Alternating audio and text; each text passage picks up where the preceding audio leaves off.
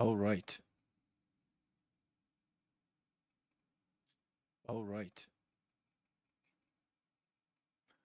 We have about one day, 20 hours left. So pretty much for me, this is probably like mostly the last day. I might have time tomorrow to polish up some stuff, but I think I'm gonna have to drastically cut down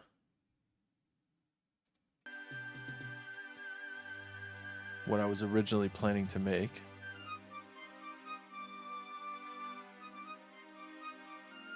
Probably be a smart thing to do.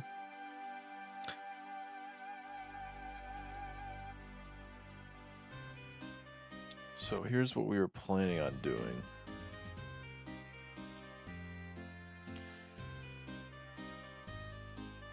So the theme is loops.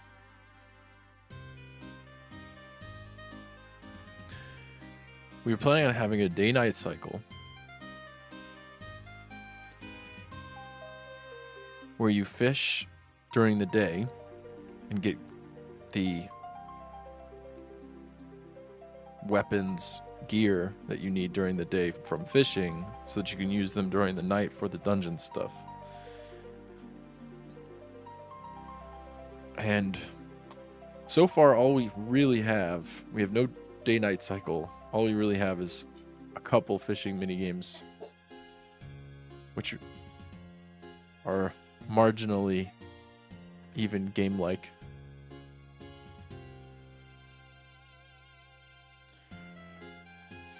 So I think I'm gonna spend a little bit of time trying to figure out how to make this into a game with the limited time I have left.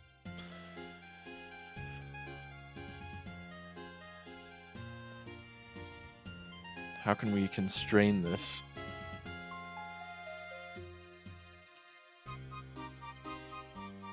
Just polish what we have so I can collect that item. And then I can go back up to return.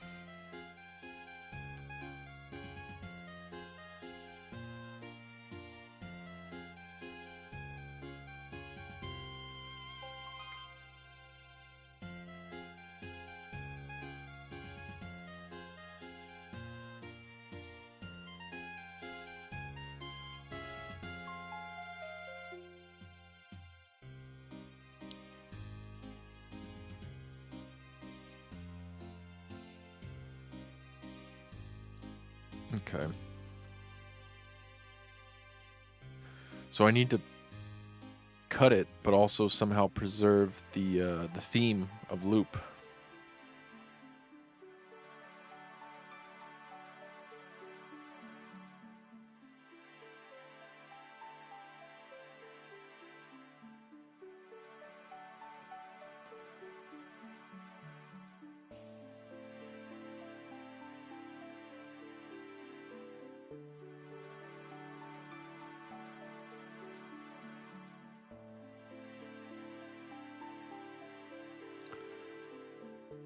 Okay.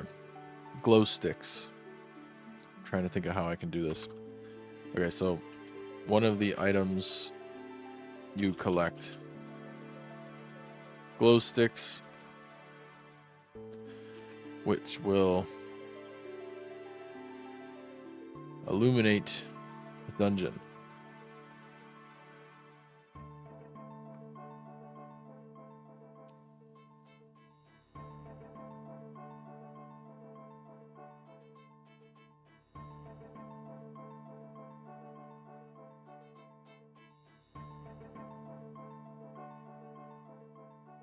Nope, I need to cut a lot of this. It sounds cool, but I can't do that in this limited time that I have. All right, let me go back to the drawing board here. This is the tough part. You know, I have a massive scope for this. I don't really have a whole lot of experience with building this, so now I gotta salvage this in some way.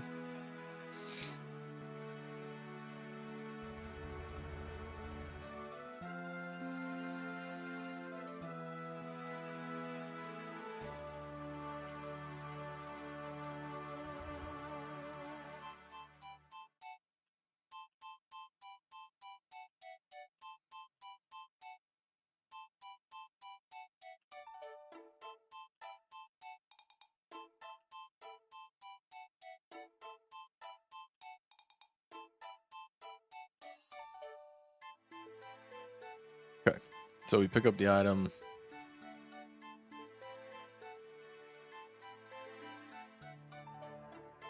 We head back.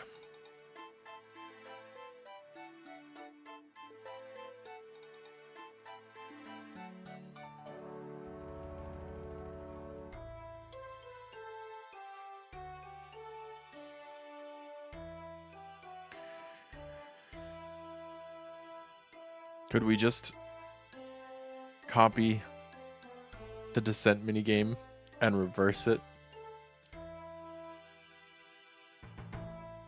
for the real minigame? Pretty much. I think I'm gonna do that just for now, just so we have time.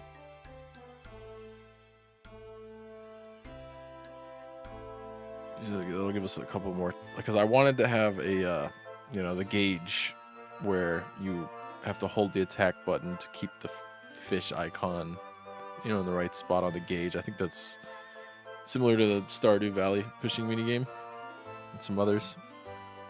I would like to add that, but, you know, for the interest of time, I might just... Okay. Cut down and still make it loop themed. So I'm going to say take the descent minigame and reverse it for the reeling minigame. And then the catch sequence can just be text telling you what you got. That's going to be the fastest thing I can think of. We can have just a UI that pops up saying like +1 whatever.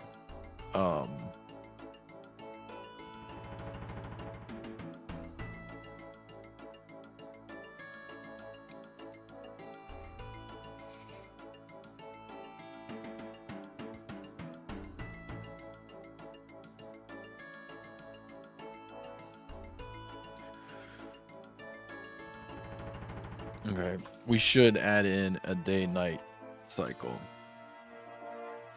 At nighttime,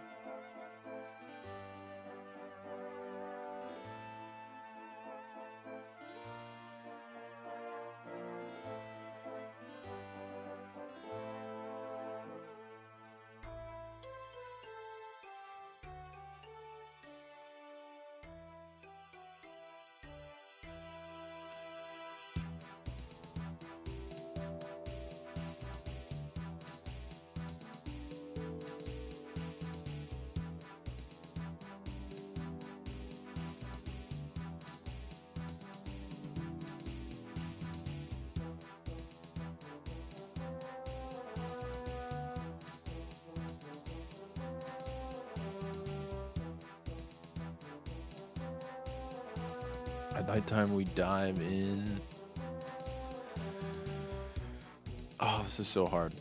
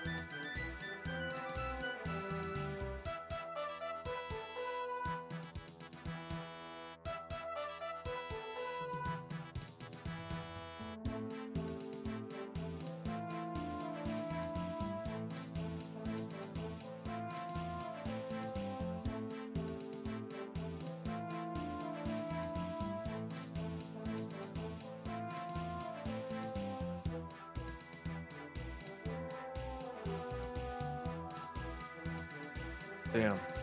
It is tough. It is tough.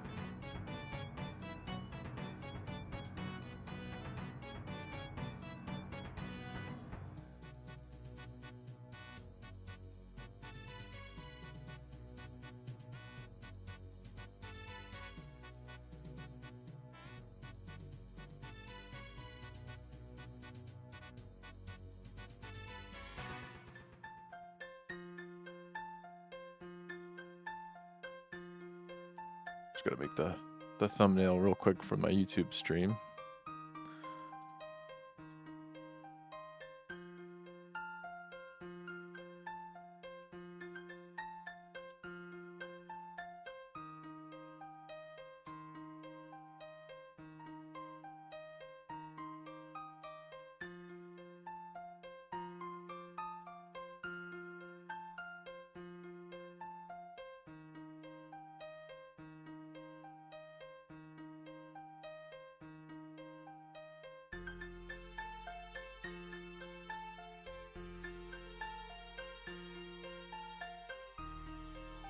There you go. Oh, I've never felt so conflicted about this before. I want to have some sort of fun element to the game. There's got to be something I can do. Maybe I just need to make it very simple. Try to find something that's simple but still fun.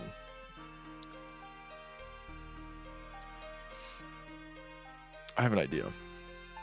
What if you just walk left and there are things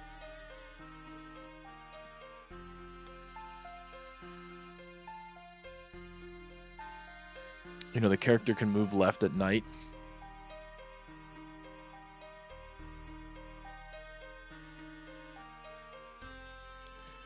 I'd say once night hits, the character starts walking left.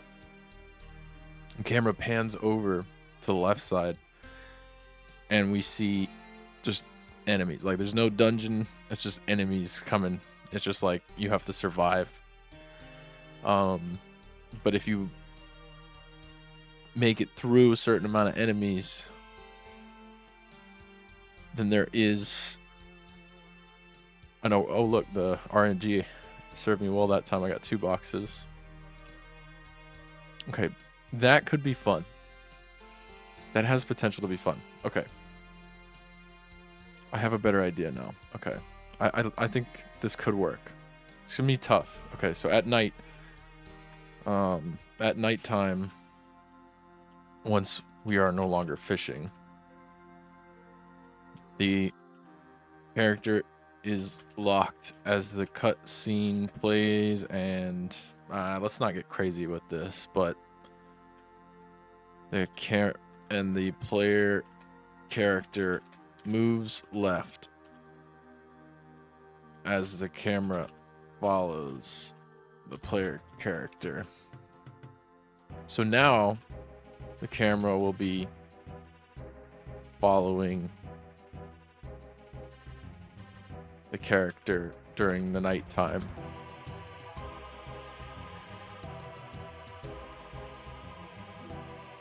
And the character should be able to use your resources they have acquired from fishing. If they make it... Okay. The loot and enemies are procedurally generated, but the enemies get stronger as the player goes deeper to the left, and the loot gets better. The loot will all be centered around better fishing stats and abilities, like better rods, etc. Okay, so that's one way to do that. And I think we could do the simplest possible version of this first, so that we have a functional game, and then worry about it later.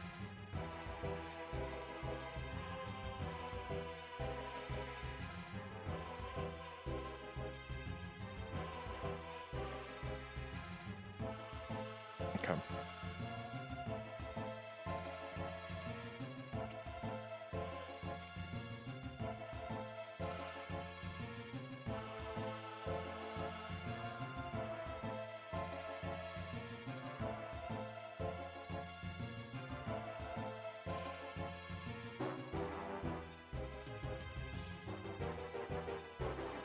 Feeling better about that.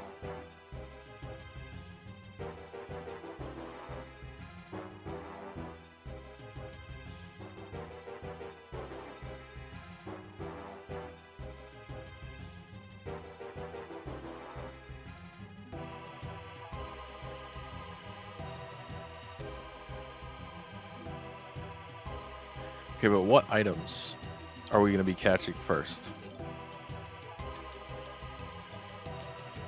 Okay, so the crates, when you bring them up,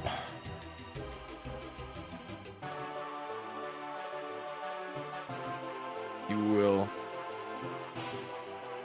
be told what you have caught. The items will include originally. Let's start with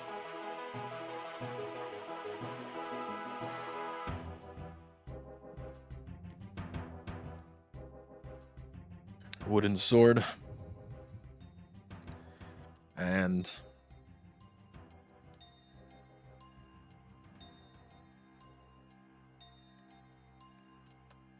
yeah, for the dungeon, I saw that message before you retracted it. For the dungeon, the items are gonna be like you know, you're gonna start with a basic rod. I don't know that we can.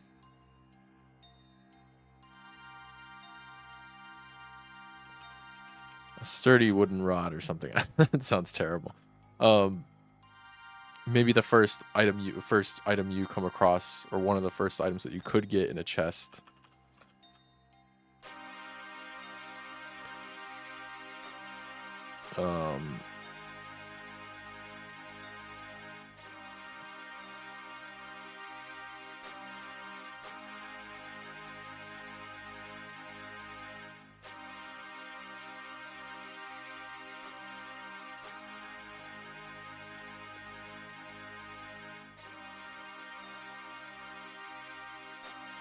I don't know.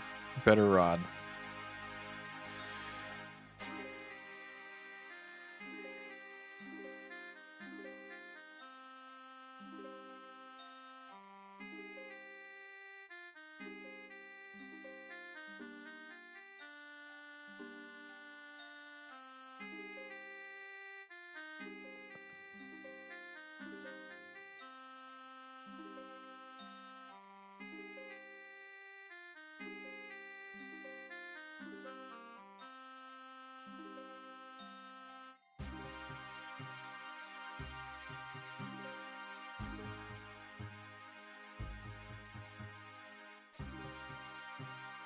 Hmm.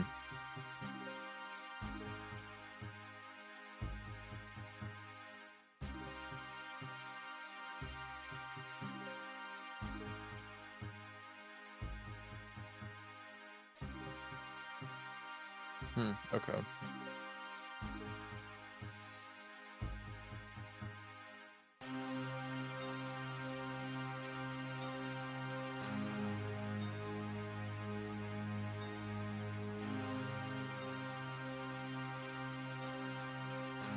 Let's see ya.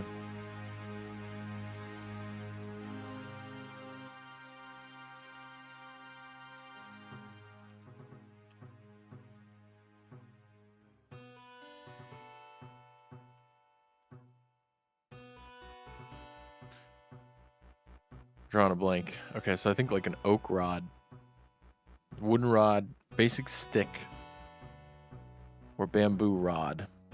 If we have time, I'm gonna like the player's gonna pick up some items off of the ground when they start, and it'll be like +1 basic stick rod. Classic wooden rod is gonna be an upgrade. Okay, I like these.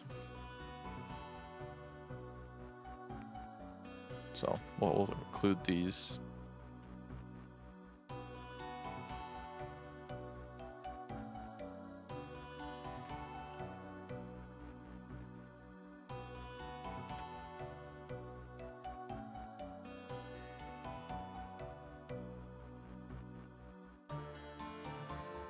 A basic stick rod.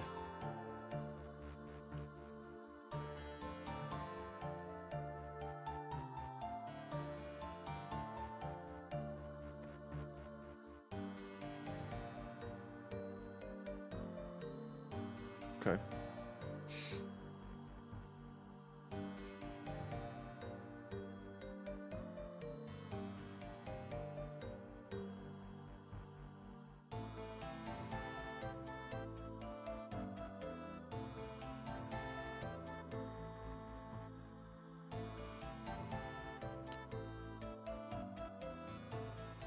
So here's an idea for the real minigame, just being a reverse of the descent minigame.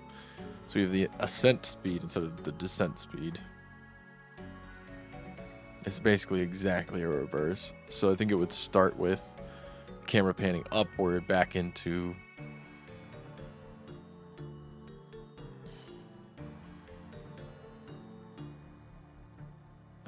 this isn't so relevant because this is just the original camera position is just something we're gonna grab from the fishing controller. Like that has the actual original position, not the one we start at when we're done with the hook minigame, which comes before the real minigame, so that's not right.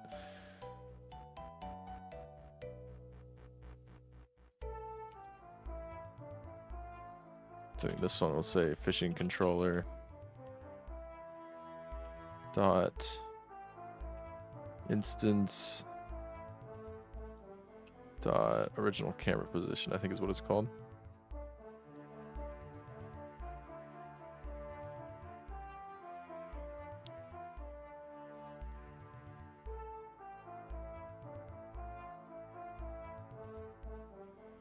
So yeah, we've got the everything same spawns the obstacles as a coroutine.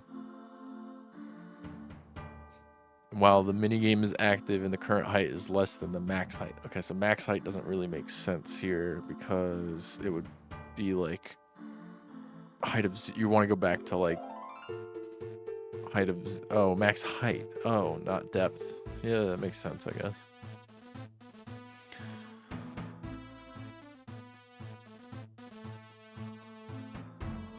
Interesting.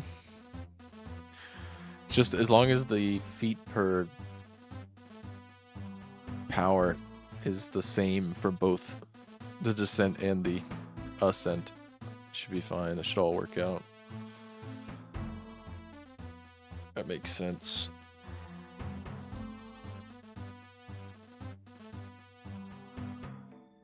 Alright, so for this minigame, we're also going to be locked to only moving horizontally.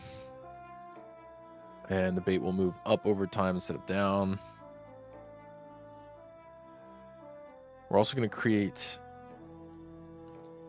another script for the obstacles, but this time instead of floating upward, they're going to be falling downward.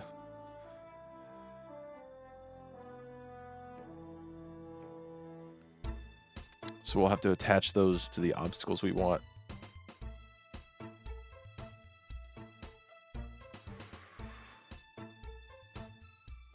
Maybe I make another prefab just for those.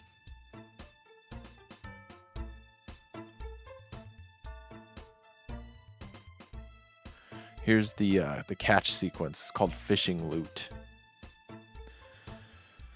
So there's fish, equipment, material, and treasure. I was thinking, yeah, treasure is a good way to put it, but I was thinking like loot crates, essentially. You can have, you know, the deeper down you go, there's gonna be like better loot crates. I mean, I don't think I'll have time for all this, but it's a cool idea. And then we can have common, uncommon, rare, epic, legendary, like most games have, where it's like different colors for different levels of rarity. I think that'd be cool. I'm just gonna make the crates different colors for the different rarities. And then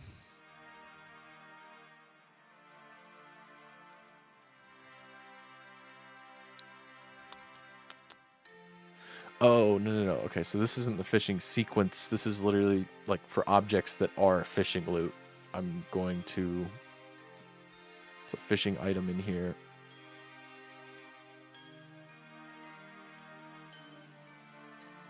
So I'm going to assign this to those items probably. Oh, this is all of them. Initialize loot tables. Makes sense.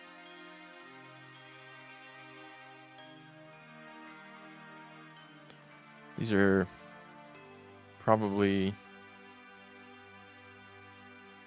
not fishing items then.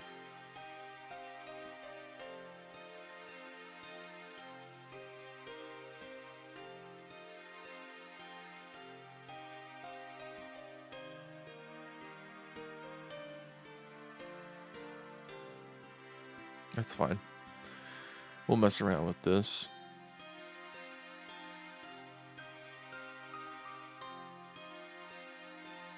So we're multiplying the cast power times, or we're dividing it by 1,000 essentially. And then adding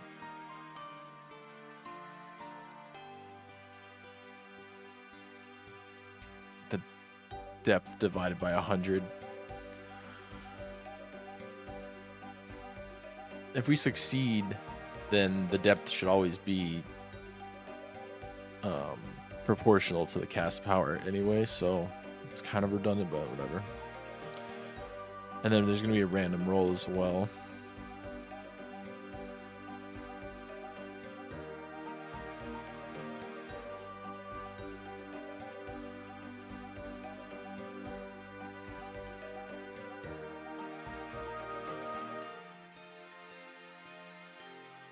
We might need to change the loot table a little bit. And I'm going to, instead of a steel hook, I'm going to say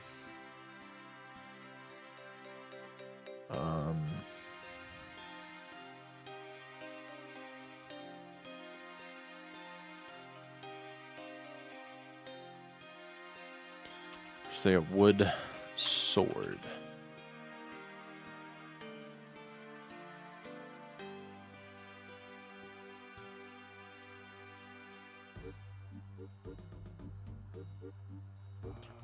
That makes more sense. Treasure.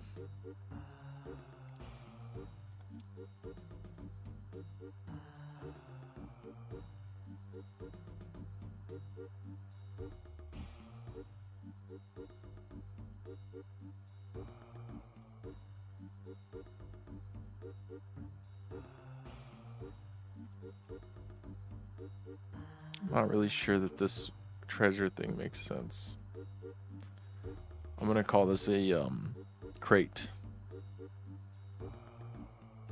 I'm gonna call this a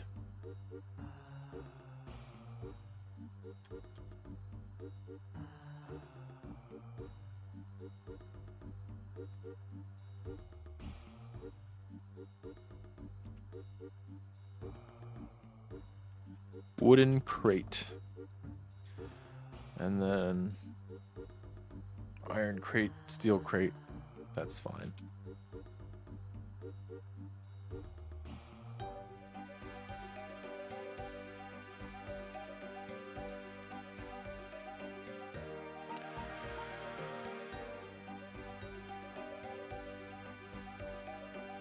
That's cool for now.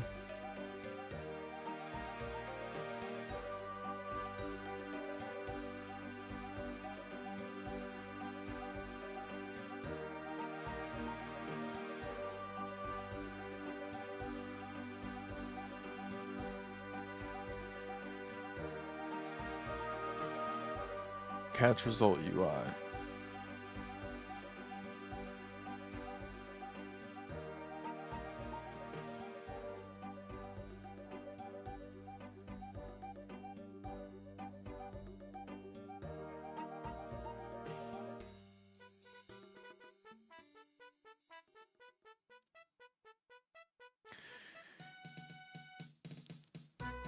Oh, there we go. Get rarity color.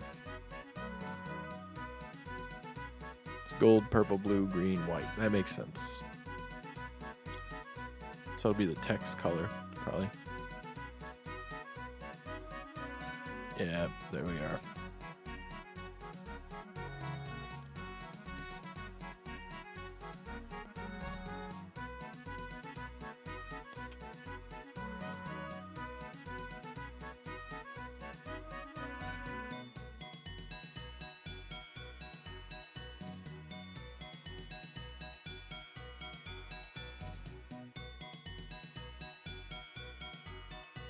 Player inventory, where's that going? We're gonna need to create that object.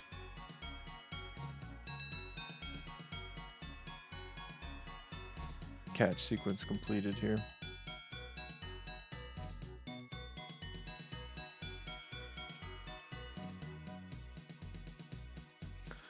So maybe we need to make a player inventory script and then put an add item function in there so that we can add items, fishing items, as well as fishing items should be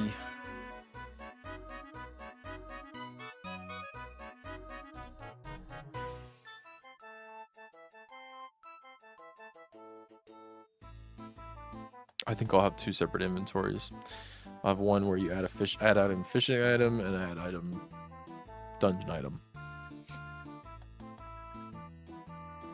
Might be confusing since they are technically the fishing items are stuff for the dungeon and the dungeon items are stuff for fishing, but it's okay.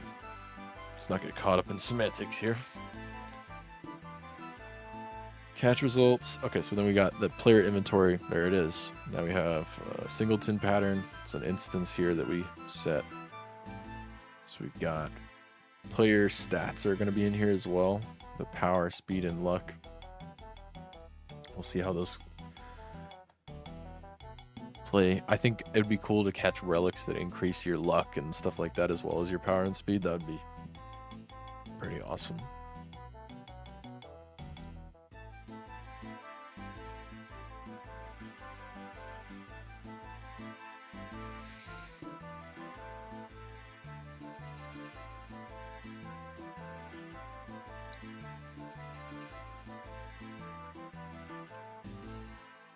Okay, this is a lot.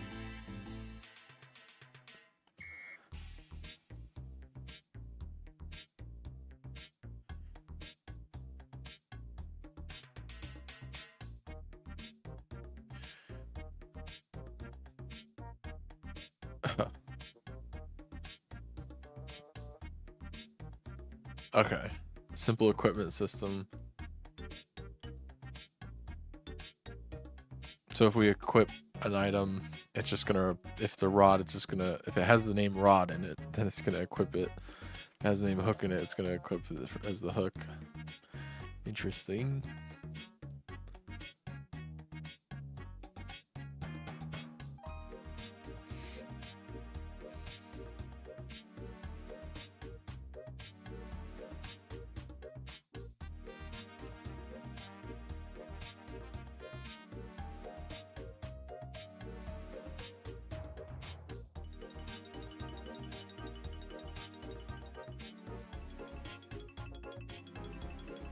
Okay.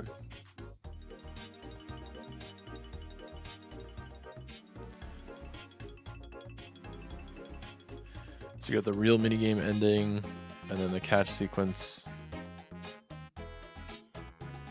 And we have day, night started.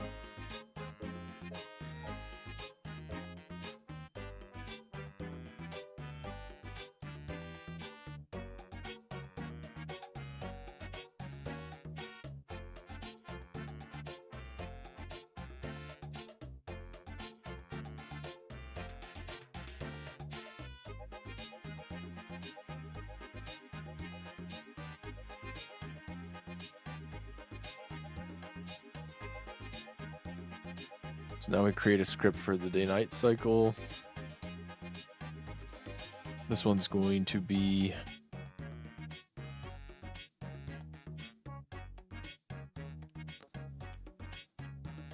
we just have an enumerable for the time of day. It can either be day or night. It's pretty straightforward.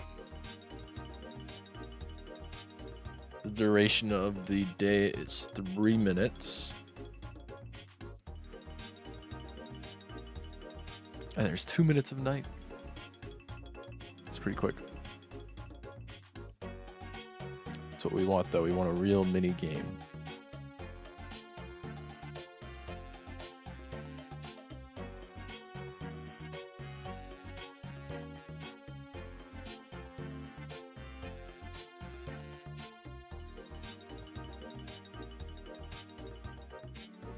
Cycle coroutine.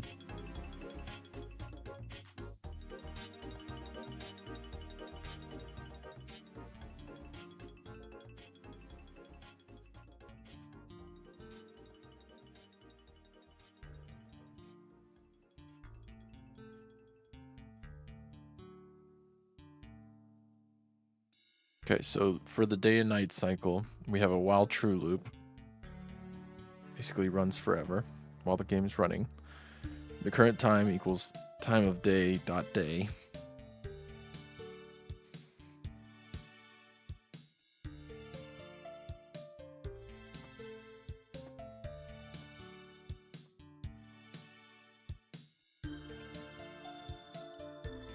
And then we are calling this event, or invoking this event on time changed with the current time. That way things can subscribe to the day-night cycle events, like the time changing or the day starting, a new day starting.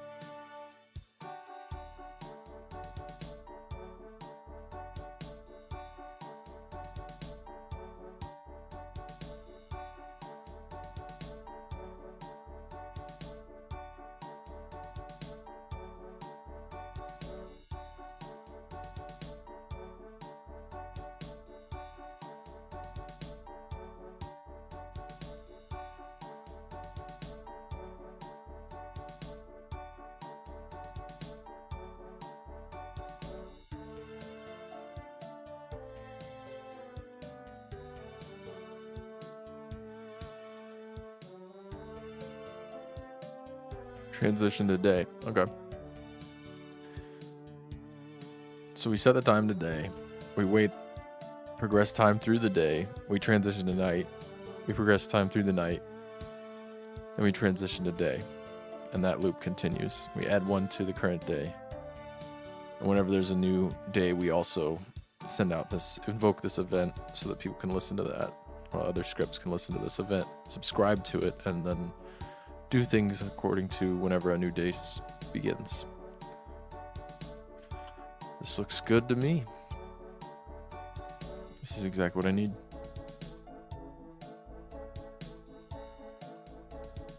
Okay. So now we need the dungeon. You can call it. The script calls it night exploration. It's probably a better term for it. It's not really a dungeon, but right now I have it kind of themed as a beach in the ocean, but could just as easily be re-themed as a an underwater cave, or sorry, not an underwater cave, a lake inside of a cave that you're fishing at. And you're going deeper into the cave / dungeon at night. But then the day-night cycle doesn't really make sense inside of a cave, so that's pretty dumb. Sorry about that. All right, 2 minutes of exploration.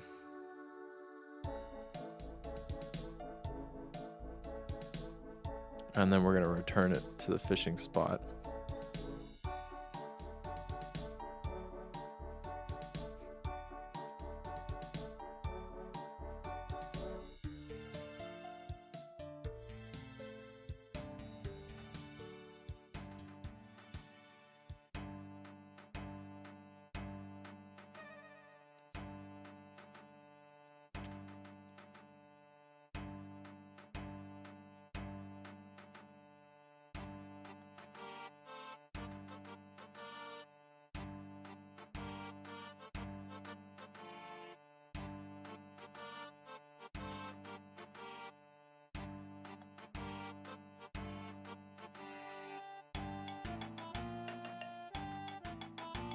So we're return to fishing spot.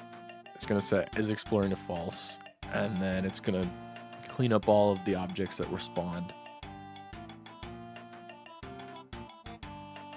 And then we're going to move the camera back to, and the player. We're going to move the camera and the player back to the original positions they were in. Let's see. And then once we're done with moving all that stuff, we're going to re-enable the player controller.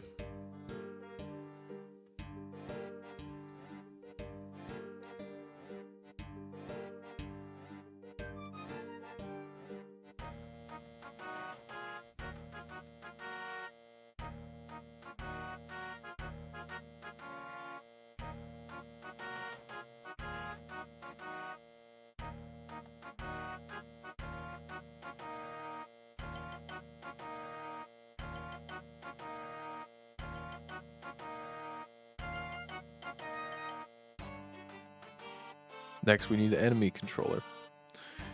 So the enemy controller is going to allow us to set the health, damage, and speed of the enemies. And then we can optionally have them, adjust a loot drop chance here. So we could have the enemies drop loot. We can also have them drop coins. Not sure what those will be used for yet. Maybe they will never be used. Some sort of score system. Maybe I'll add a shop. If you go deeper into the explore deeper, then maybe you find a shop. That'd be cool. I'll leave it in for now, just for fun. You can use it as a score system. So there's current health, scaled damage, scaled speed, scaled coin reward. So this is going to be multiplying all this stuff by how deep we go in.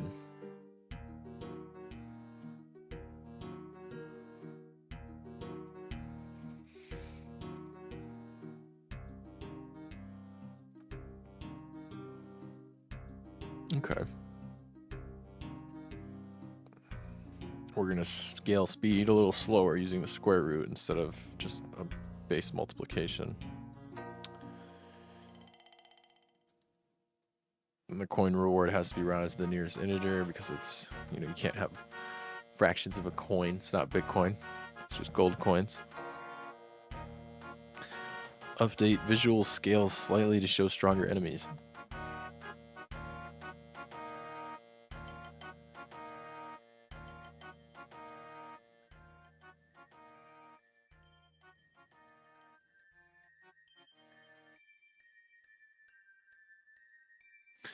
Okay, so it looks like we're basically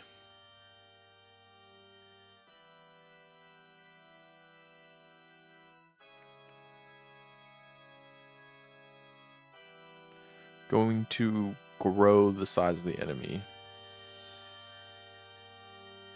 Simple AI, move towards player during night exploration.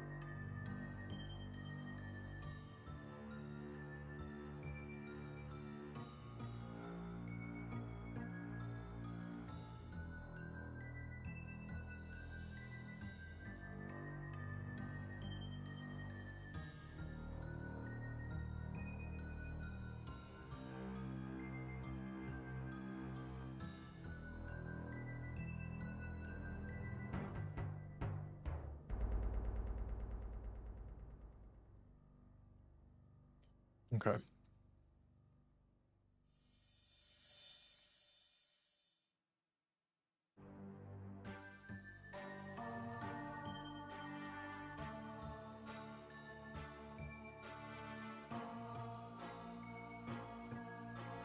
Interesting. So it's going to put a red tint on the screen, it looks like. If we take damage. So now there's a loot controller, which has loot attracting and collection. Oh, so we can drop a loot item.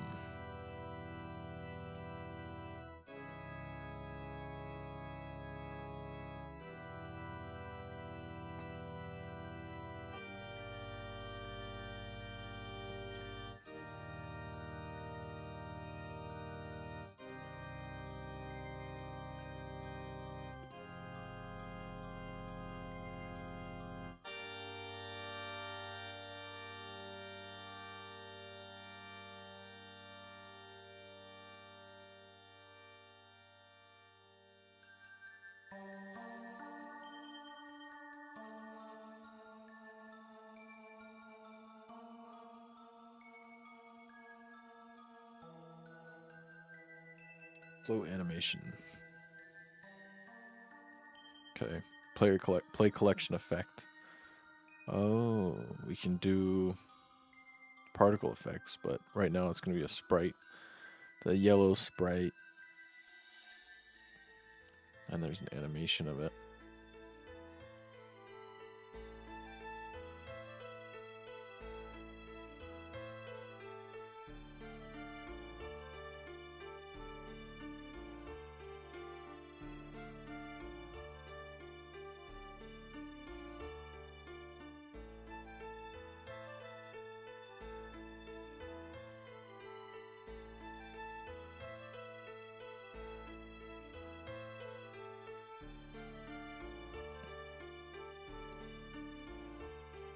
Yeah, we need to change the name of this since we changed it.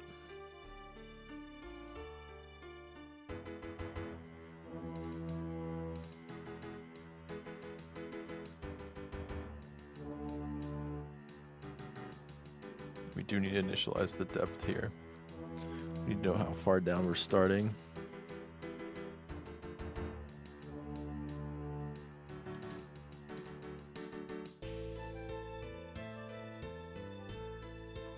Show catch results. So caught items is we generate the loot. Items picked up +1.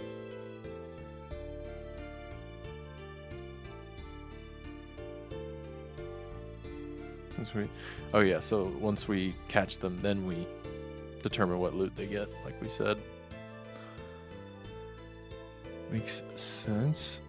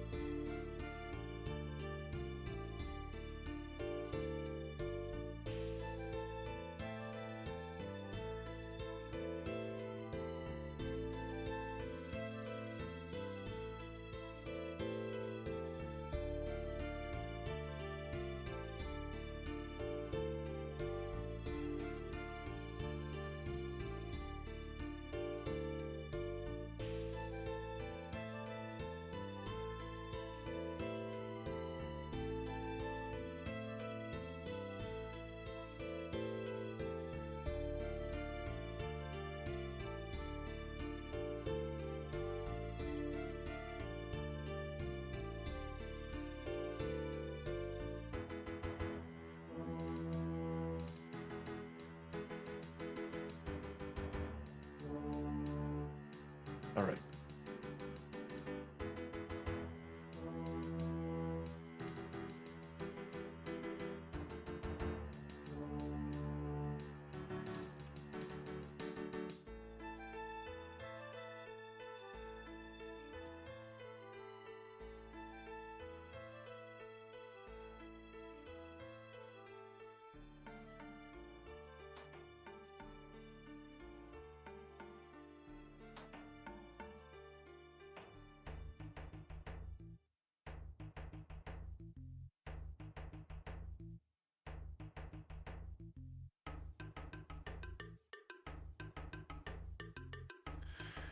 All right.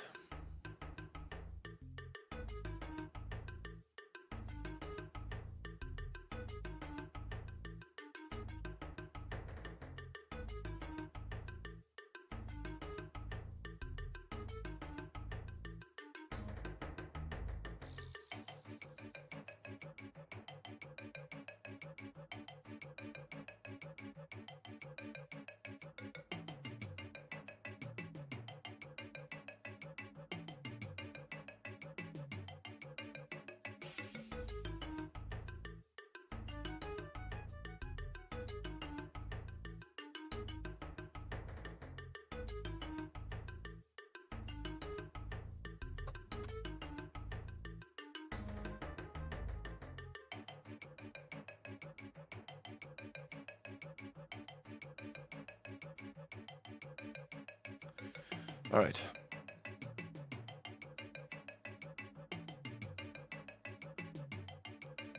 This is going to be wild.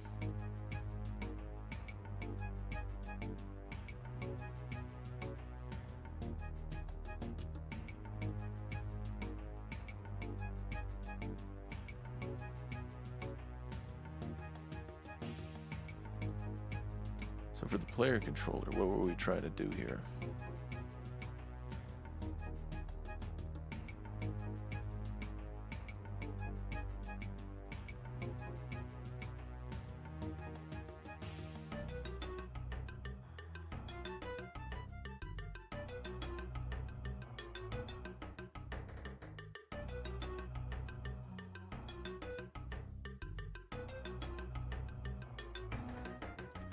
Oh, yeah. If it's nighttime, then the player should not be able to fish.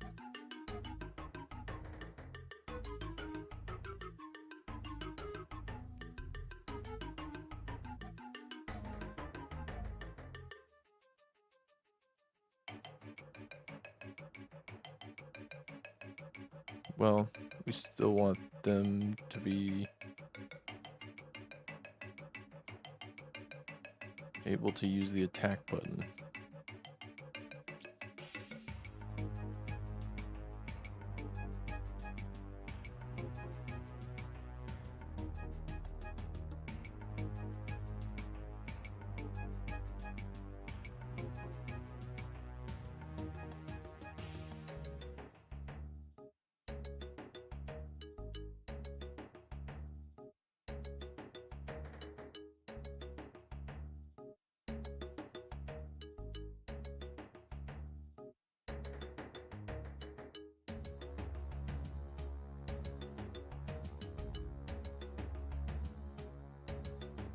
I'm questioning that. That choice seems odd. Because we could just put everything inside of the player controller here. And just, instead of locking it during nighttime, we can allow them to attack, but in the dungeon, instead of starting a cast, it's going to start an attack.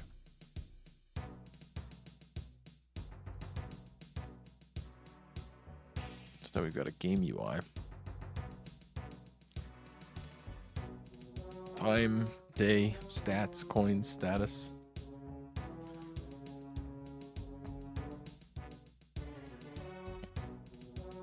Night overlay. It's a lot of UI.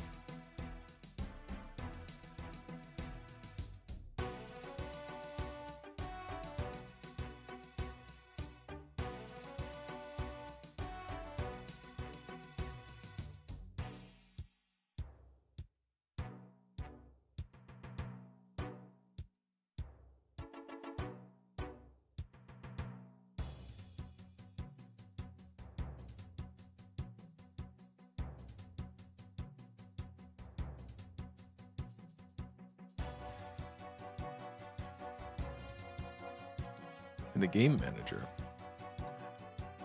We're gonna enable autosave starting with the day.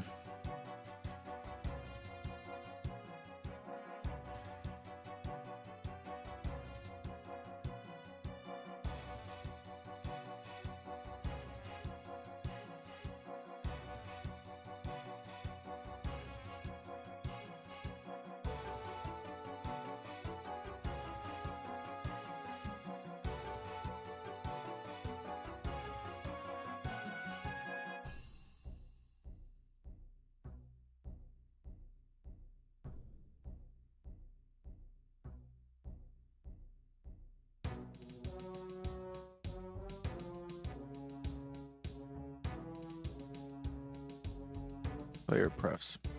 It's a way to save some progress.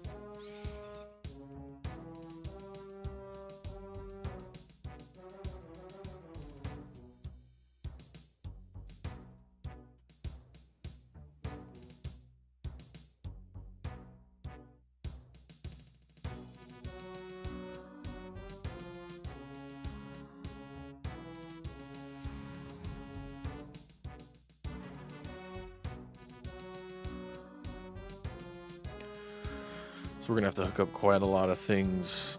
We've just added 700 lines of code at least.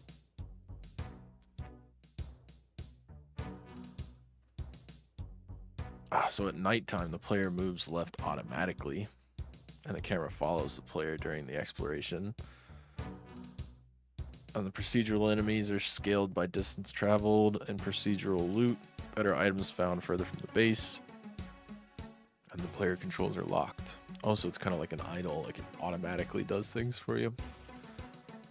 It reminds me of Candy Box. There was quests in Candy Box where it, like, depending on what the loot you had, you didn't, it was like turn-based, right? You just like started the quest and hoped that you had enough stuff in your, had good enough equipment to be able to kill them fast enough, because it was like they were ticking you for damage while you were ticking them for damage. So it's really just gear and idle, completely idle, which I kind of like. It's interesting.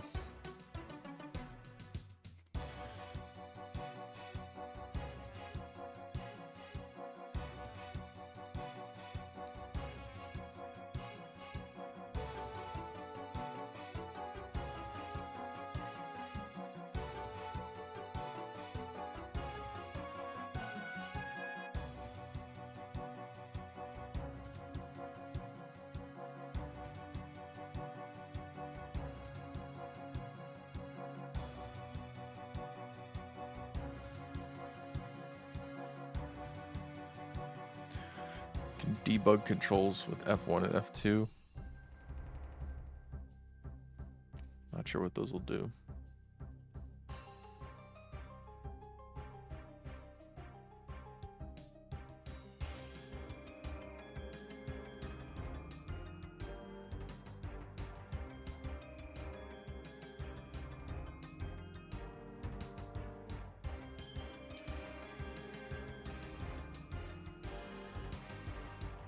I'm pretty sure there is no debugging. That's a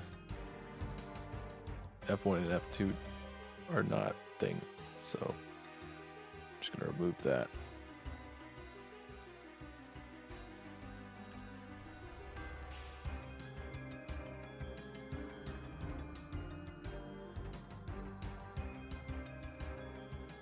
And I think while we're testing the night, we're just gonna switch to starting at night.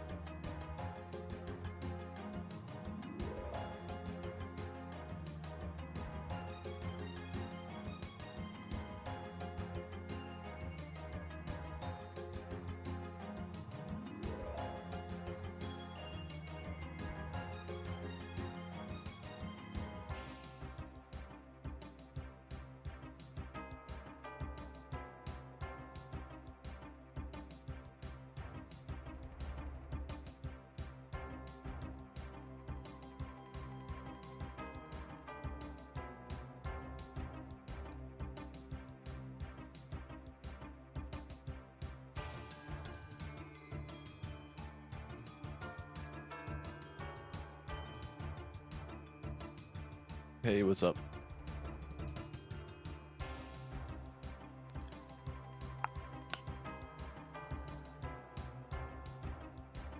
I'm working on a game for the Game Jam, for GMTK Game Jam. It is due in 1 day, 19 hours.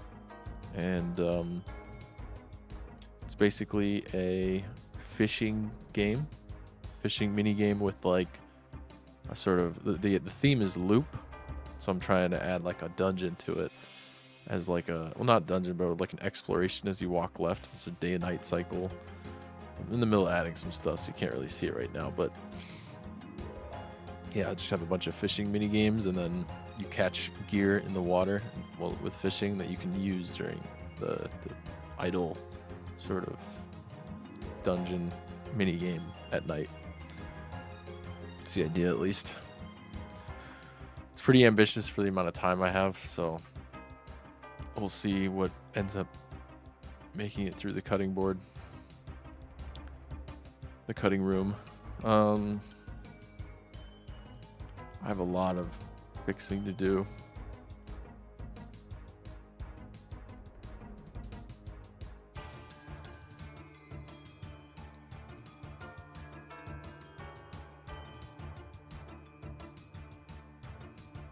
The game manager on line 137, we need a semicolon, because I just deleted something from there.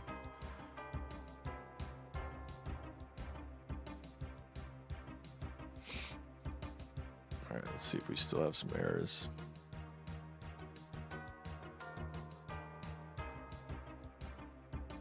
It's taking a while to compile all these scripts. It's crazy.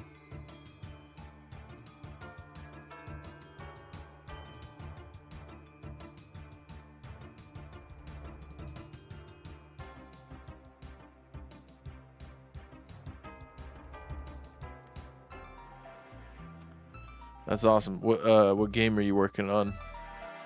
What type of game are you making?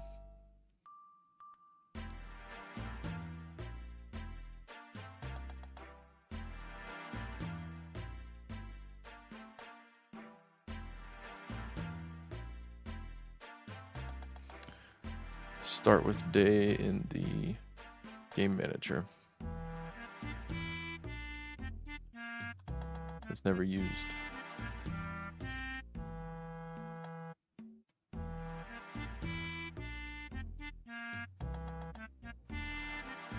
I think in the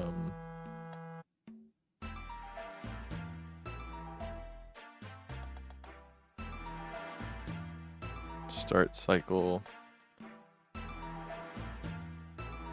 start with day, let's pass that in.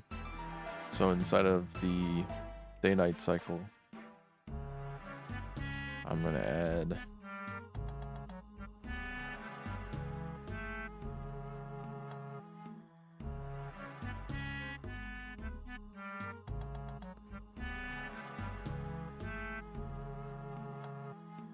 start with day.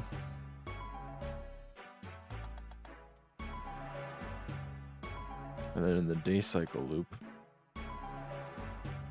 we're gonna say if start with day,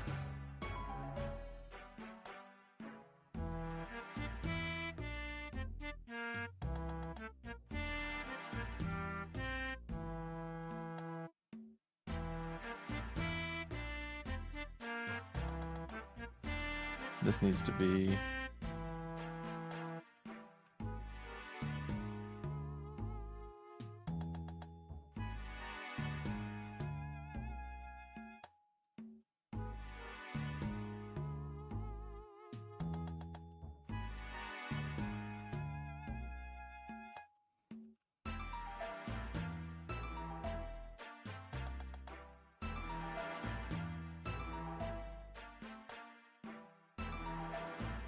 night cycle loop.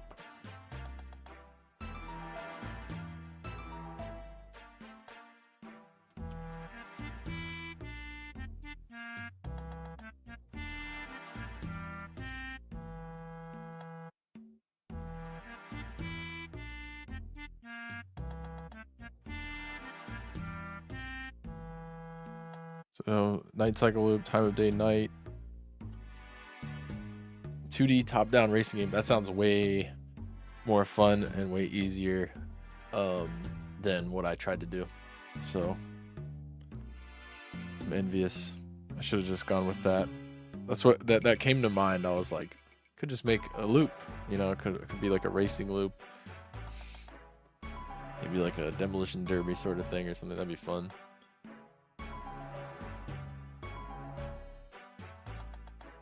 But no, I had to get crazy with it.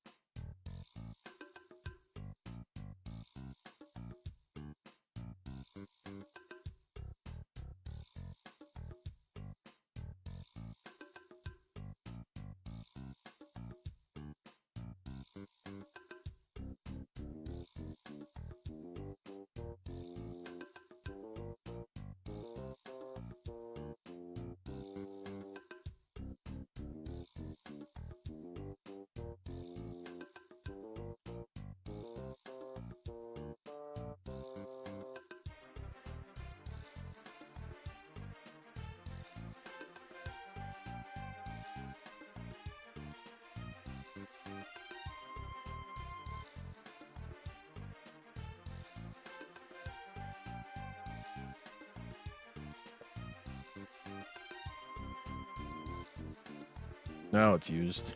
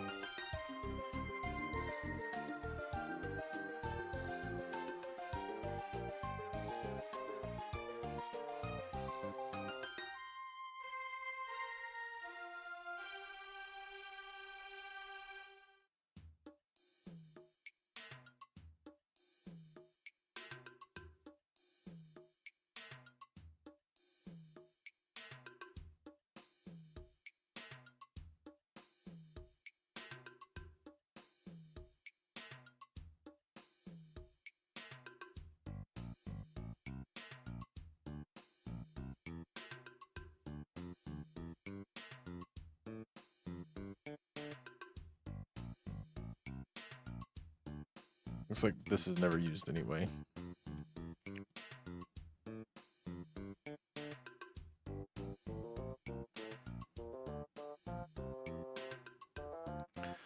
Have to wait some time for these scripts to compile.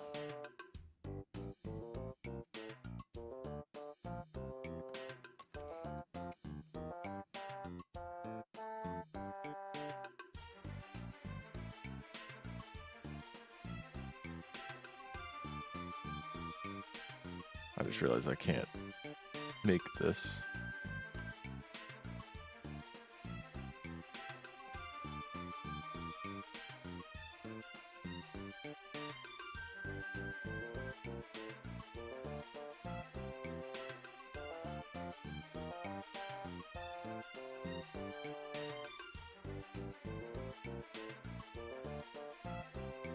Pretty sure we don't need to do that twice.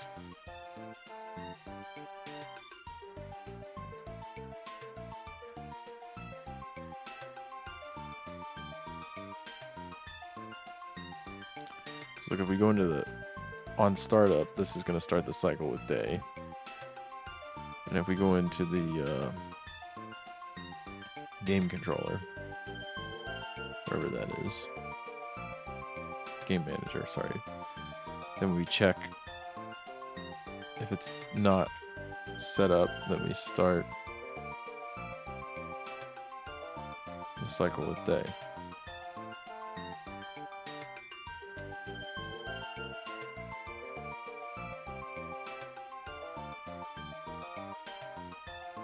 So maybe we should stop cycle. Is that a thing we can do?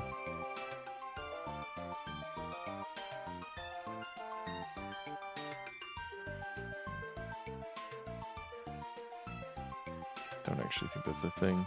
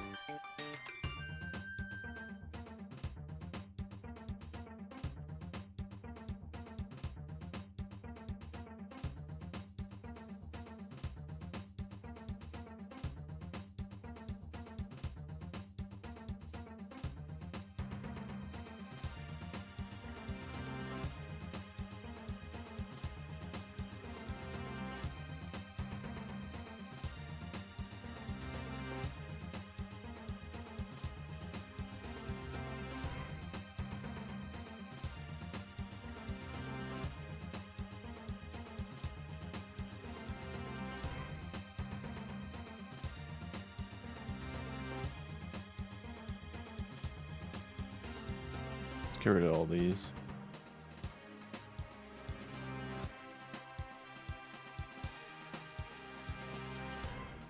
And then I'm pretty sure this was only used because I did it.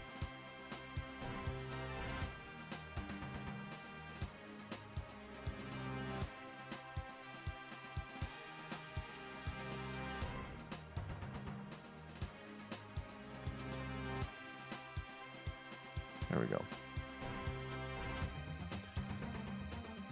Now let's see if we can fix this.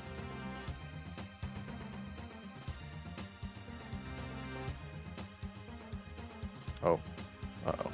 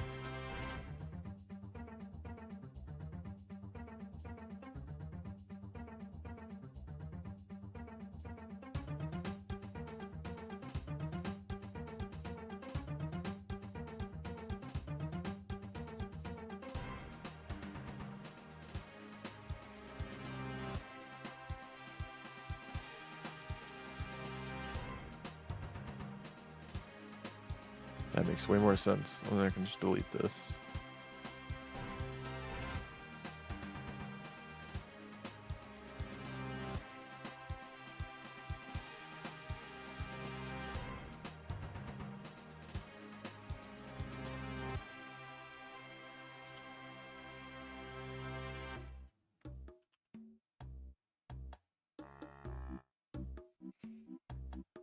Okay.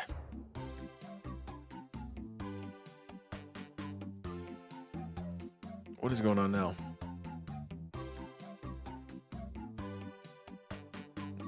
Oh, we still have something to clean up. Start cycle takes... So we're calling start cycle with time of day somewhere. Just gotta make up our mind.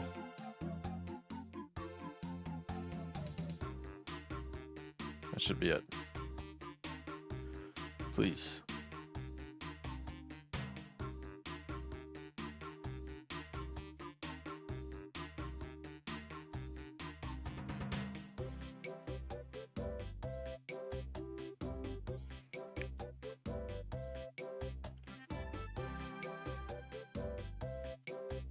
All right, let's start adding all the stuff we gotta add. It's gonna be a lot. So we're gonna need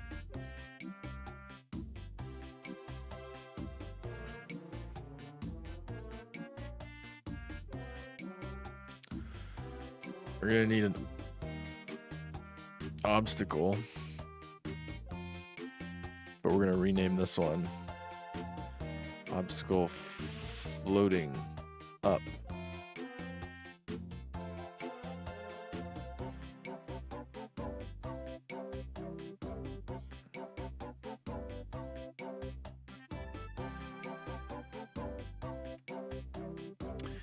And instead of floating item, we're gonna remove that component.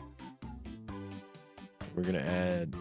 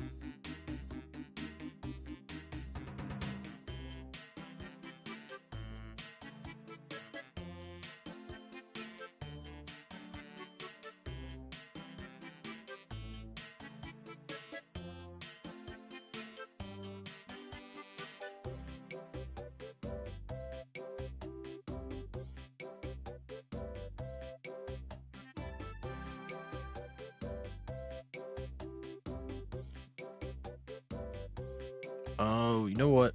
We could probably just make... I swear we already made one.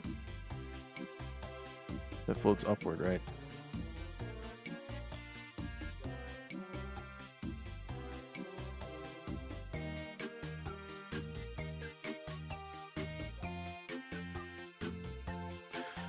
Falling obstacles instead of a floating.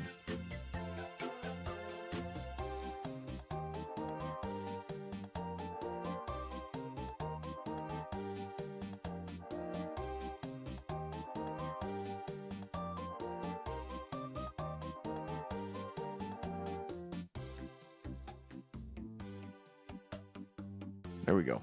Falling obstacle.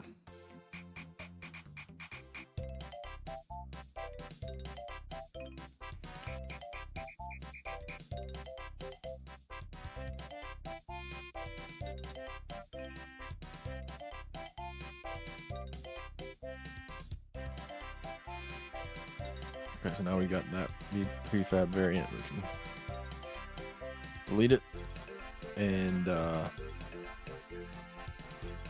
real minigame. We're gonna drag in the bait hook, the game camera, surface view,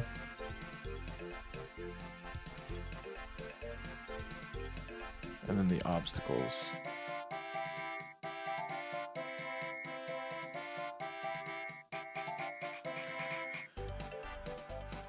Okay, so we've got those.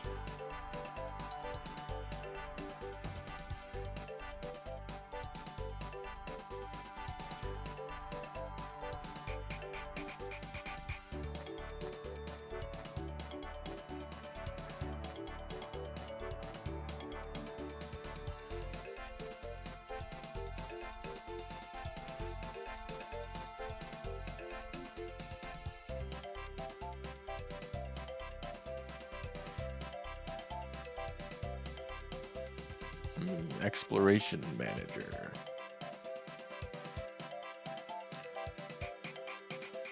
Then what scripts did we make?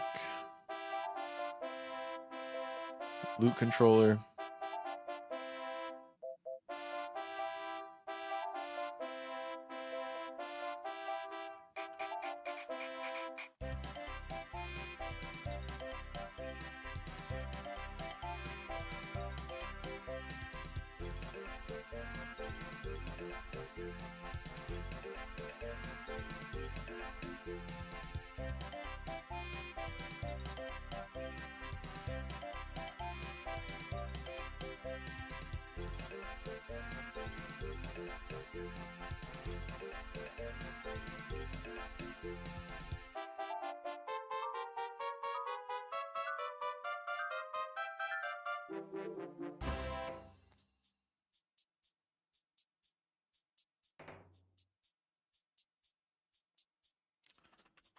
UI.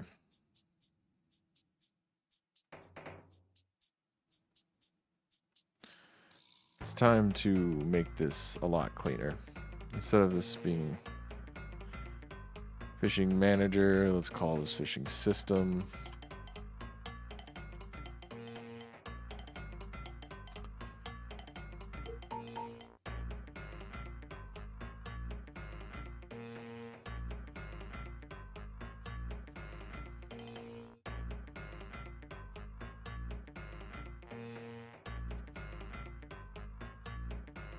Controller.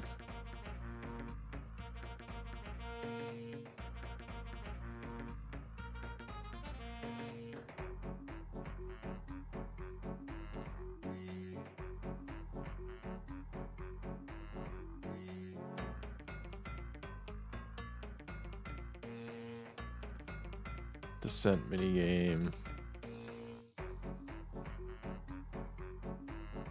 Hook minigame. Reel minigame.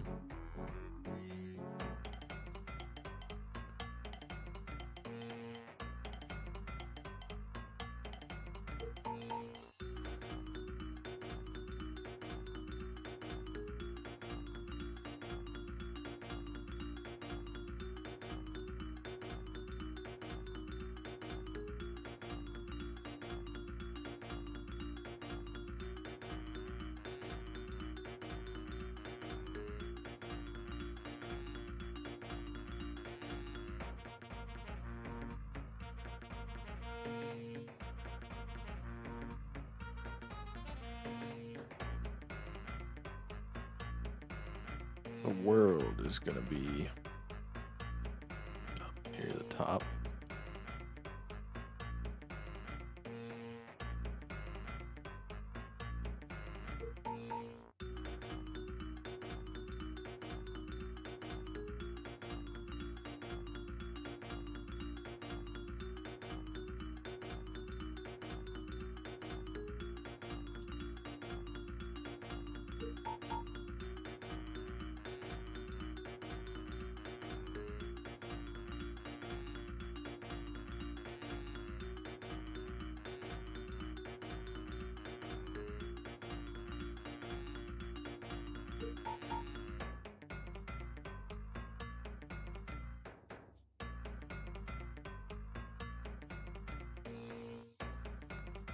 Okay.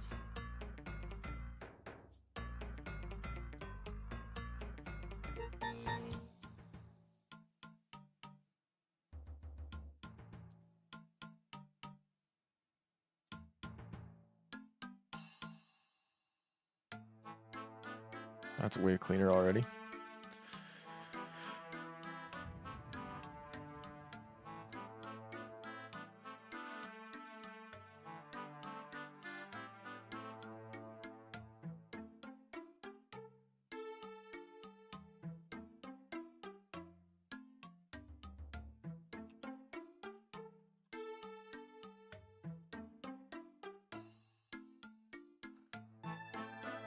All the managers inside of here.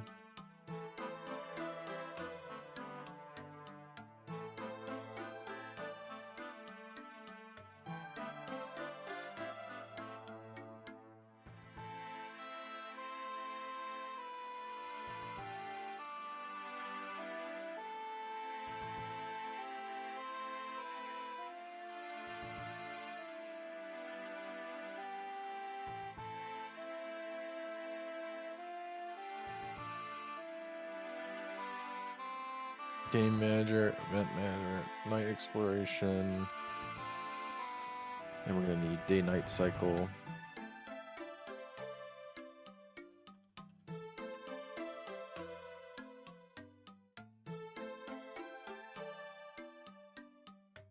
Player inventory. And fishing loot.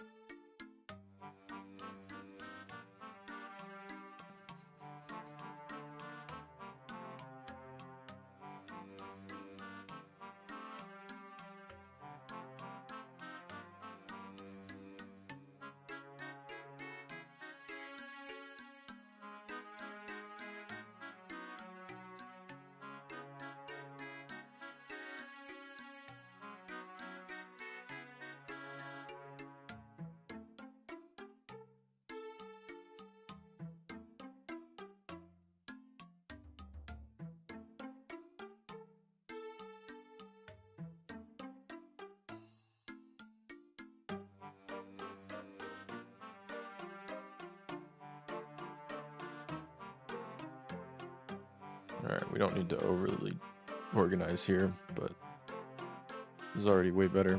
Okay, invisible walls are going to be inside of here as well. And then inside of the UI,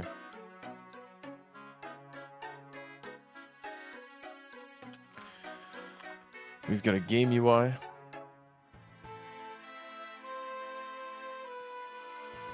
Catch results UI. And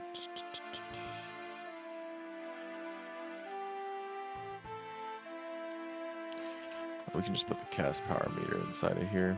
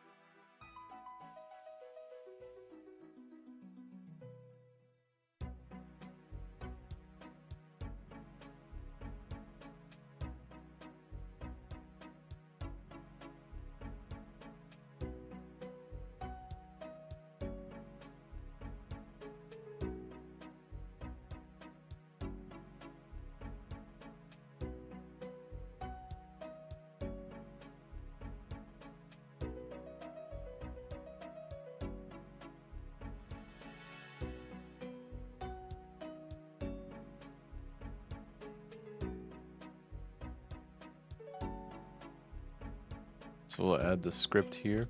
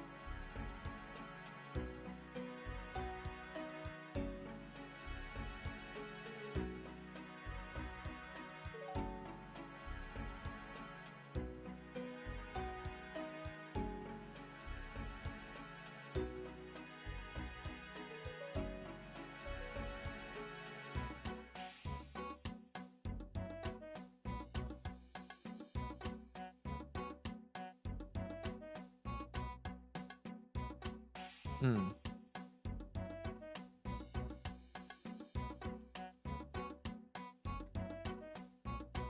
I don't really understand how directional lights work in 2D.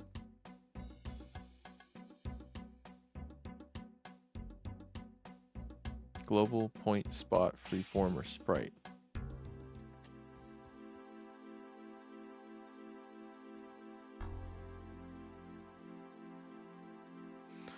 Okay, so it seems like we need to just use a global.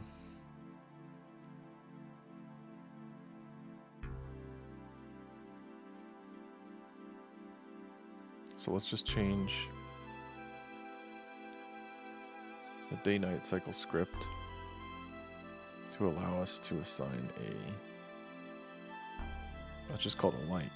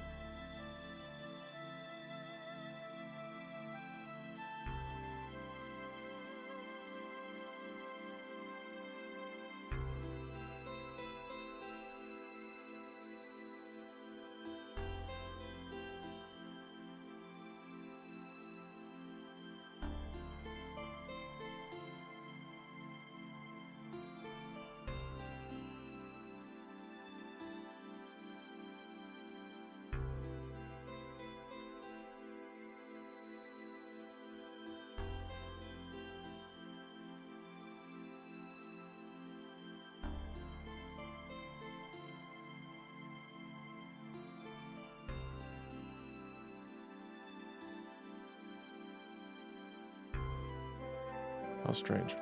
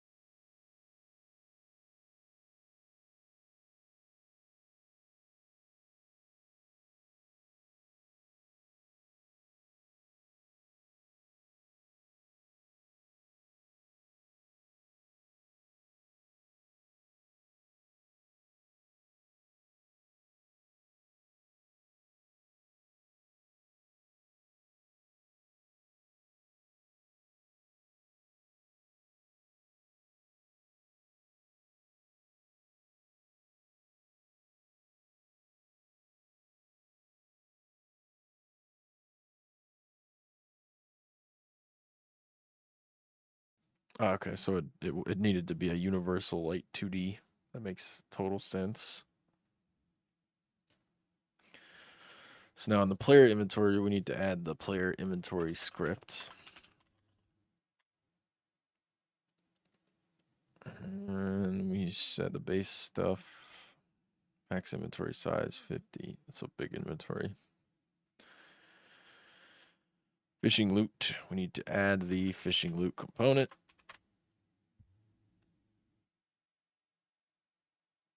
And then I think it auto initializes these loot tables for us.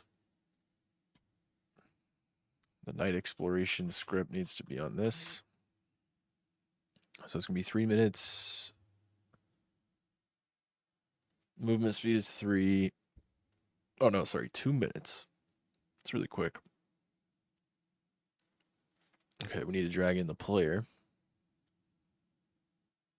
I just realized the music turned off.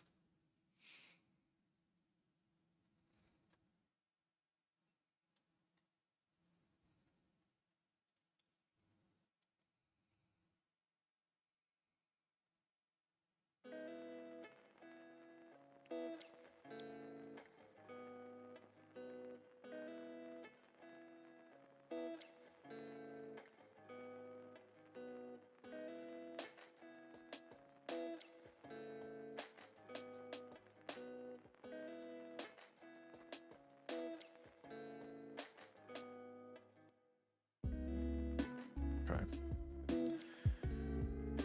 Game camera.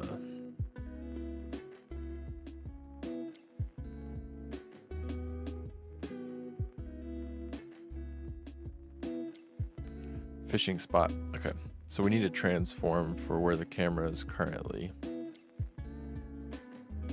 because that's where the game starts.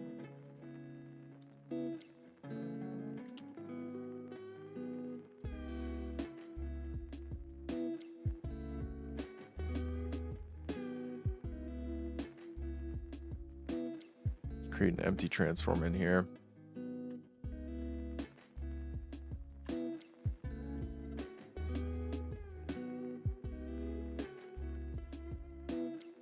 Okay, so when you do it that way, it does put it in the same spot. That looks perfect, okay.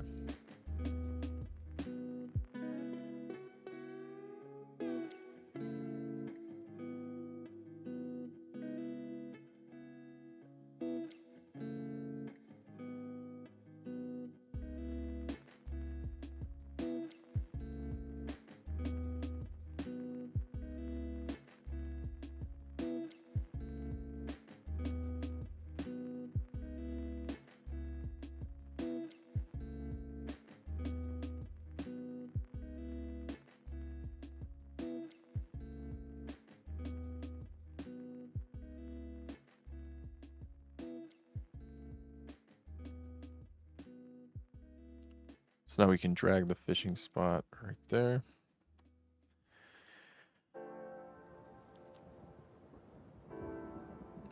Okay.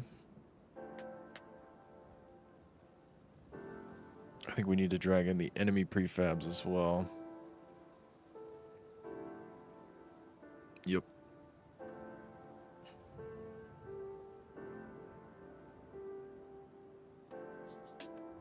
Right now we just have one.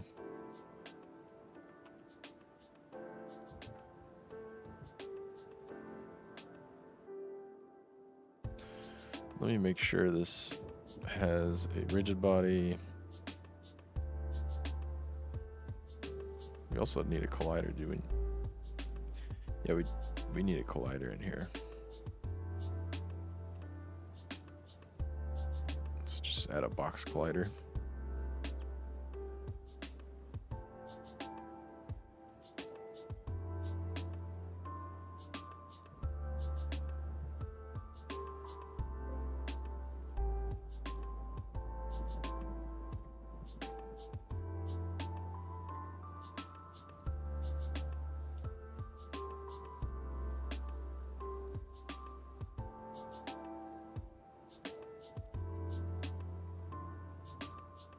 There we go.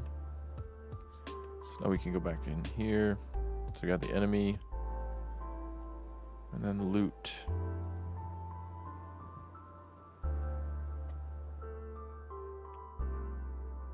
Just drag in that.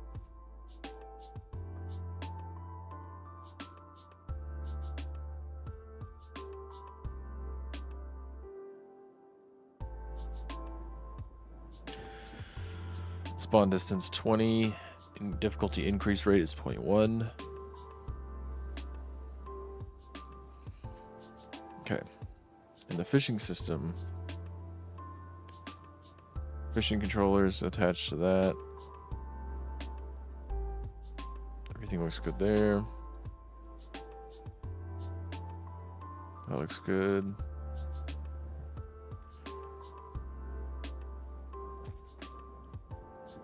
Okay. Then finally the catch sequence.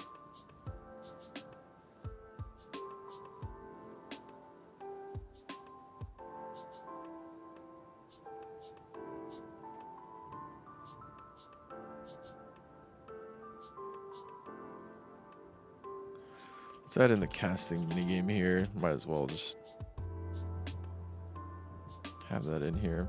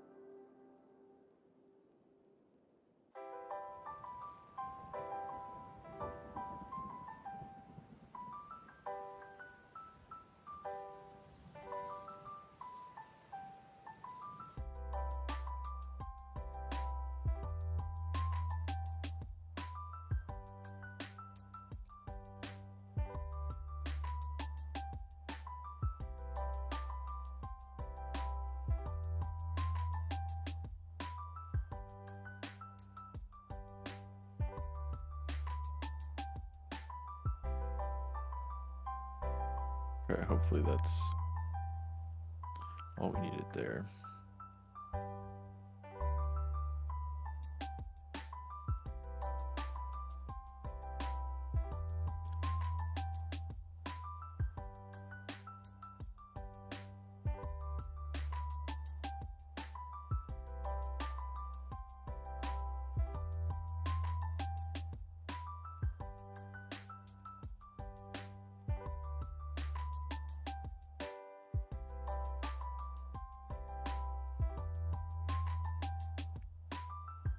Okay.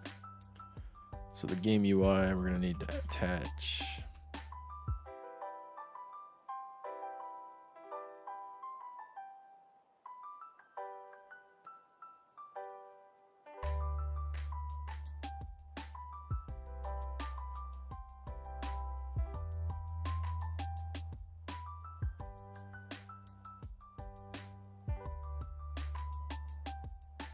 This to a canvas.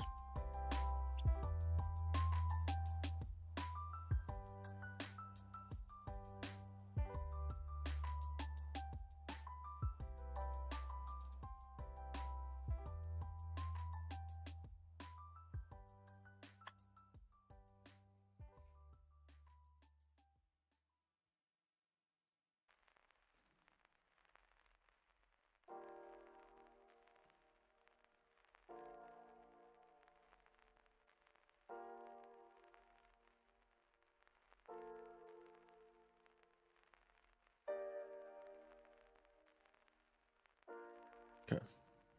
Game UI, let's attach that game UI script.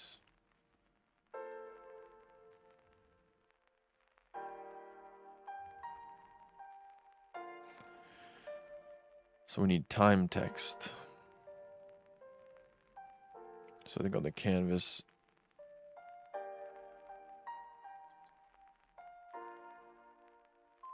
let's create some text. This is gonna be UI text mesh pro, and then we'll call this time.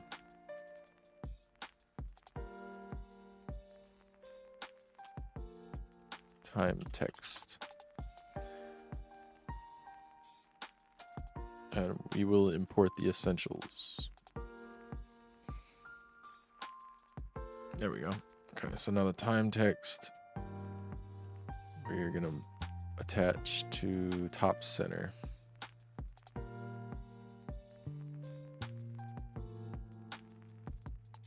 Now it's gonna be -10. And the width is gonna be 20. Height is gonna be 5. And then the text is going to be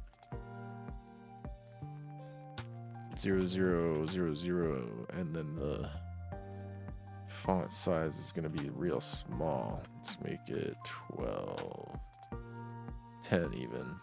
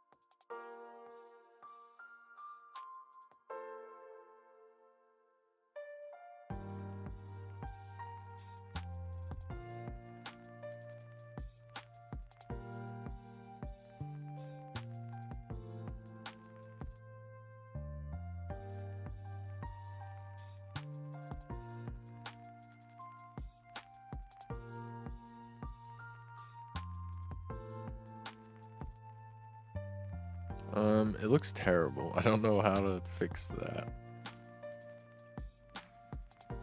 That looks awful.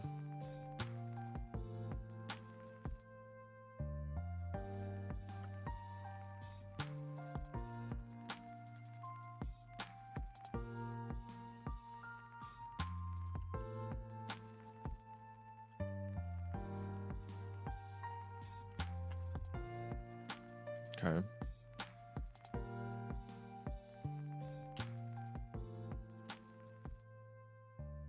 Maybe even farther to the right. Maybe just -5.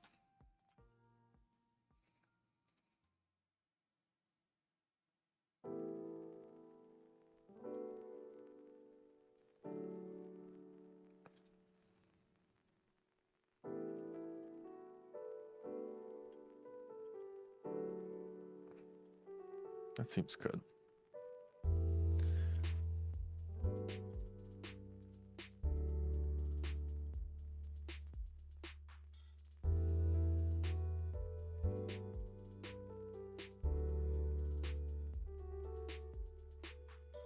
I'm not going to spend any time on this.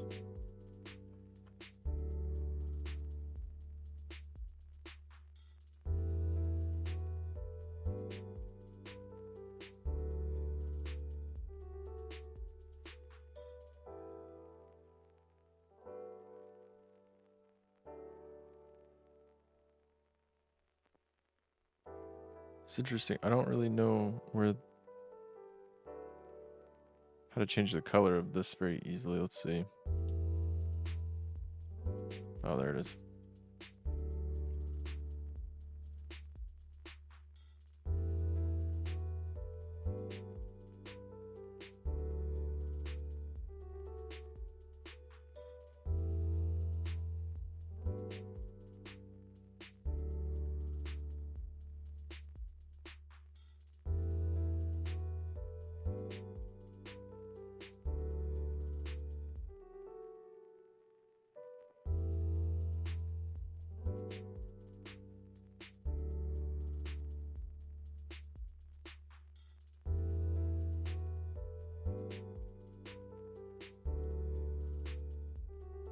I'm not really sure what these are changing, to be honest.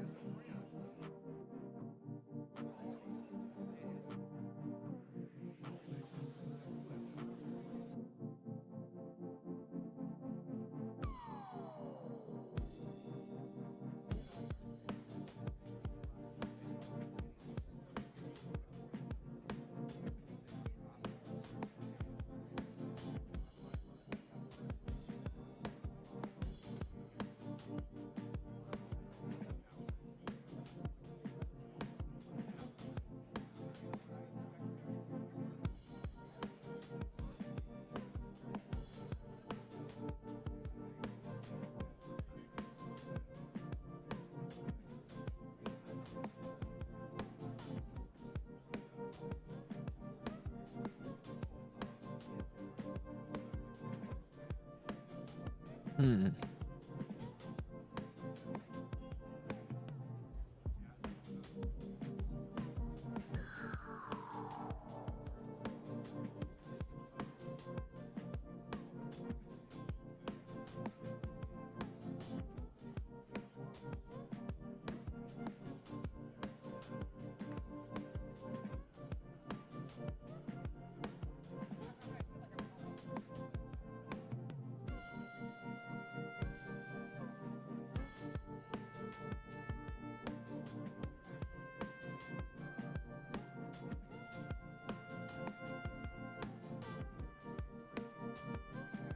Well, I can mess around with this stuff later. I do not have time for this.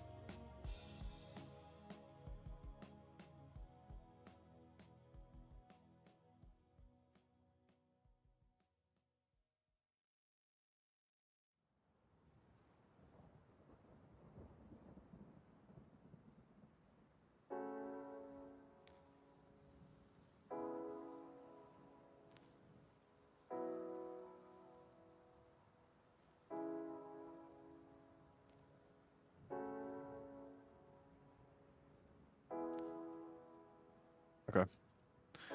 So now we need the time text.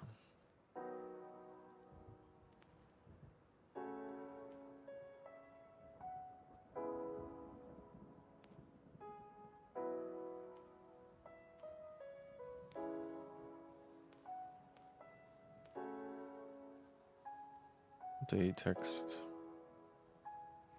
Stats text. Coins text. Status text.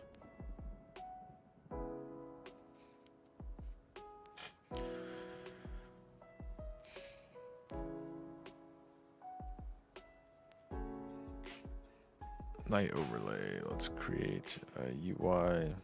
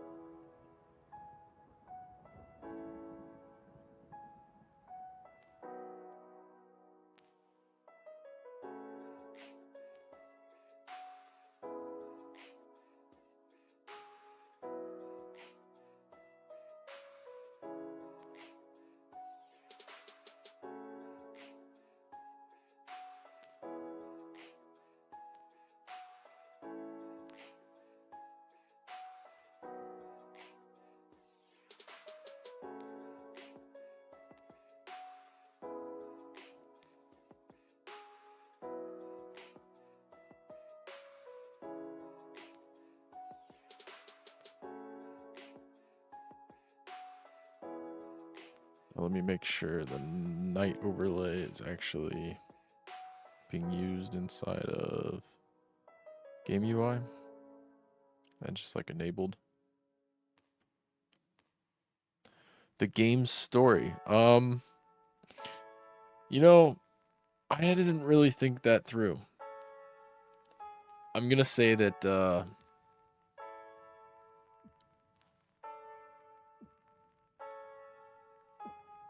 I'll have to think about that. I'm the kind of person that like is more interested in the gameplay, and then I come up with the story after the fact. I guess that's the wrong way to do it, but I kind of like doing it that way. But yeah, I haven't really thought through the story yet.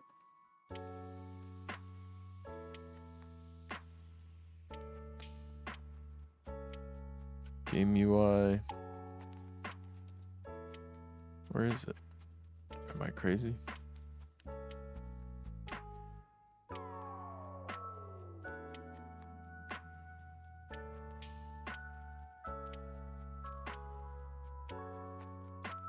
Okay.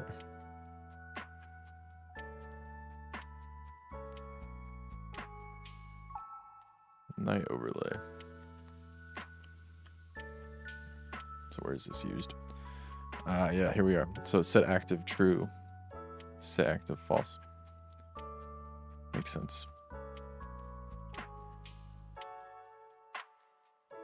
Okay.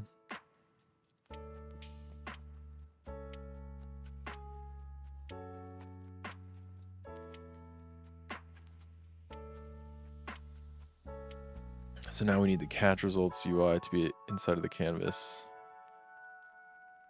which they are.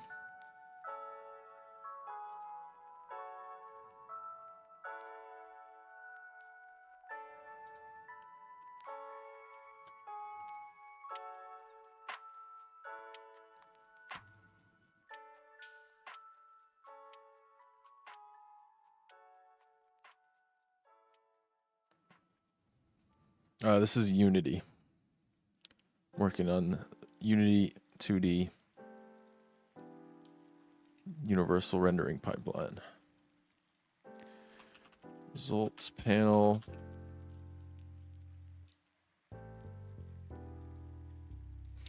That's text. So I guess I'll call it this. This can be the title text. I need to create a panel.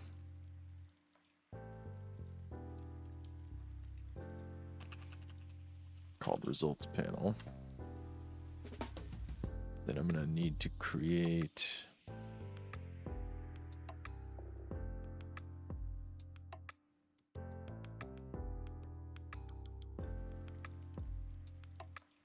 first of all, let me do centered.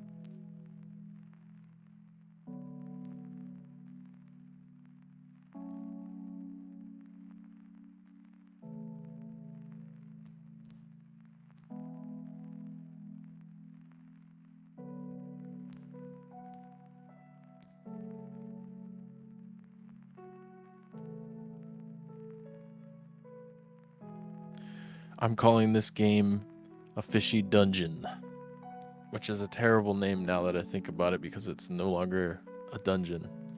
But I'm going to stick with it because why not?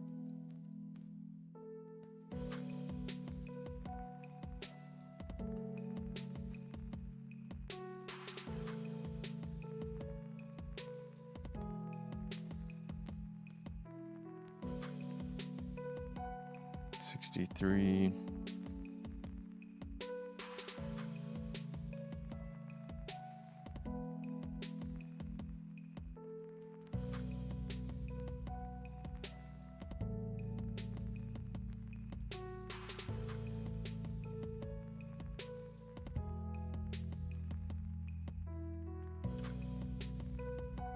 And this is going to be items text. Thanks. Yeah, I mean, it sounded like a good name, but it doesn't quite fit what I'm making now because I had to cut some stuff and kind of change things around because of how long it's taking me. I'm having trouble. I definitely tried something a little too big.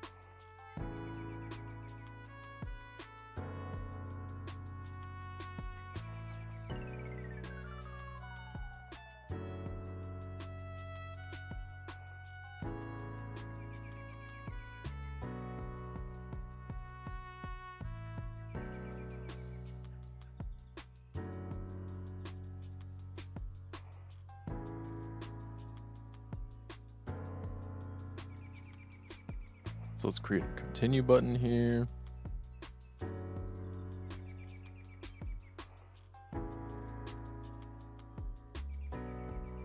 might not use this, but let's test it out for a bit.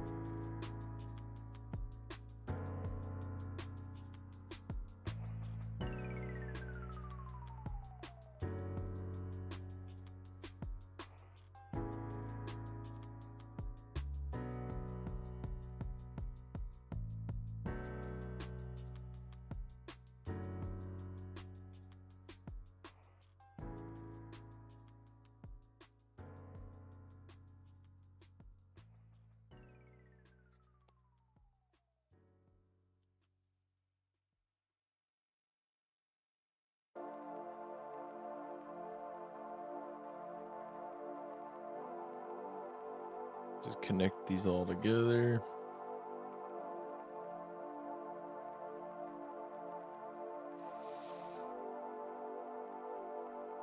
Okay.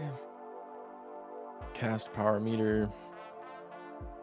We've got that. That's got the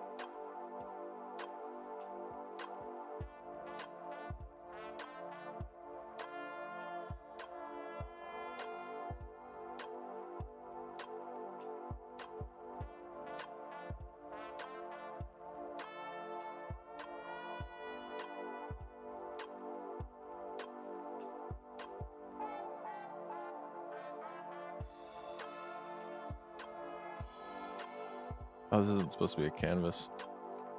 This is supposed to be a panel.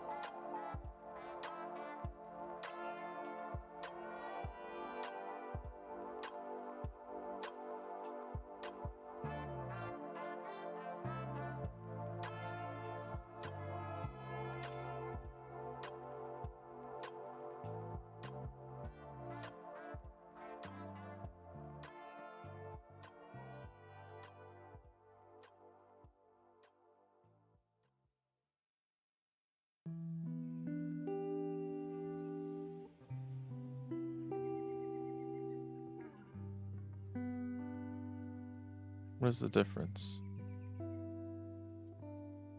Maybe this is a panel.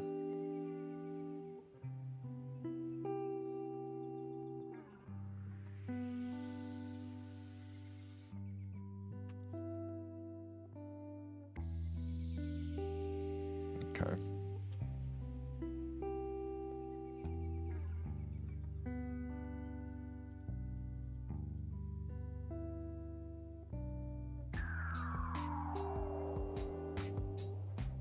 All right, let's hook this stuff back up. Time, day text, coins, stats, status, night overlay.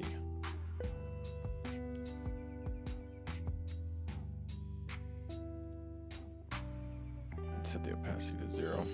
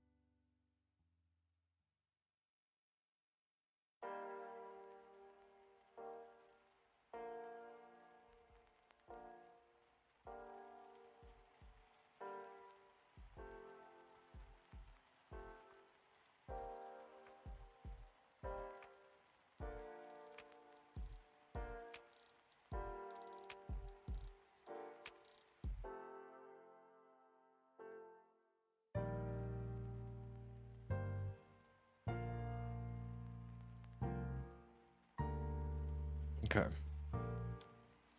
I think that's literally everything.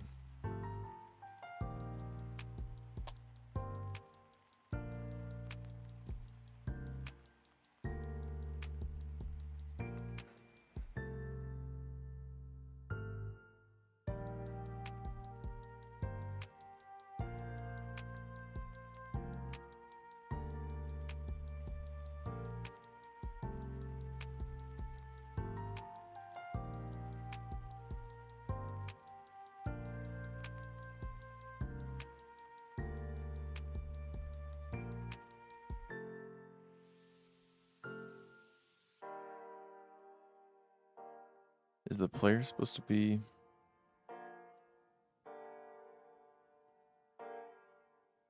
The player is not a trigger. So that means that the enemy is supposed to be a trigger.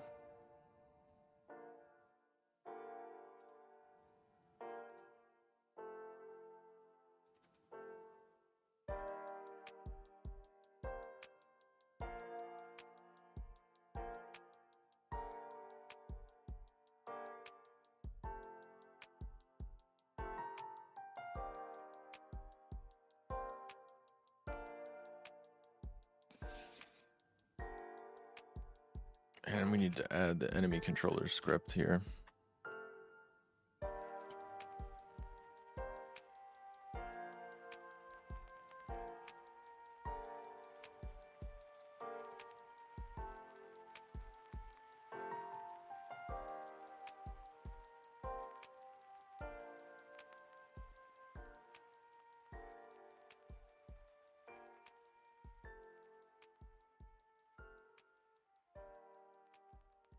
There we go. And the tag enemy, I forgot about that.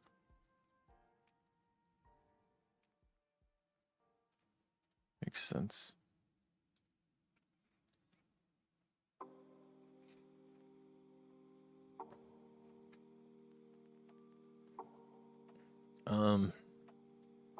Then we need to create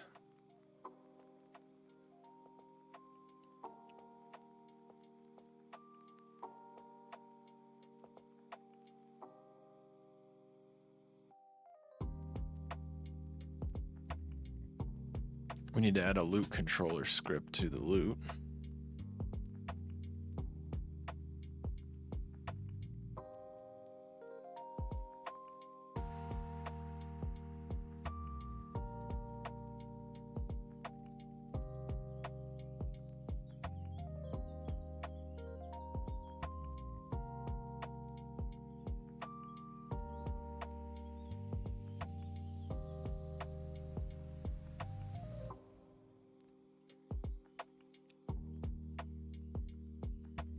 So in here,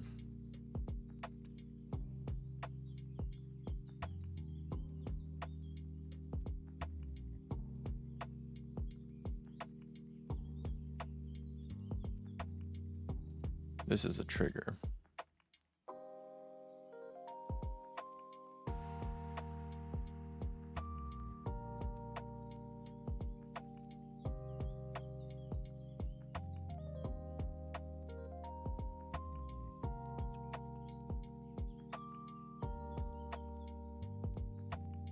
Instead of item pickup, we might want loot controller.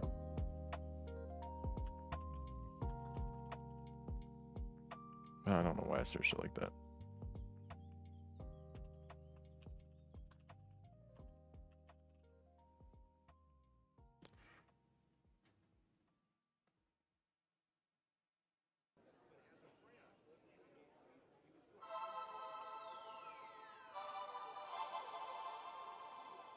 Yeah, it's one or the other. So I'm going to take off item pickup.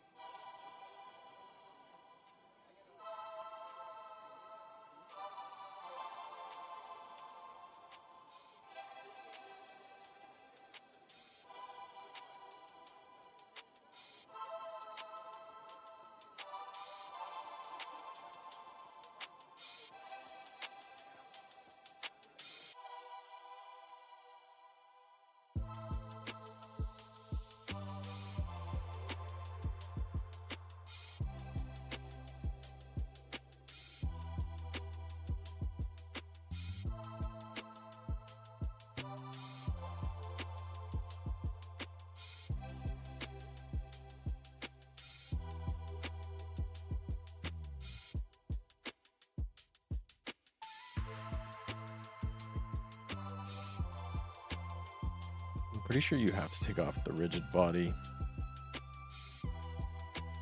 if you want it to be a box collider trigger.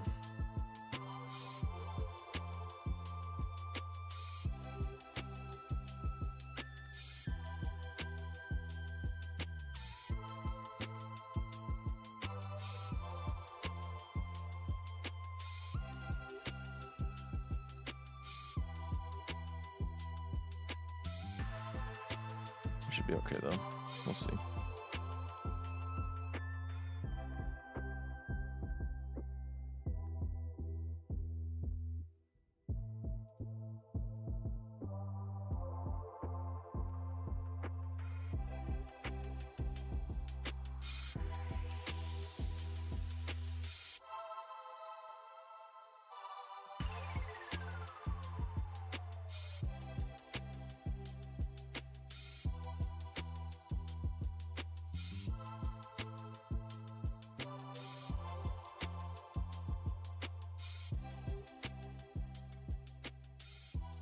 Okay.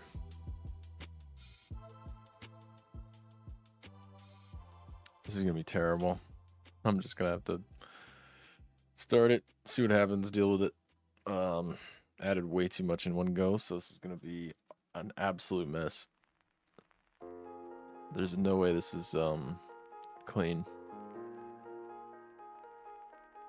It's gonna be a mess.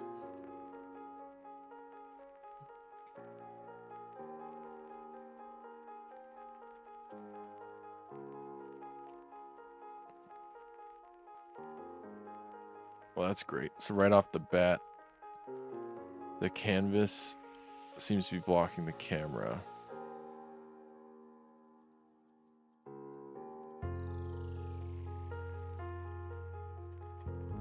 That's what it looks like.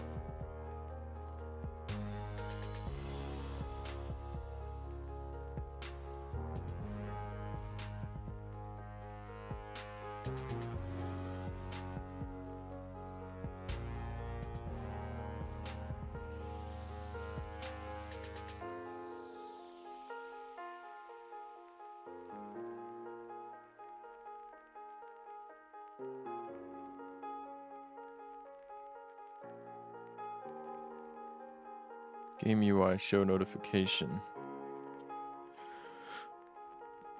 Status text had a problem.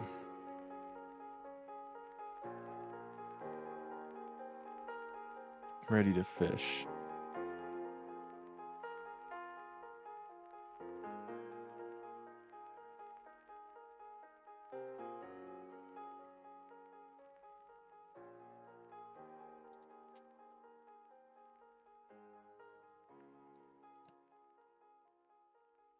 How strange.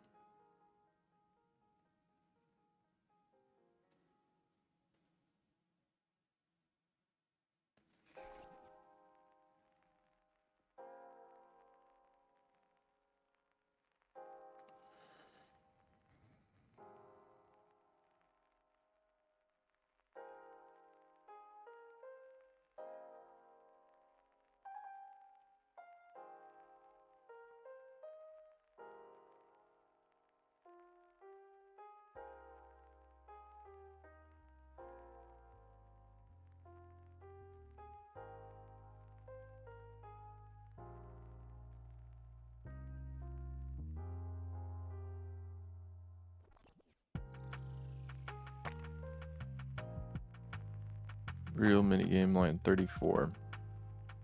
Looks like we have a null reference. So let me find that.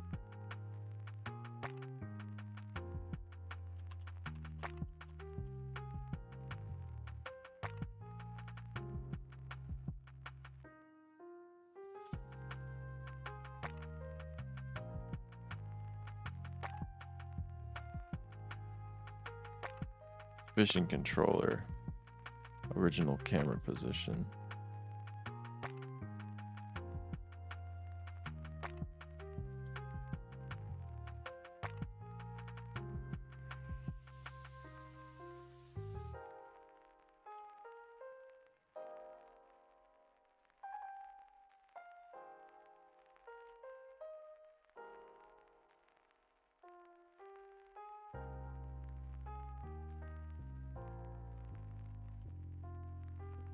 I think that's the same problem we've encountered before, where awakes are not guaranteed in the order in which they're called. So I tried to access something before maybe before it was even initialized on the other class, so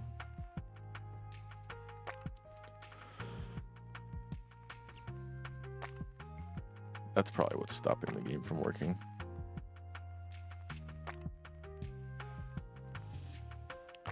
Take care, man. Thanks for tuning in.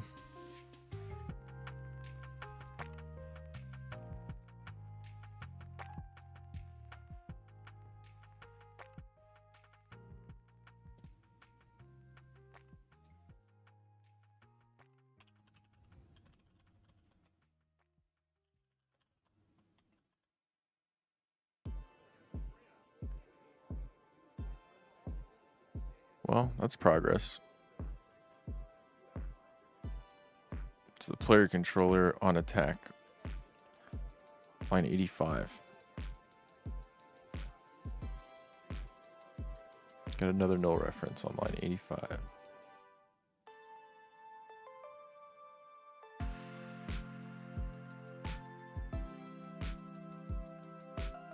Cast power meter. The casting minigame.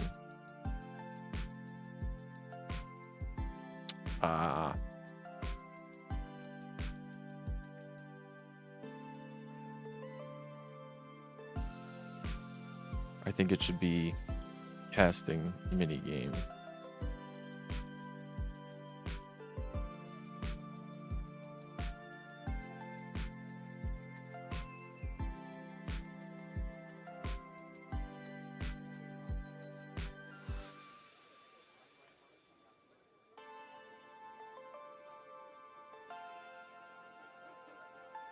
Oh, it's right here.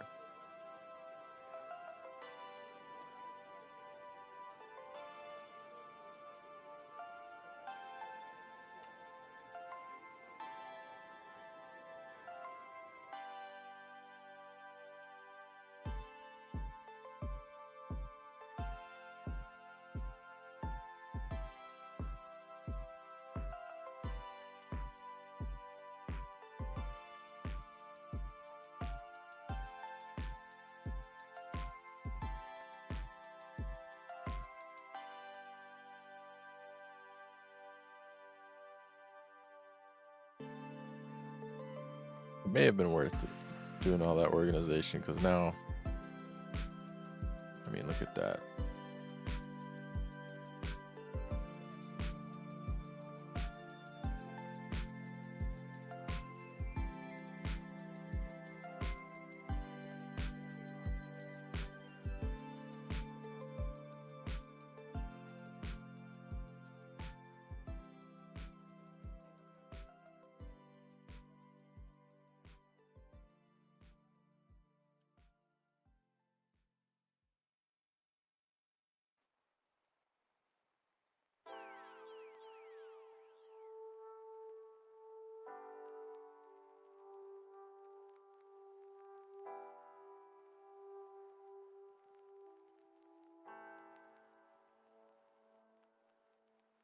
All right, let's see if the game actually runs.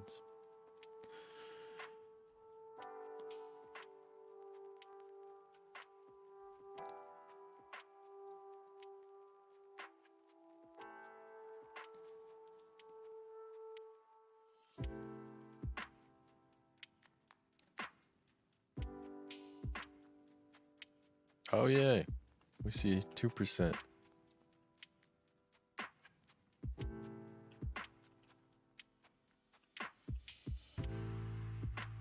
Okay, well, at least those still work. Almost got by that.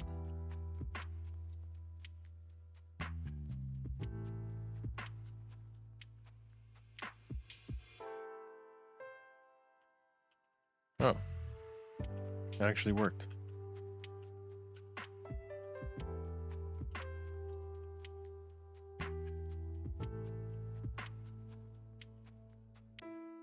I think we need to start adding in more obstacles every day. That would make sense. Make it a little more hard. First, I'm going to try a success case and see what happens. Wait, how far up do we have to go? Oh, there we are. Oh, maybe the math is off.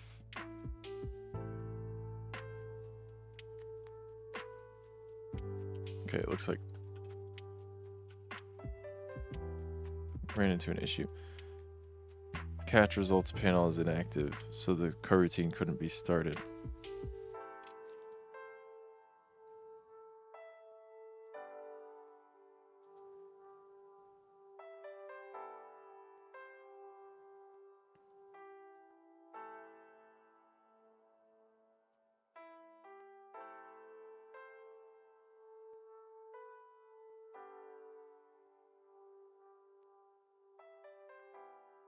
Fishing controller line 98.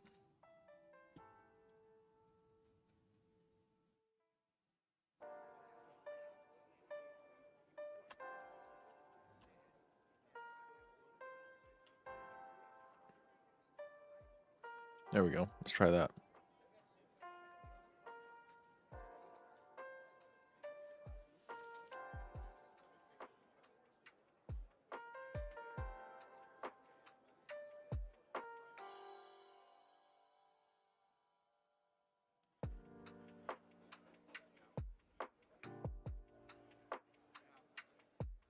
Let's clear this board.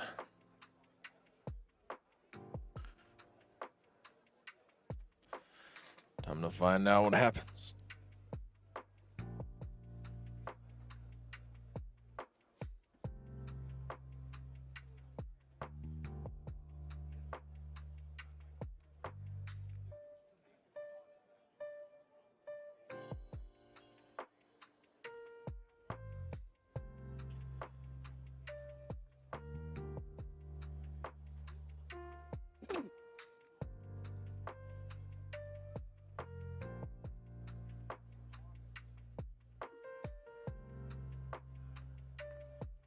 Yeah, I got 2 boxes.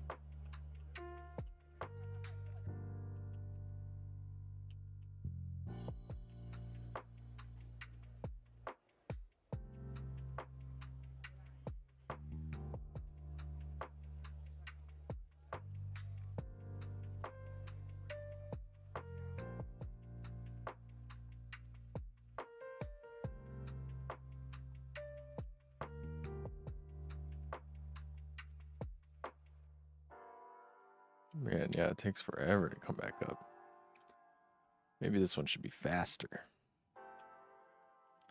Yeah, I'm gonna make this way faster.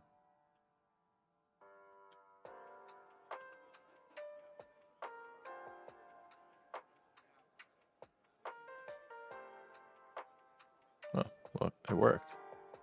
I have no idea what that says. What the heck did we catch? Looks like seaweed. 0 coins still, but okay, now let's check out what happens if I fail. Okay, now what happens if I succeed? Ooh, it is starting to get darker. It's like nighttime.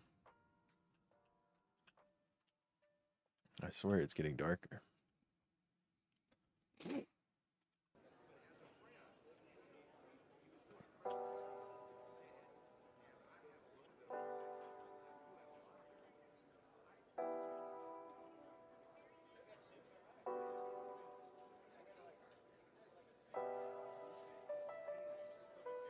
Someone's lost footwear. That's the... I see. Oh yeah, it's getting darker. Let's see it happening.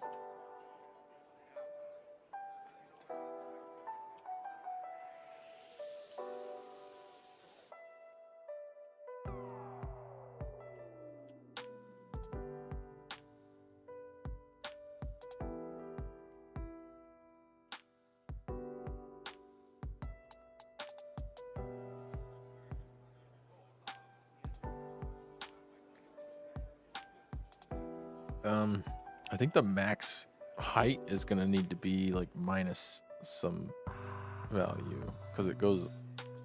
Okay, so minus basically the height, half the height of the camera. Oh, okay, so now it's nighttime in the dungeon. The overlay is crazy. Oh, weapon is not defined.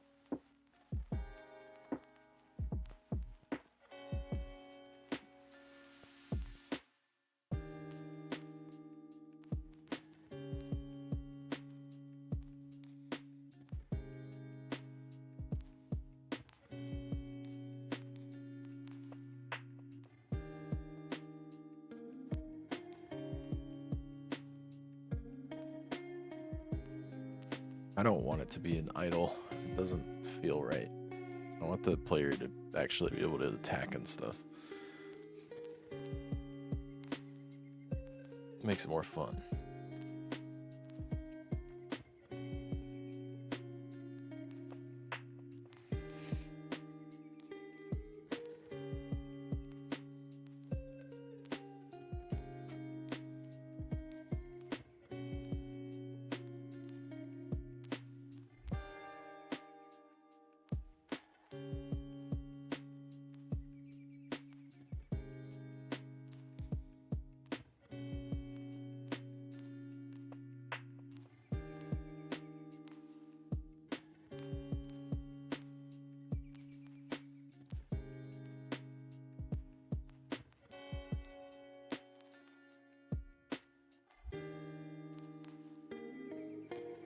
Okay. Yeah, the way we were doing that dungeon part doesn't really make any sense. While I'm waiting for this to figure out a route for me, I'm gonna play it a little bit.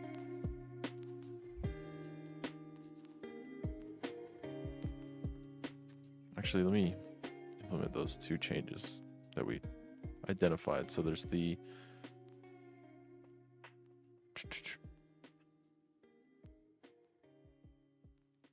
reeling minigame.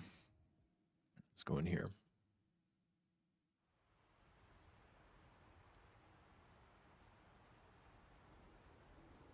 I need to figure out what the bind is to just jump to a file.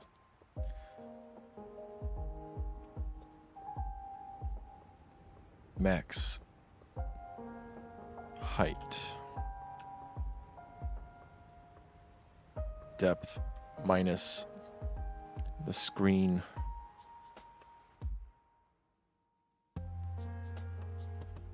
maybe like 6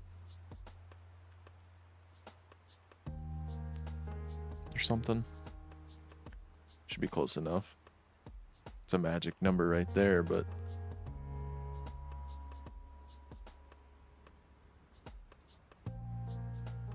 it's Game Jam.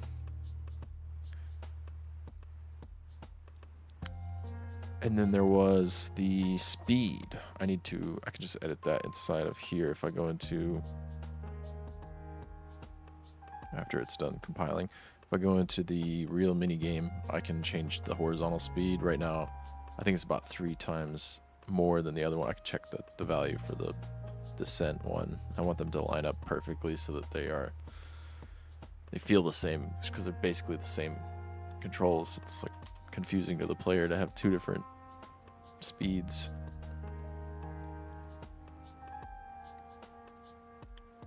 So we have 8 and 10.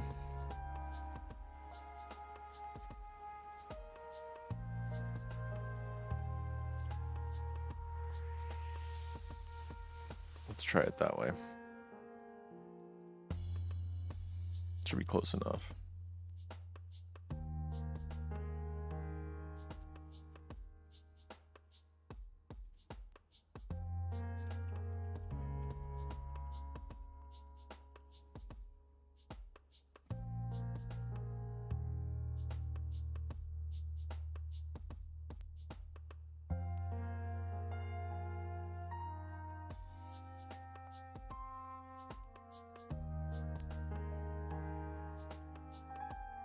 One box.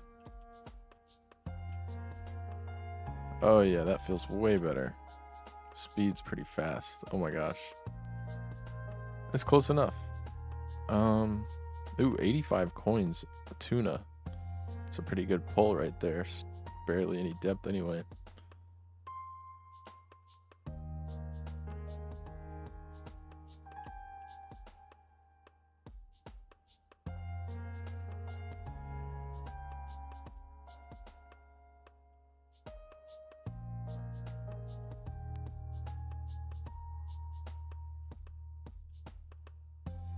Oh.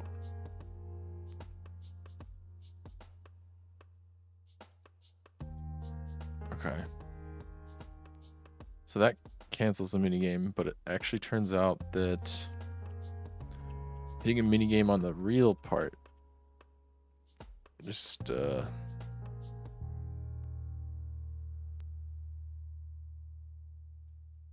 minigame ended early, but I still get all the stuff. How strange. Let me clear this real quick just to make sure.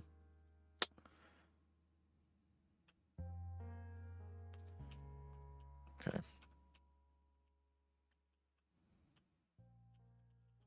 All right, let me hit thing. Hit an obstacle. Minigame ended early. Hit an obstacle player.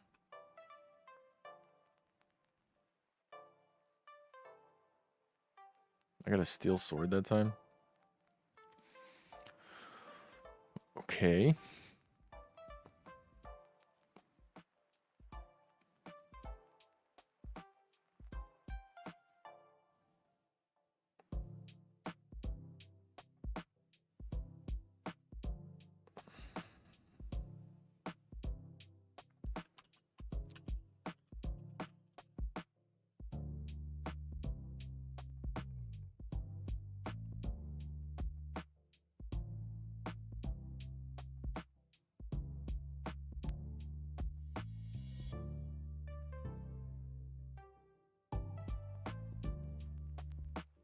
So we do pass in failed true.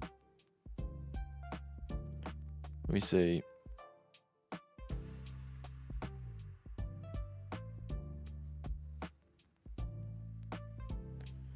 if failed, a real minigame failed.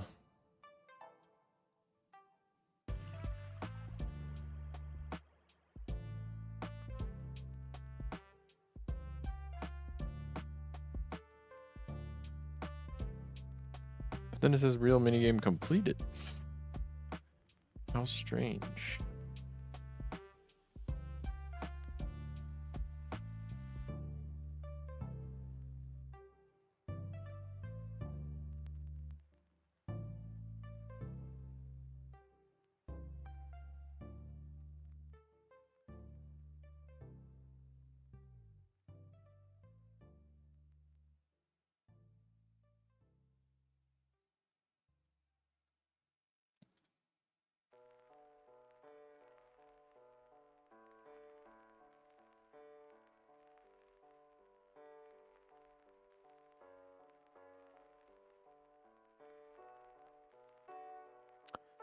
I wonder if this is the problem.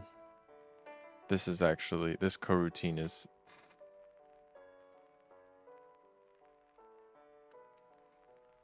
Oh, excuse me. So this coroutine is waiting until it X's out of this while loop because this minigame active. So, I mean, we can fix that by just setting is minigame active to false at the end here.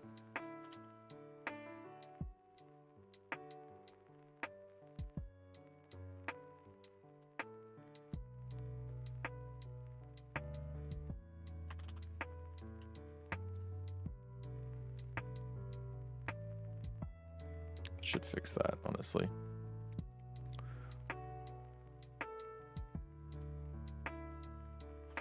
Oh man, I'm in over my head with all the stuff I have to do for this.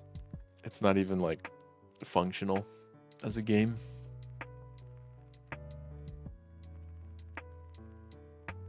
I just need to really cut back what happens in the game. Uh-oh. Null reference. Let's go back and just figure out what that is. So on line 85 of the player controller.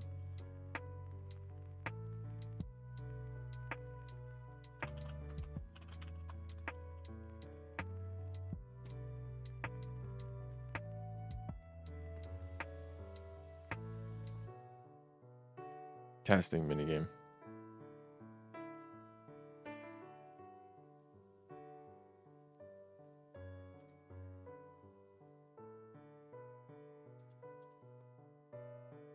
I guess it doesn't matter.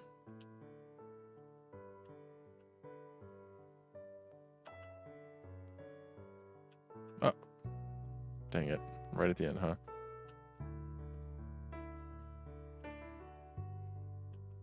I'm trying to multitask here. All right, 1 box. Now we go back.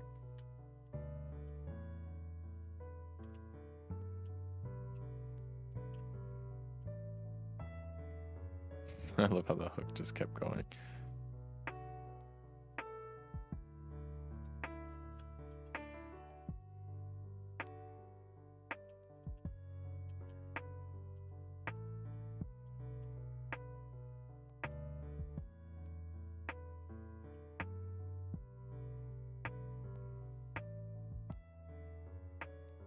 Oh, that didn't fix it.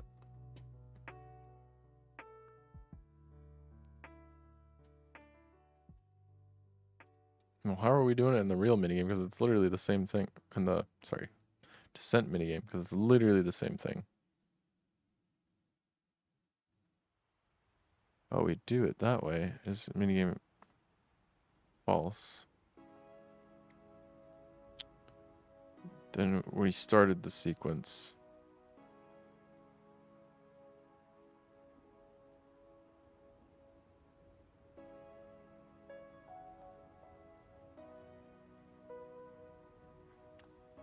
How strange.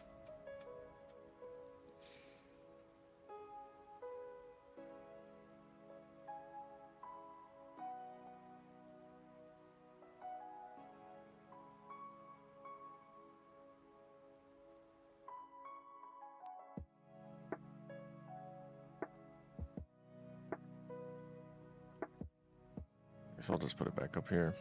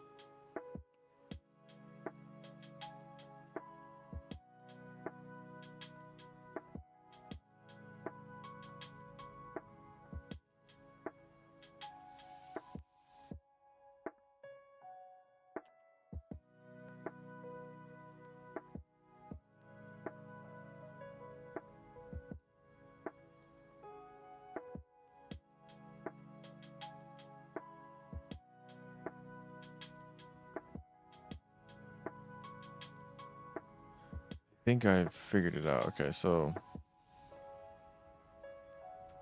wait, when we set max height, where was that? So we're actually going to say max height.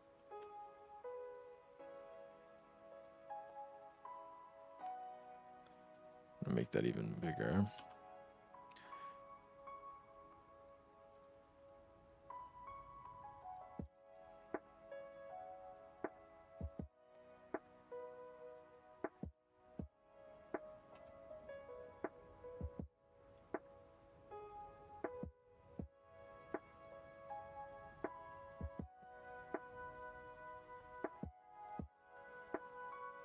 Okay.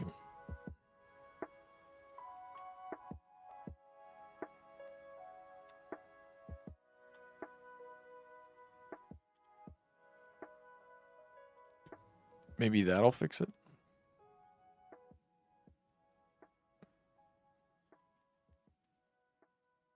Because what I'm thinking happens... Oh, it's got to be the camera. The camera panning back before it... I have no idea, actually. There's a lot of weird stuff going on there. Not as experienced with coroutines, so... No idea.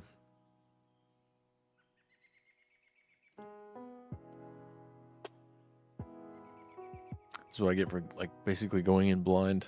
Just deciding to try to make a game.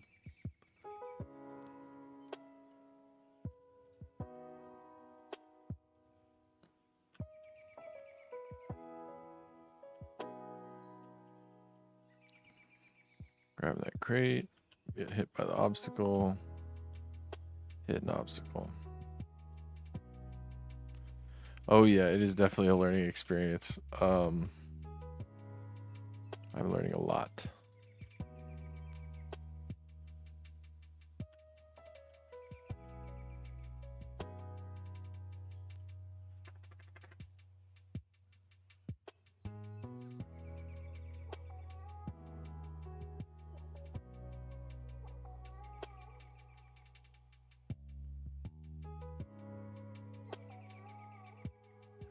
Top 5 favorite games? Oh, that's a impossible question, right? I really enjoyed Valheim for a long time, but then there was that one incident, and I was like, I'm not playing this game anymore. But it was my fault. Um, long story short, we just had all of our items lost at sea. You know, there was like an entire archipelago of swamp biomes, and we had brought all our. We didn't have any, like portals anywhere nearby, so we had to like sail out there from hundreds of miles. It felt like, and then when we get there, we instantly died. So we were like, okay, well, let's get our stuff back, and we basically just were like, it's all or nothing. Like we either get the stuff back and just continue playing this world, or like if we lose, it's over. And then, yeah, we lost. The second we got there, Wraith just like showed up, and there were like 100 leeches in the water. It was a nightmare scenario. So yeah, I decided to take a hiatus from that game, an indefinite hiatus, but that's definitely up there. I really enjoyed Elden Ring.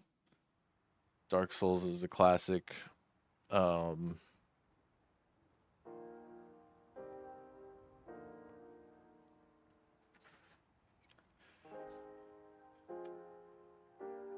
it's hard. It's hard to say after that. Like, there's so many good games out there. I don't want to cop out, but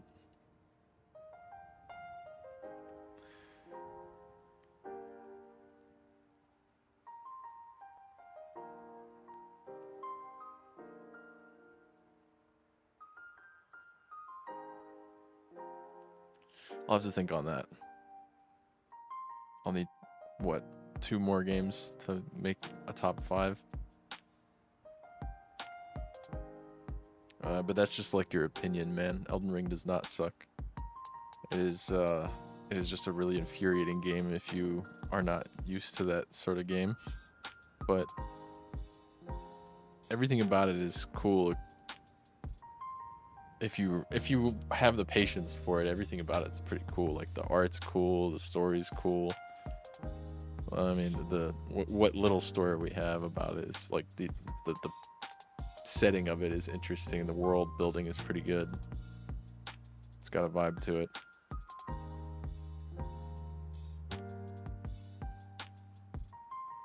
Yeah, I'd say the only big gripe with it is just that it's so hard. Like maybe I suck at it, but I feel like I've been playing Souls games for a long time compared to most people that were just jumping into Elden Ring first time, never playing a Souls game. Like, I still think it's hard, even if you know what you're doing, kind of.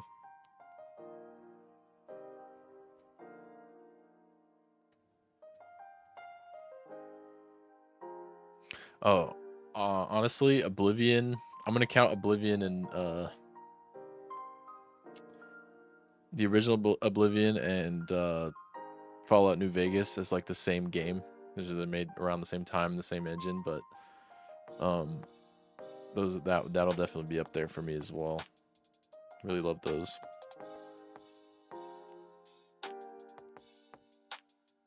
What's a JSON prompt? Okay, so a JSON prompt depends on what you're asking about. It's like there's a lot of context. You need context to know what you're asking. A JSON prompt could be you're asking an LLM, a large language model, to like respond with a structured response, which would use JSON, which is JavaScript object notation. It's just a way to like, it looks like this. It's like,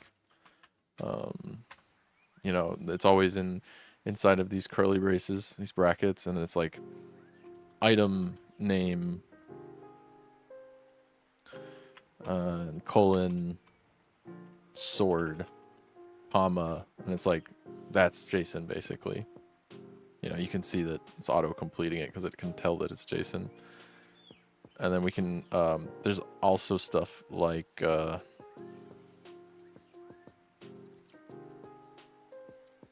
we could like put this into an an array. And this is like a discrete object right here. So these square brackets are an array. So we can do a comma, and you can see that it auto completes with another item. So this is a sword item, and then there's another sword. And then this comma, like anything in the brackets, is a separate object. So it's like a JavaScript object, but it's turned into to generate. If you wanted to use these to generate videos, you would say like prompt some gorilla vlogging, and then you could say see negative prompt, you know, something like that. You could say I don't want it to be human, no humans in the video. And then you can say something like starting frame. It depends on what the model accepts, but you can see this, like you could give it like separate arguments here, options for generating video with a generative AI video model. That's just like a quick rundown of that. The advantage of using them versus regular text is like if the system supports it, then you can explicitly say like, for the camera type, I want to use this, or for the negative prompt, I want to use this, as opposed to just sending it a string of text. It's just like all of these instructions that aren't formatted at all. You can tell it, you know, explicitly, I would like to use this prompt and this negative prompt and these settings. There's really no other way to do it if you want to like be calling a complicated thing with multiple options. You have to be using a JSON request. Yeah, it's a good way to put it. It's closer to the language the computer knows. It's just like formatted in a way to that's organized for a computer. It's a good way to put it. Like us, we take just like LLMs are actually designed around just text descriptions of things and all text, but computers are used to like the boundary between humans and computers. The difference is really just like how structured the things are.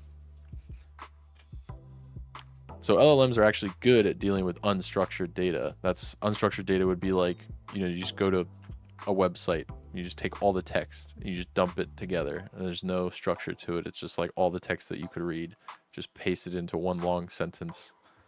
That would be unstructured. But then what I just showed you is called structured data. You know, you can label it all and put it into buckets, and that's just making it easier for the system to work with, any sort of computer system or software. LLMs are kind of like a weird thing where they're more like humans, human brains in the way that they understand. You could say understand, but the way that they predict next tokens, and they work with just like strings of text best. So, but they've also been trained on so much data, structured data, that they can kind of like pretend and use structured data in a pretend way. It's like if I sent you a message with like just an organized, let's say markdown. Markdown is just a way of organizing text. So we could say like title, you know, like £1 is a title, 2 is a description. You know, it's like less. This is like a header 1, header 2, and then you can like, this is bold text if you put the asterisk. So this is just a way for us to like specify how the text should be displayed.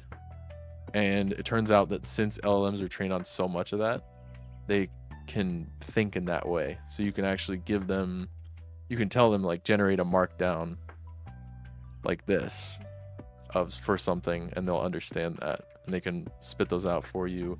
And they actually, when you're prompting them, you can get better results if you use markdown some of the time. So you'd say like task, please do this, role, you are a helpful assistant, or you are a world-class writer, something I do sometimes. That's like a prompt engineering sort of tactical advice there, but there's lots of little tricks like that.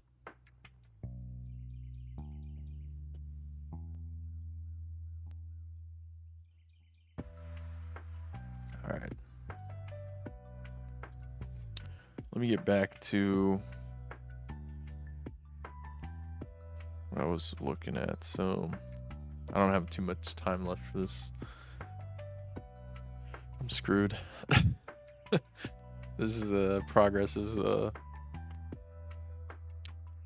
I can figure out this bug, maybe I can start making some progress.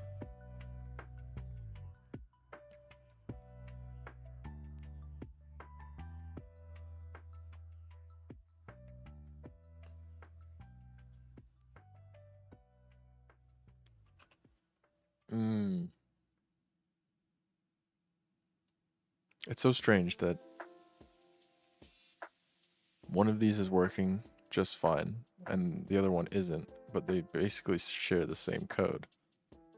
So I need to figure out what the difference is.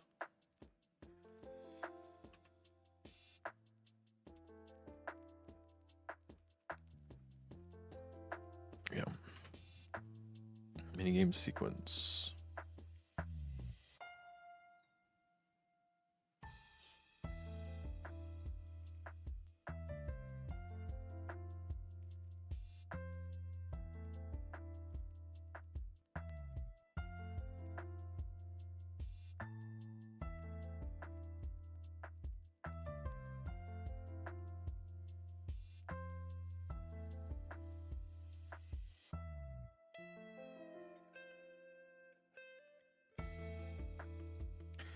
I think it has to do with,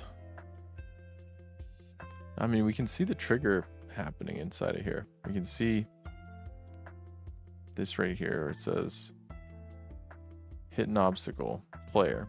Hit an obstacle, minigame ended early.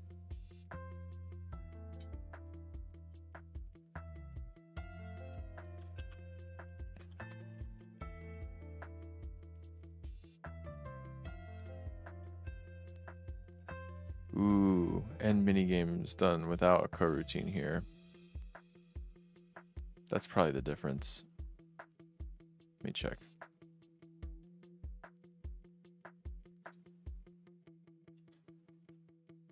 Yep.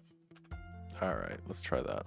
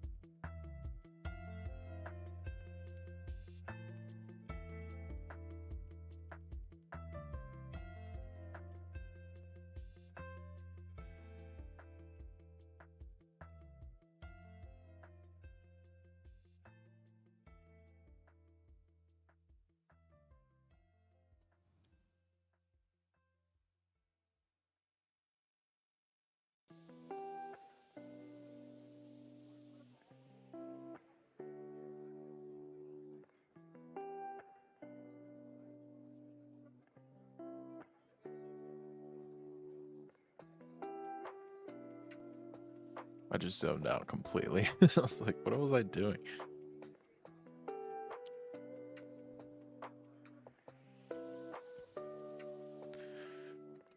Oh man, this is too ambitious. I won't even have time to make any sort of art. I can't add any items. I won't have time for any music. It just makes me sad. I had so many ideas for this. My abilities are not there yet. That's okay. We just started, so. Oh, I missed the. I was supposed to hit that.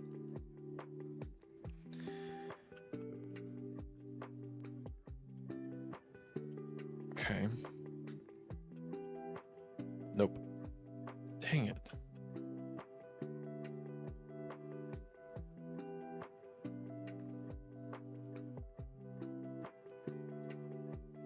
just recreate it real quick. Not that one. I want to click on the way back up.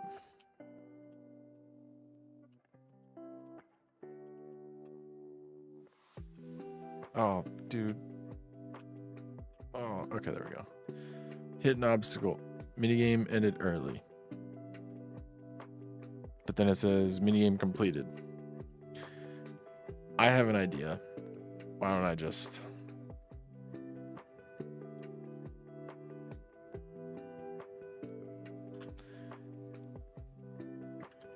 failed minigame equals true.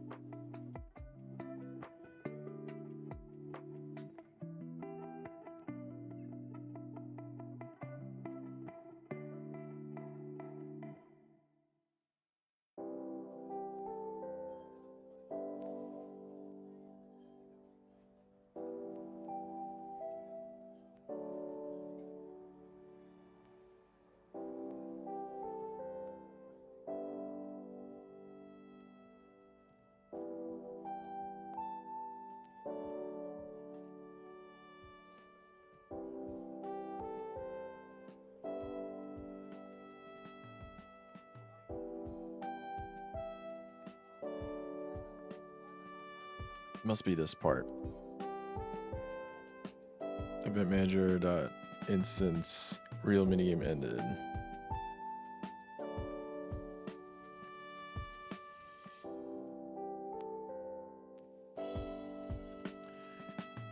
Let me try out that.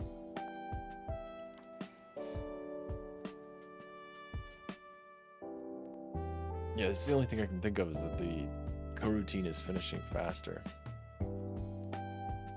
The one that's already running is being checked faster before the one that we kick off. But yeah, it's definitely to do with the mix between coroutines and just regular method calls. I'm not really quite sure how the coroutines are supposed to work. I need to look into that after this.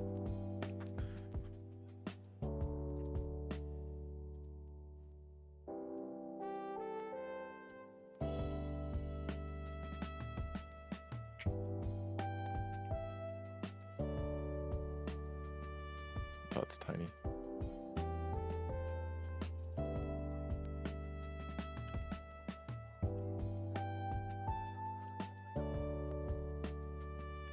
Okay. Nope.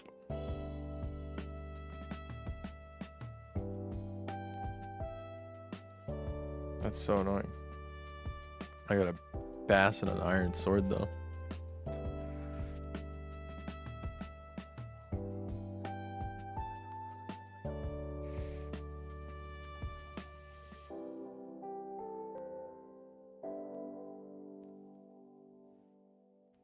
Line 146. If failed or failed minigame.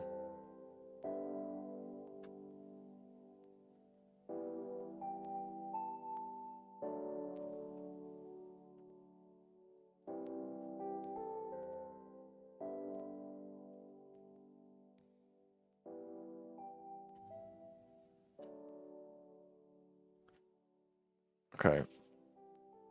I think what might be happening, I'm seeing hit an obstacle while reeling. Minigame ended early. No, I'm not. That's the problem. It's just hit an obstacle, minigame ended early, not hit an obstacle while reeling.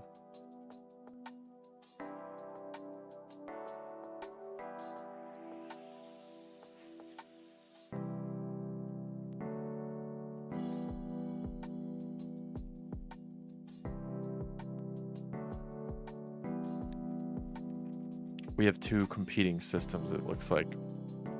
I think it's being deleted.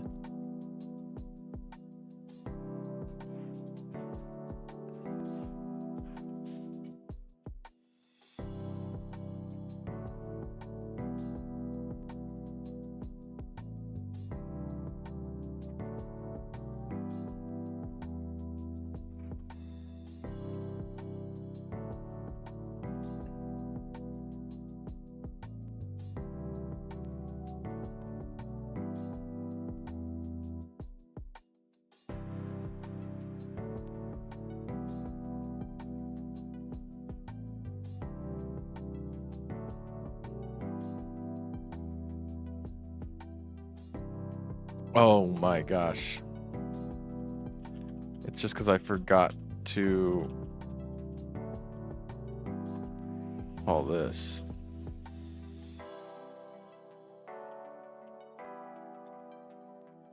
And honestly, I need to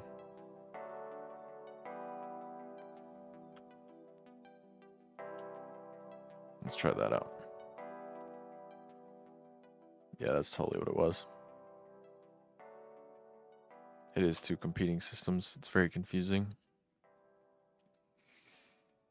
It's crazy how long it takes on just like one bug. At this rate, I'm never gonna get anything in time.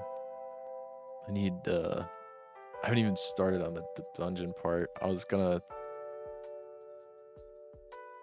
do the weapon system next. It's gonna have to be the most absolutely imagination-based weapon system possible. Like, it's just gonna click, and then the enemy's gonna highlight red that they took damage, and you'll imagine what happened with the animation and all that for now. So if you have an iron sword, it'll do this much damage. If you have a wooden sword, it'll do this much damage. And maybe I'll just... No, I won't have time. But yeah, that'll pretty much be it. Alright. So let's test this out. Theoretically, these ones floating upward should be completely removed at this point. And then when you come back, these are the ones floating downward. Ooh, okay. We failed. Yes! Bugs squashed. Okay. Failed. Nothing.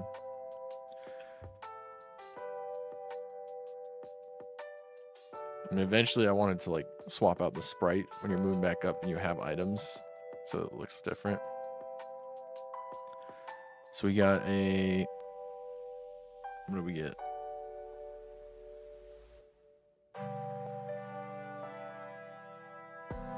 Oh, we got a minnow and a trout. I thought I only had one box.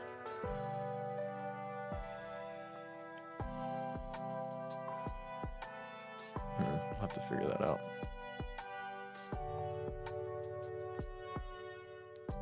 That's right, we're squashing bugs out here. Man, I wish I could read this.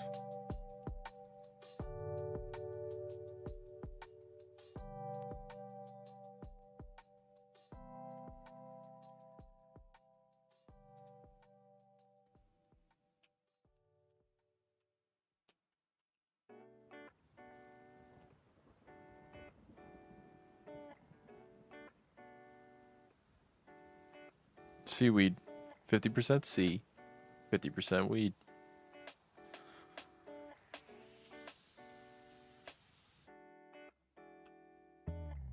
Okay, we added seaweed and old boot.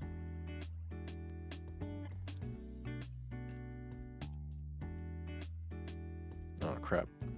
I suck at my own game. Just grab this item. Avoid those.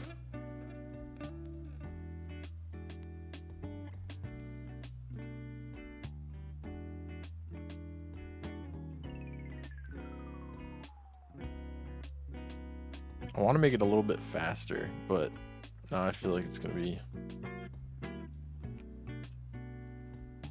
I just realized this cast power meter changed position. How strange. So what happens if it turns nighttime while I'm in here? Oh, okay, it just goes... Okay, uh-oh. Uh-oh.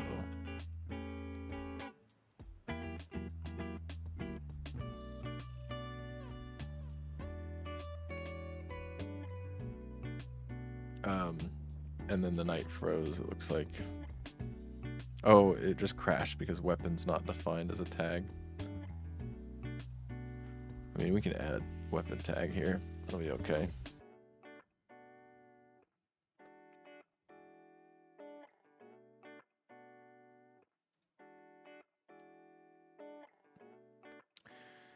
All right.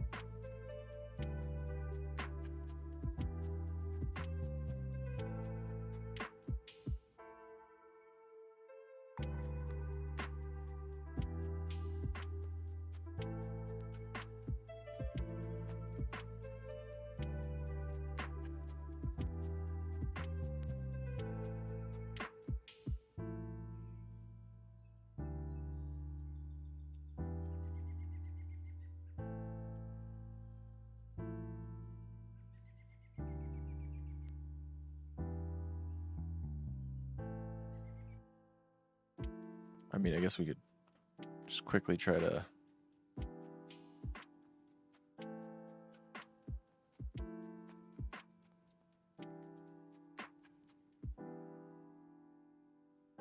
I'm just going to put the cast power meter back under player. I think that's literally the fastest way to fix that problem.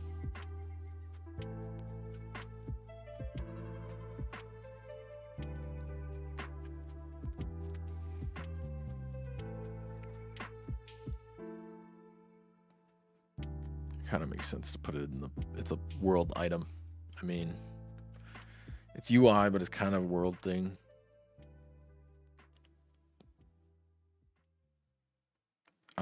This is just cope. I'm just coming up with a reason why I should be allowed to do it. It's game jam. I can do whatever I want. All right. Okay, it looks like it's fixed now, so it's following the player.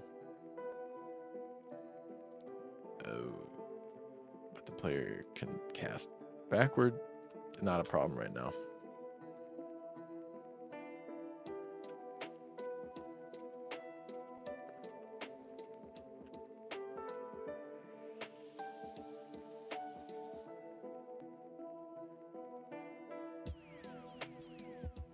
Interesting.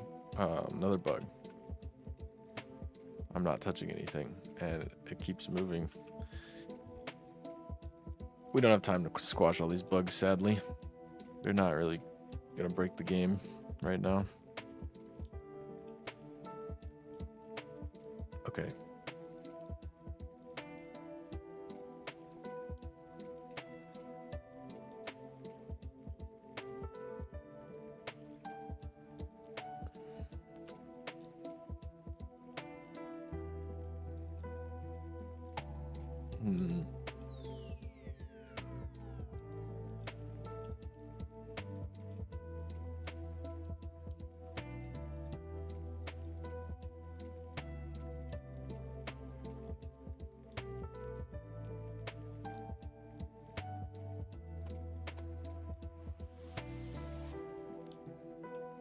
I got some salmon. 2 salmon, maybe. It's a lot of salmon. All right, let's try adding a weapon script. So we got stick, wooden sword, iron sword, steel sword. Attack speed, we've got range, damage.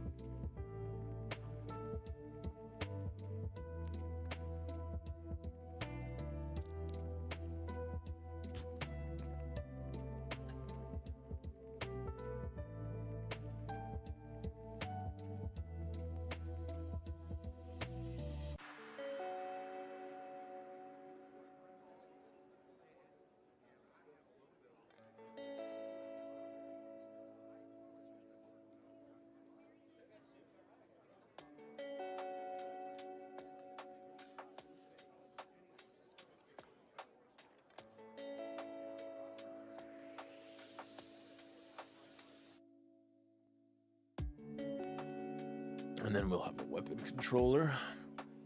So this is going to have a circle collider for the actual attack. And we need a sprite, an attack duration, last attack time so we can track cooldowns.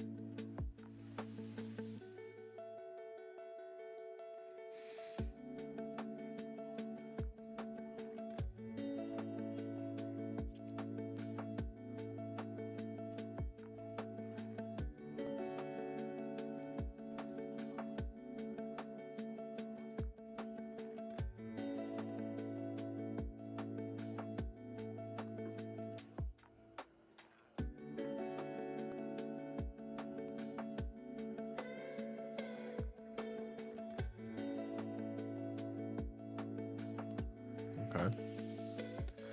Perform attack. Attack collider radius equals current weapon dot range, and then we enable it just for a moment. Oh yeah, and then it rotates the weapon. That's cool. Vector forward 90 degrees.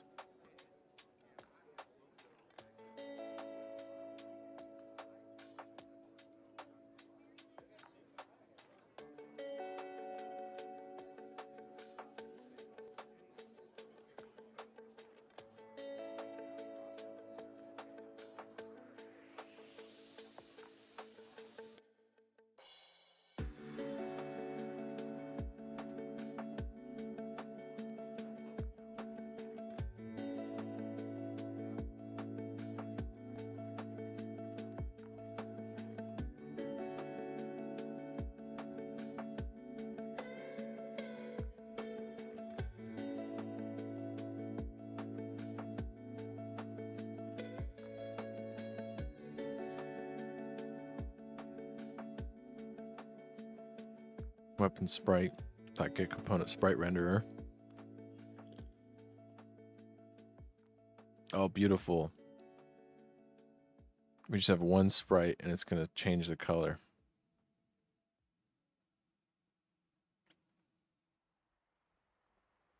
That's absolutely beautiful.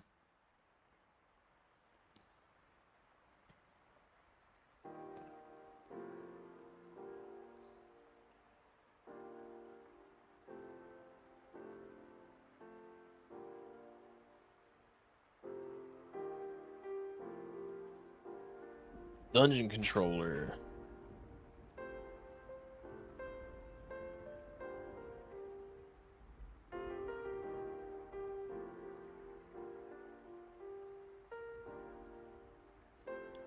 Something I don't like is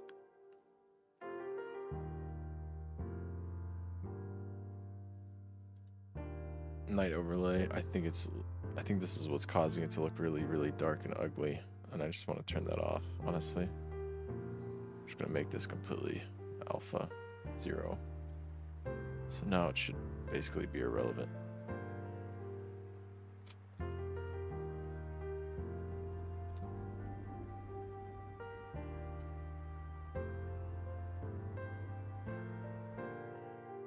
I don't know why, but this lo-fi song reminds me of "Oh, I'm a gummy bear. Yeah, I'm a gummy bear."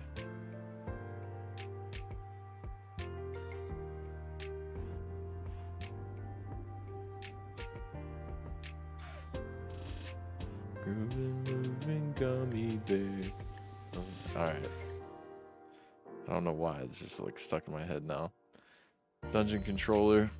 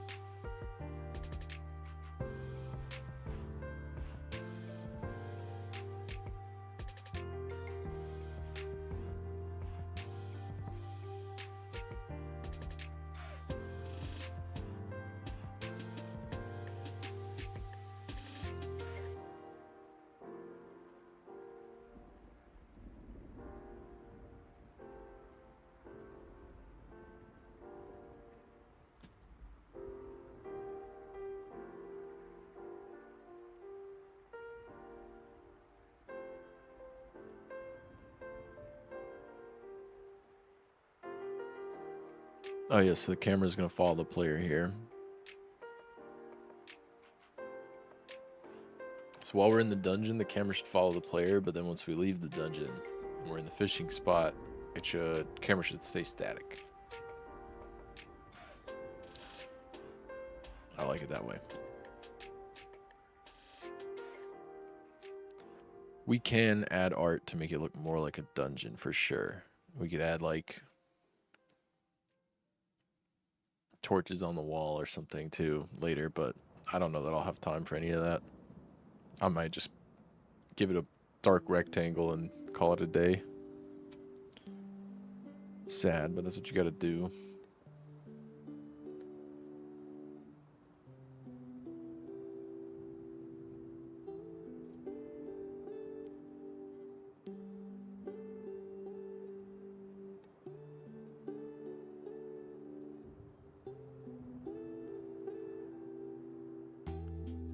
So we have equip weapon in here.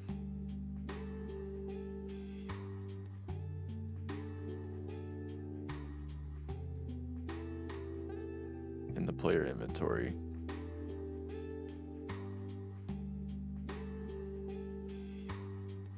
New weapon is better than equip weapon, then equip it.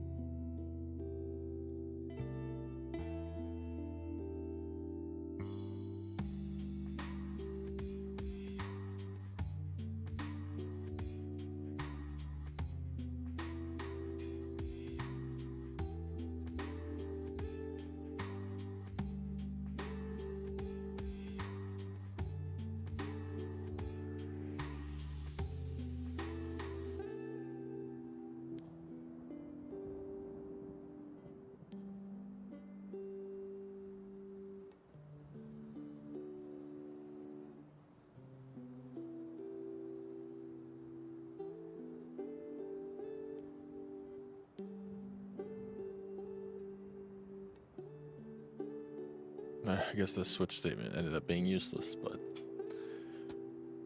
I thought it was a better solution, to be honest, than whatever the hell this is.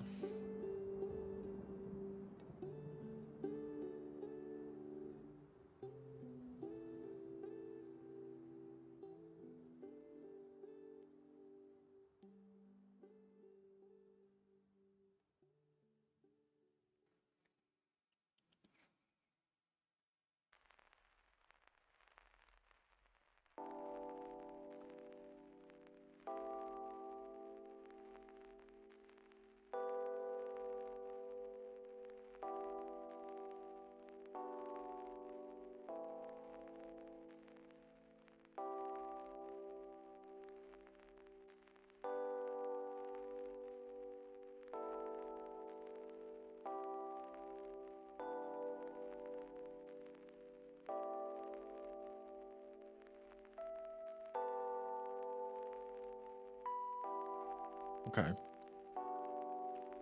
So let me fix the obligatory bugs.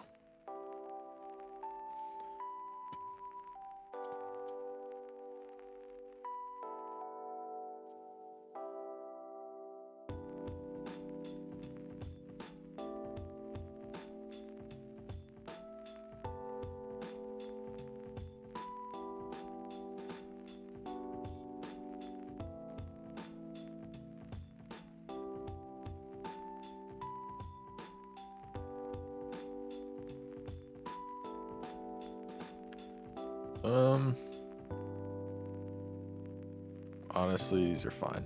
Those don't need to be fixed. Oh, shoot. I was supposed to mess with the hierarchy first. I don't know why I just hit play for no reason. I just got used to it. Got excited.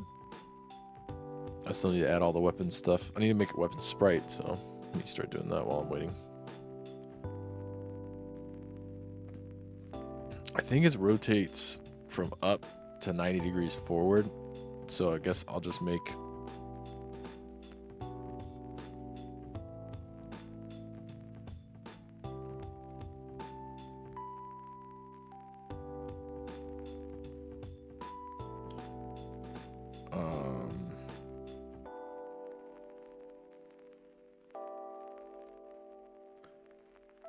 I guess I'll just make like a little. That's the sword. Yep, that'll do it. That's the beauty of 12 by 12 pixel art. It's just super tiny. So I'm going to export this. Well, first I have to save it. Call this sword. Then export this sword.png. Now we open that up. Let's drag that into Unity.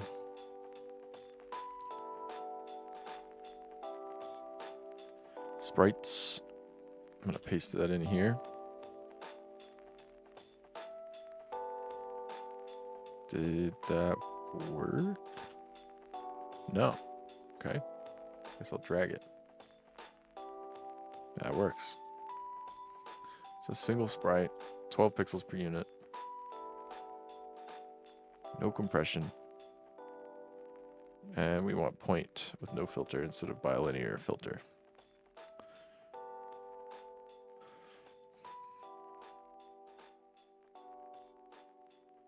And then under the player, we need a weapon controller.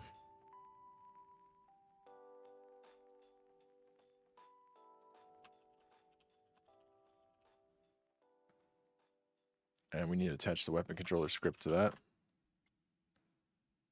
And the weapon sprite. It's going to go in there. Oh, it needs to be a transform. So I can't just like... Okay. I will create this as a game object underneath the weapon controller.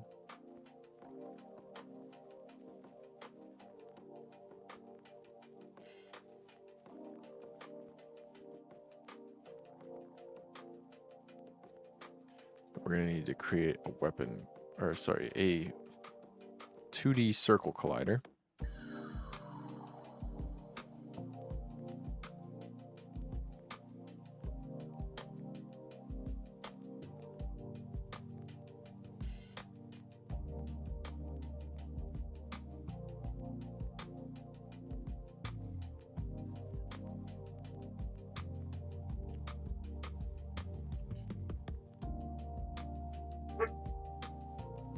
Okay, let me just add a circle collider 2D here. Now where is this going?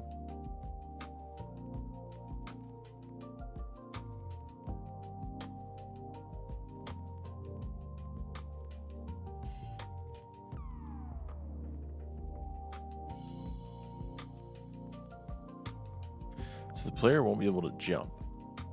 I don't think so. We'll just put it in front of them this way. Put it to the left of them, no matter what. It's gonna feel awkward, isn't it? We might fix that, but for now, that'll be it.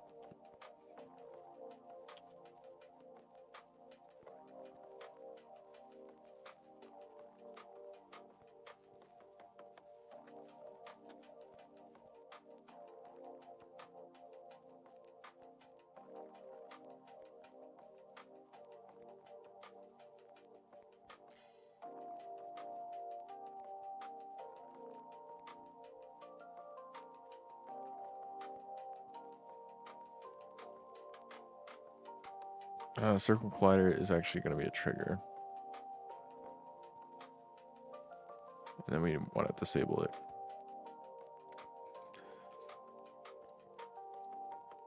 And then the sprite needs to be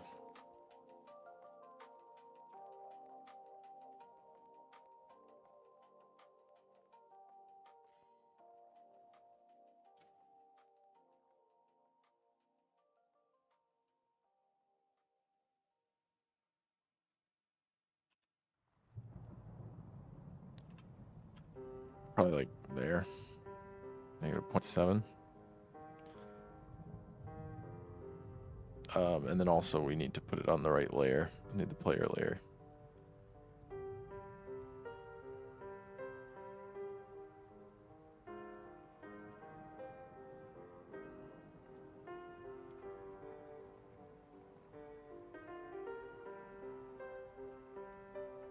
Sweet. Look, he's got a little sword.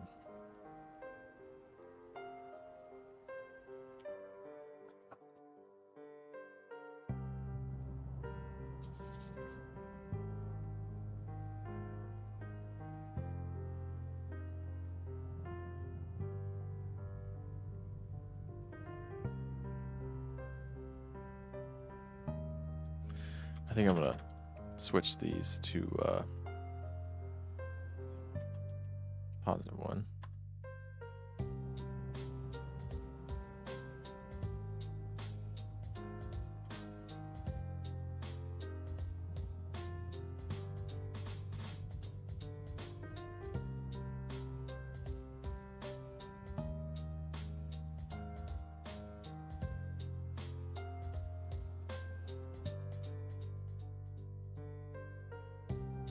Be very generous with the hitbox.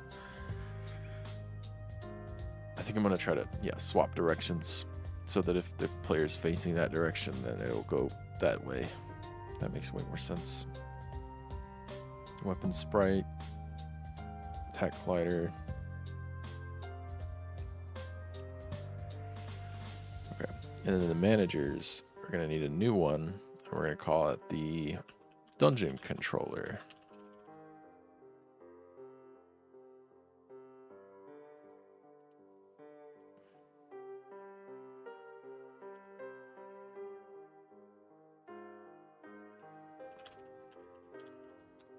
Add the dungeon controller script. Now we're going to need to give it a reference of the player and the game camera.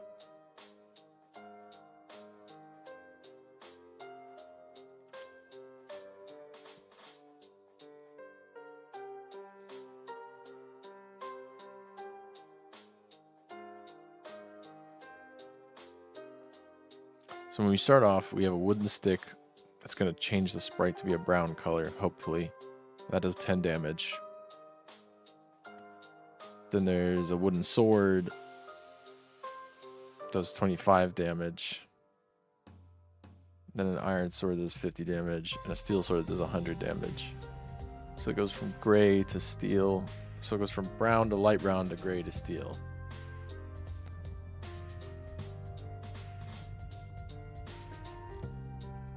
And then the better weapons are faster, longer range. I don't know if any of that's actually implemented, but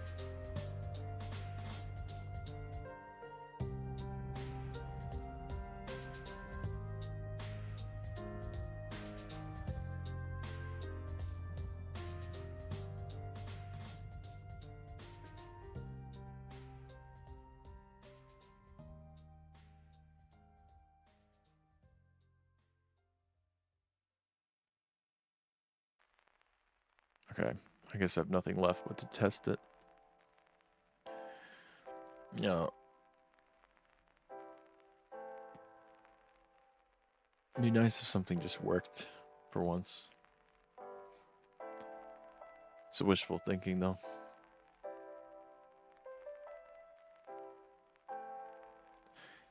If just...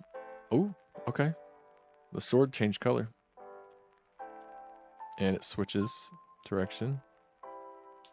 Because we parented it to the player. We have to wait till nighttime, I suppose. And there is a bug where if you're fishing while it turns nighttime, then it breaks everything. So I'll have to fix that. But for now, I'm just going to try to not do that.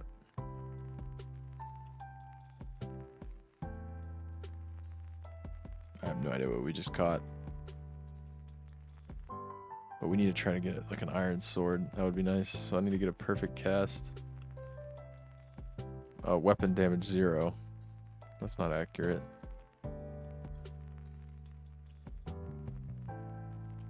Oh, I got 3 boxes. Alright, I will say that's kind of satisfying.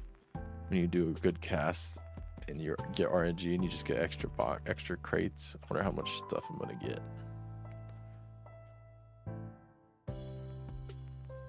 Let's see. 95.4% cast. I wish I could read any of that. What the heck is going on with this font? I'll have to look that up, see what happened.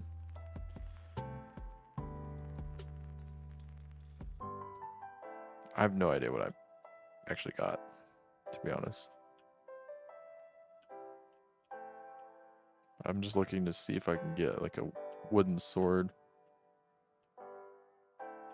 I guess I wouldn't even know what kind of sword I have.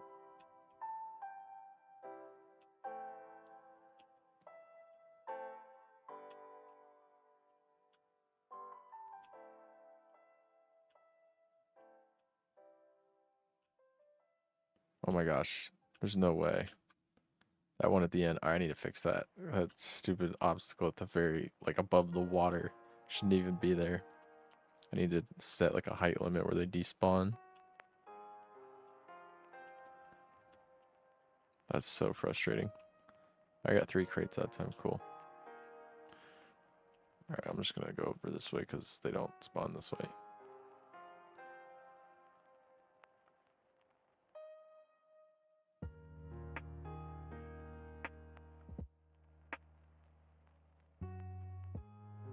Oh yeah, I got a steel sword. Now it says damage 100.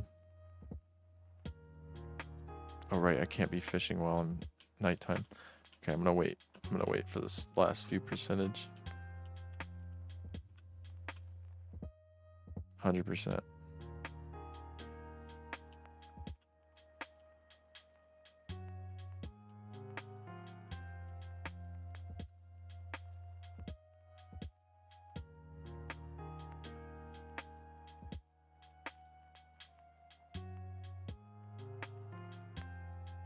Okay, I do like that you can see like how far you've gone exploring. Oh, there's a loot crate and an enemy, and the game just crashed.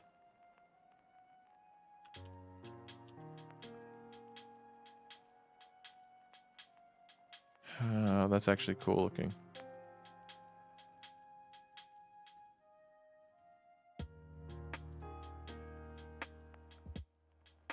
What is this thing? Bunch of loot crates over here.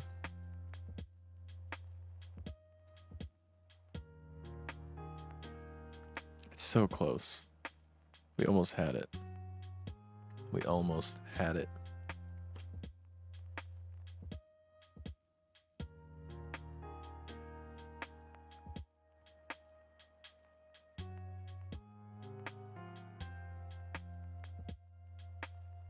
Okay, bait is not defined.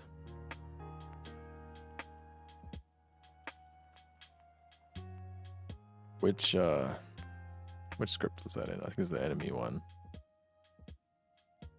On trigger, enter an item pickup. Oh, the enemy touched the item pickup. Us.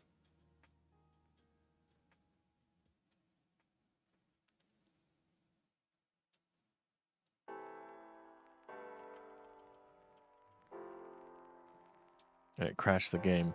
The enemy touched the item, tried to pick up the item. That's so funny. That's what happens. I just want to see that, like, we can walk over. Oh man, I had that steel sword and everything though. We need to fix it so that it tells you you do 10 damage with your initial wooden stick. I love how I went from wooden stick to the best sword in the game, like first thing I got. It's kind of ridiculous. I need to fix the scaling on the loot table. You shouldn't be able to. I want it to be like, you know, maybe one each day you can get, may possibly have a chance of getting the next item. So the loop can be like maybe 15 minutes total. Oh, that was a bad pull. Let me just restart.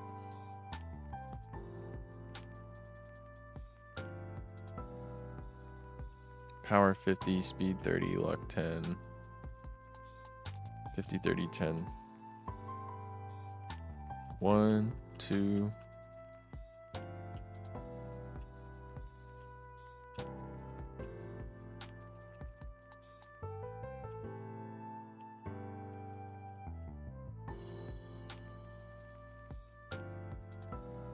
Oh, legendary, a steel crate, value 1,000 coins. That was a really mythical pull, but it's not implemented yet, sadly. That's so saddening. That was an insanely good pull. A steel crate, huh?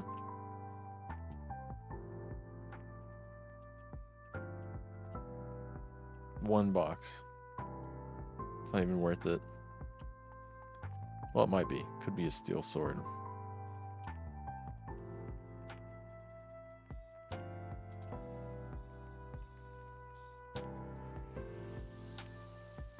It's a wooden crate.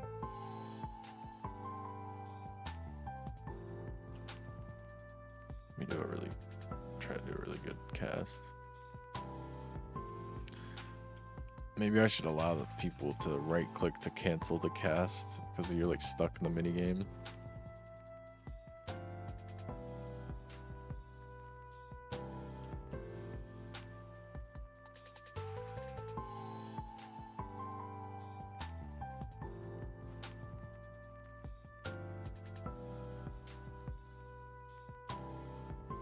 Yep, steel sword.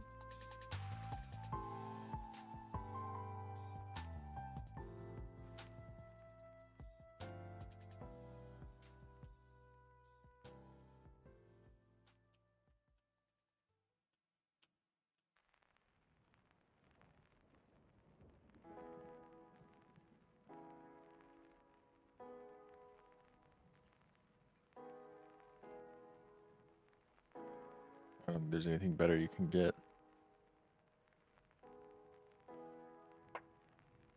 Got a trout. So the fish are going to be able to, like, they're going to be like health potions, maybe. Maybe you right click and you can heal. So I guess I need to have player health somewhere.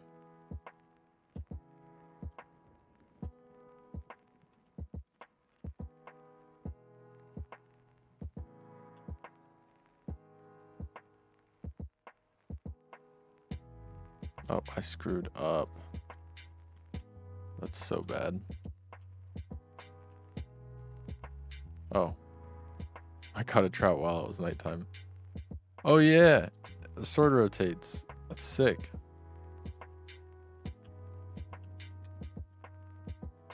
Ooh, an item pickup. Oh, I forgot about the invisible wall. Wait, maybe I can glitch it toward me because there's like a floating magnet thing. It does just float toward me, doesn't it?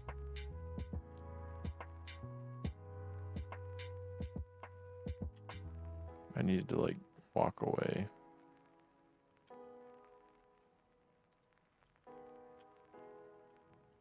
How sad. Can't collect the items. Spawn loot, steel crate. It's because I gave them a rigid body.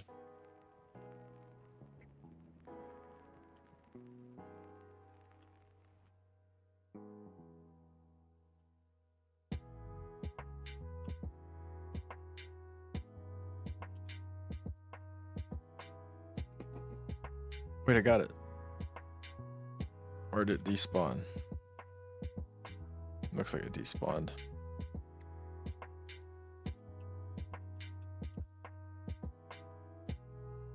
Ooh, those are the bigger ones are better. Oh, they're different colors? I didn't even know that. Am I grabbing them? Is it possible? I'm grabbing these? Or is it just despawn?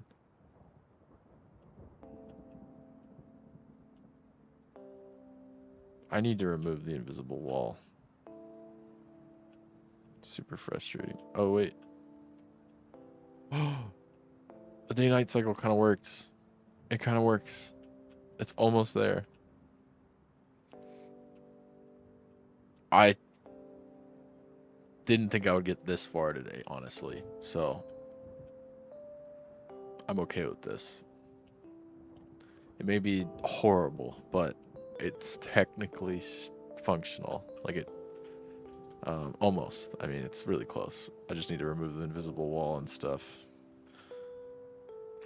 I need to just put that back up after the nighttime transition. So that'll be my next item to handle. In the meantime, the sun is about to set, and I have to feed my dogs and probably go for a walk. His ears just perked up after he heard that. But yeah, I want to take a break because I'm probably going to be at this for a long time tonight. So I need to take a break, do all that stuff.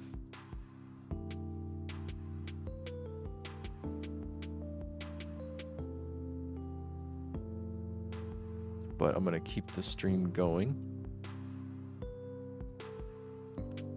Probably be back in like an hour, if I had to guess. So I'll probably just put that up.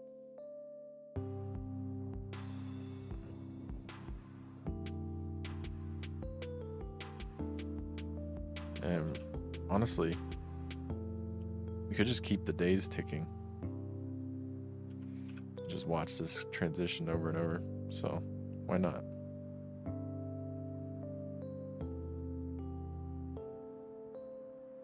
I just hit an obstacle, so it cancels this. Oh. Found a glitch. It's almost like a reward for being bad at the game. It's not even a glitch, it's just like how I programmed it. I should have accounted for that probably. There should be like a minimum that doesn't even let you cast if you suck that bad. Alright.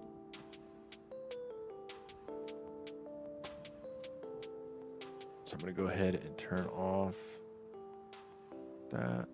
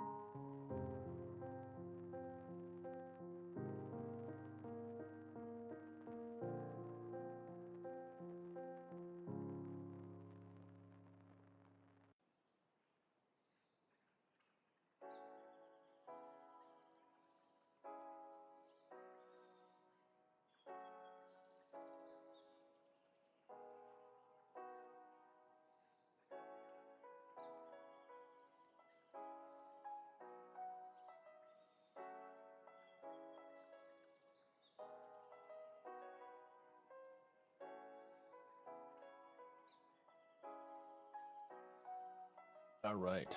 That took me way longer than it should have just to set that up, but yeah, I'm getting used to it. All right, I'll be back in an hour to continue.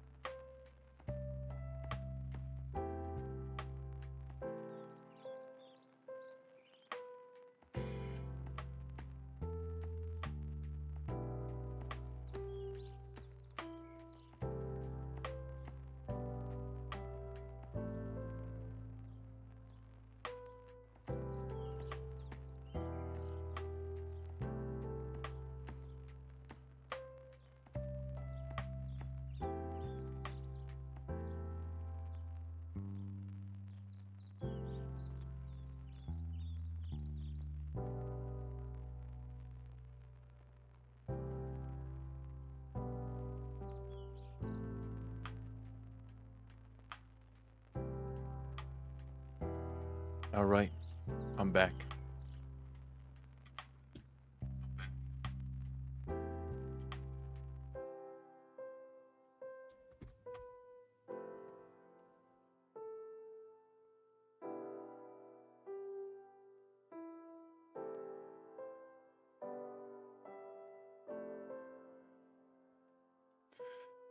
All right, so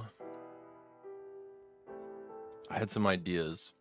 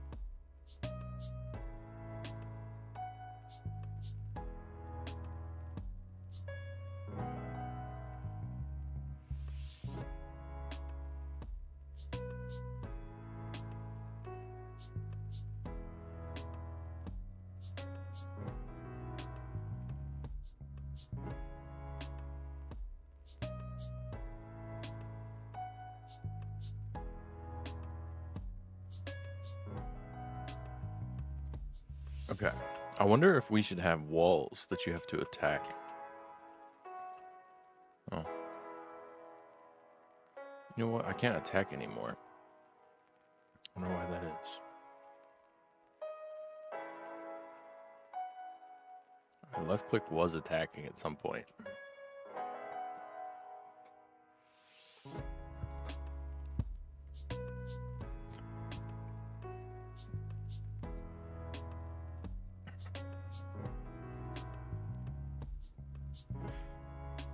All right, first of all,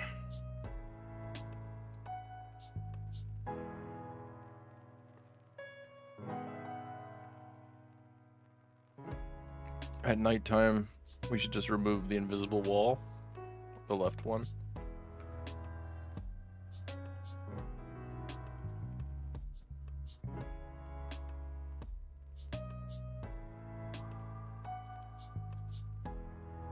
Or it shouldn't even exist.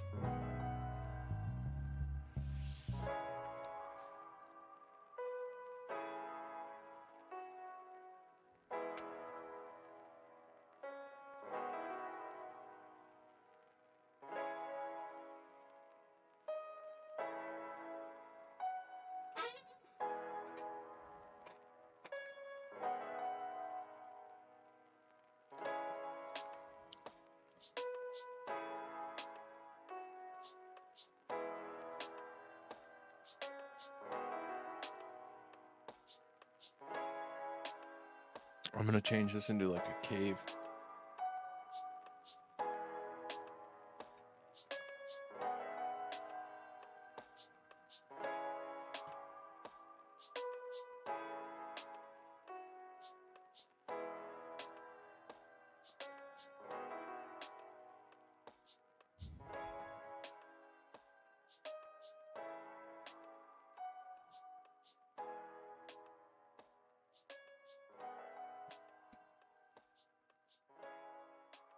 Okay. We're just going to create a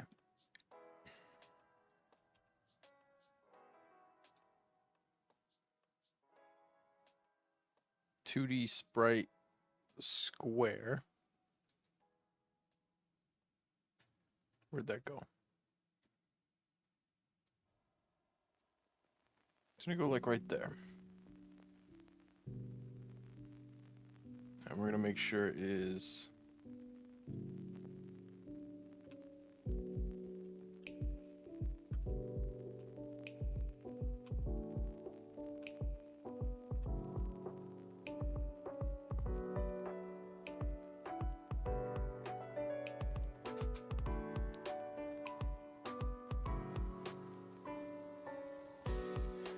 it's going to be darkness.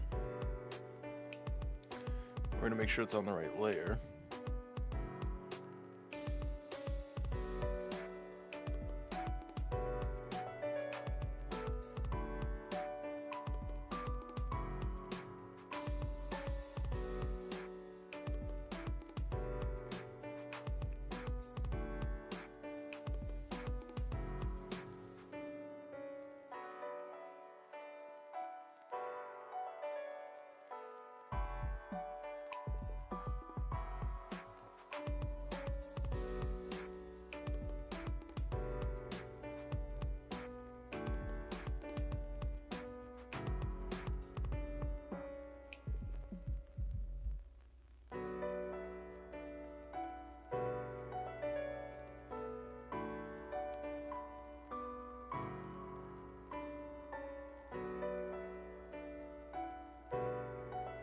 So the character can't jump. So something we could do is just put up a literal gate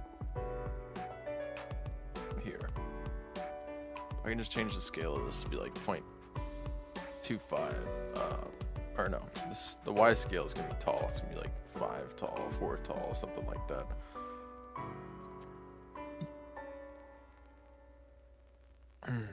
And then maybe can be like a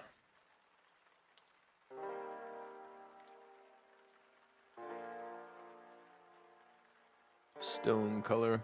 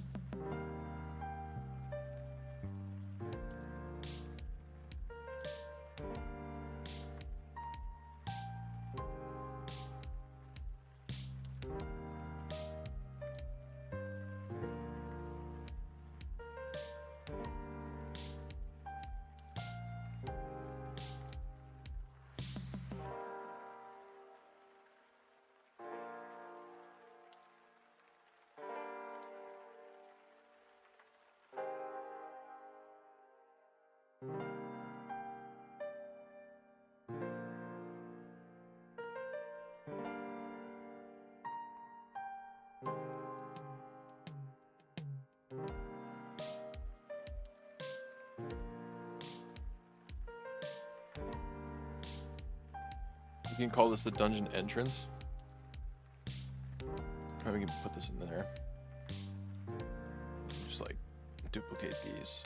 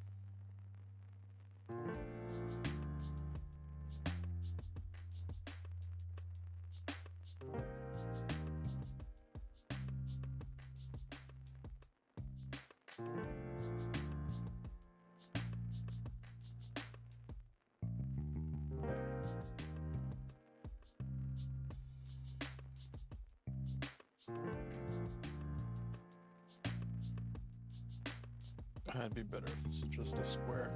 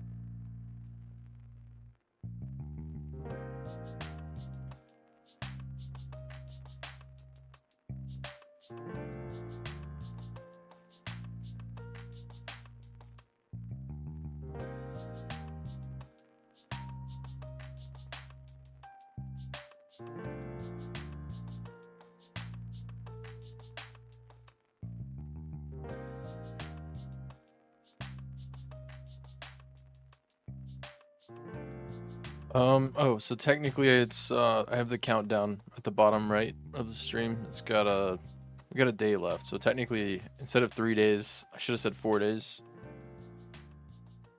But I figured, you know, I'd reserve the last day tomorrow for polish. So really I kind of want to finish it tonight in terms of like the gameplay.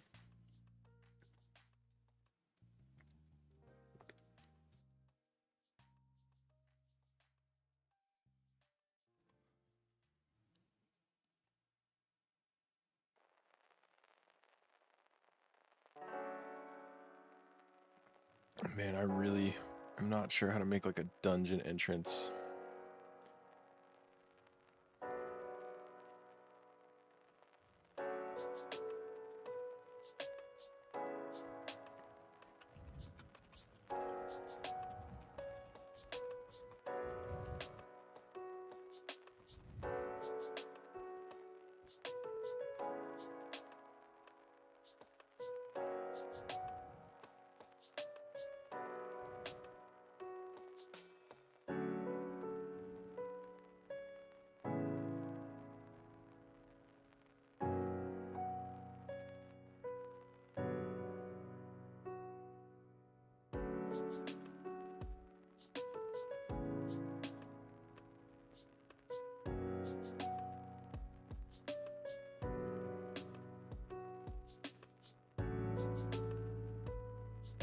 All right. I'm just going to make a dungeon entrance sprite. It's a lot easier than trying to draw with primitive shapes. Do a new one. We'll call this, or it's 12 by 12. We don't need to name it yet, but. So the dungeon entrance is going to look like.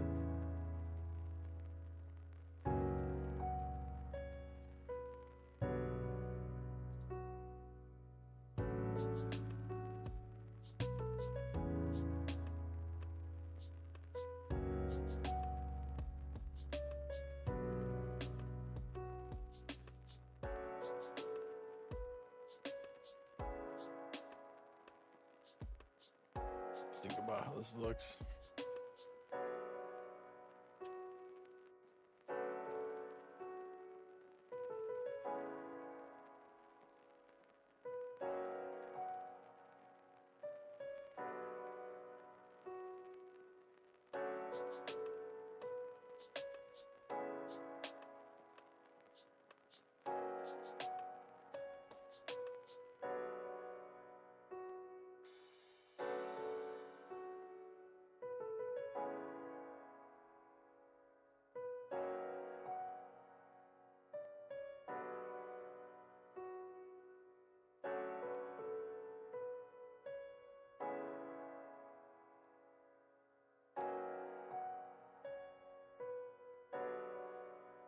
It's so hard to do this.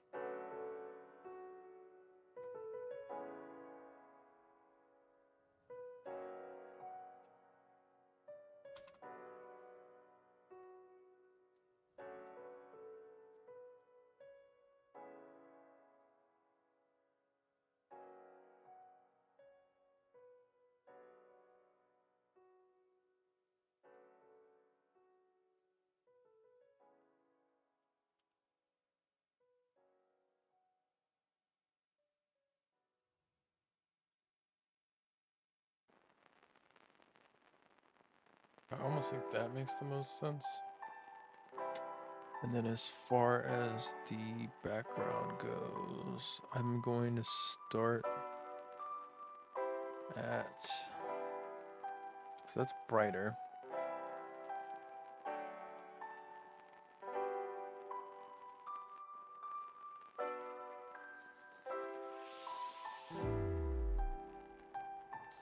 It's really hard to see.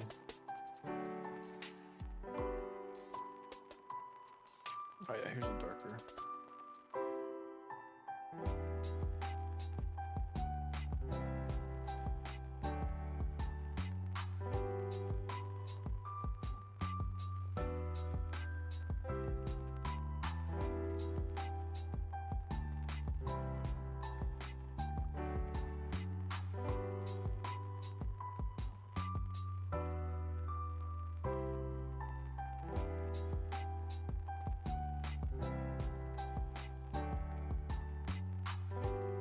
Give it some depth that way.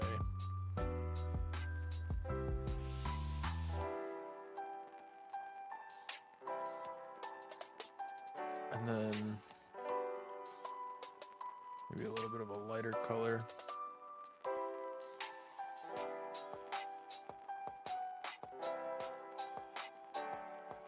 It's hard to tell with the background being that color. That's super close.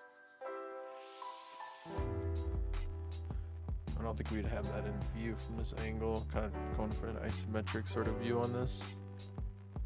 I don't even care if this looks bad. I'm just going to go for it. I'm going to take this and darken it by eyeballing it. Just going to do like there.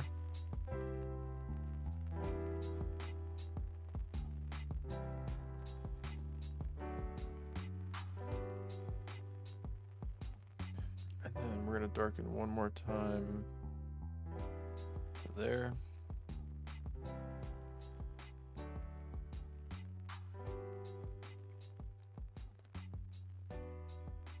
Then a couple more.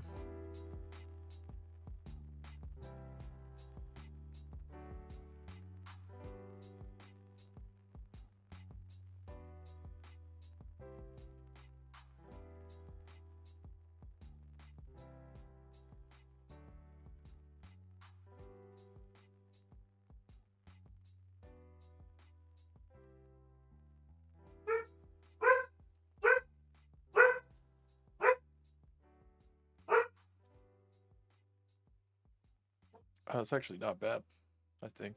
Well, see what it looks like in the game. I'm not going to obsess over the art too much right now. Let's just placeholder.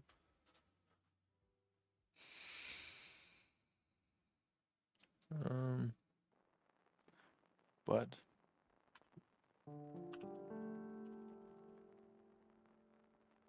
save that as a dungeon entrance sprite, and then we're going to export that as a PNG. I'm going to bring that into our project. Ooh, wrong window. This window. Get out of here. Get that punk out of here. All right, and then I need to open up the project thing. Sprites. Let's throw this in here. Where are we at? Dungeon entrance. Okay.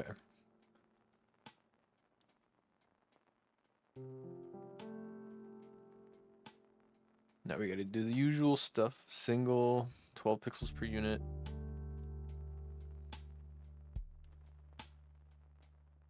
Point, no filter, no compression, apply.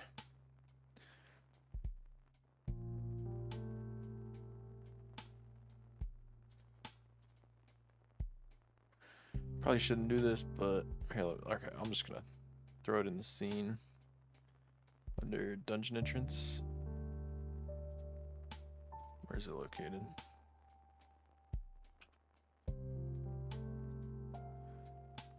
We're gonna need to throw this onto the layer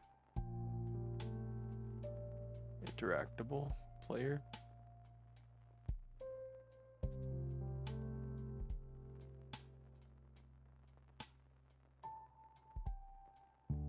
interesting. It's not the right, it's the sort layer that matters. I don't know why I put this in the, it's whatever.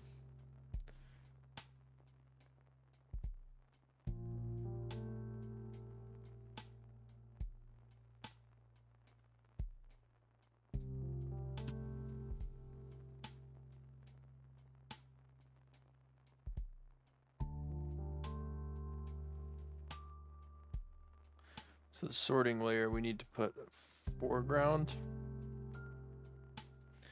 Let's put that right up on the wall.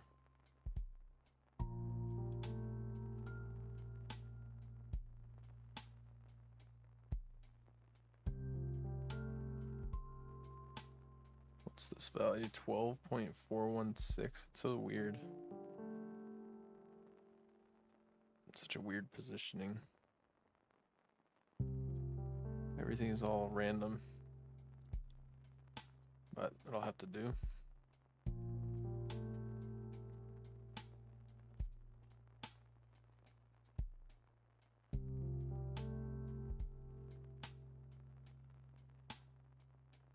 It's so weird. This is like slightly different from the scene view. Not sure why.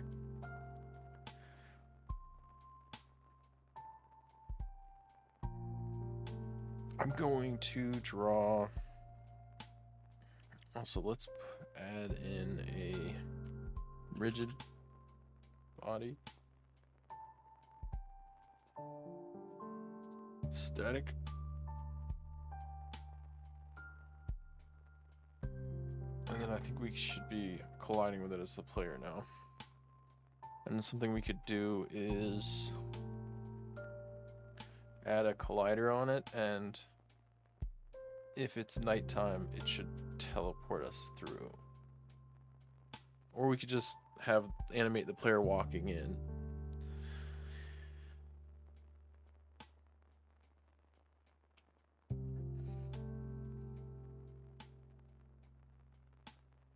Nope. Let's see what happens. The player just walks straight through, so it's not the rigid body thing that matters. Does the player have a rigid body? I don't remember. Yes.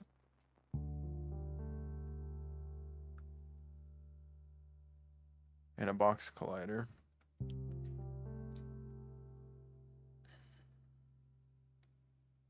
But on the physics layer default,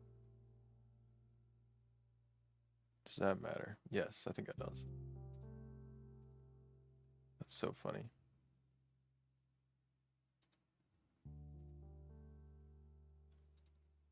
And then let's also add a trigger. Collider. Box collider 2D is trigger.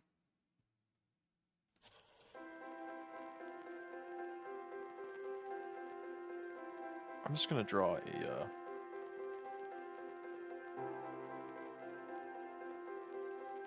another one real quick. I'm gonna draw like a little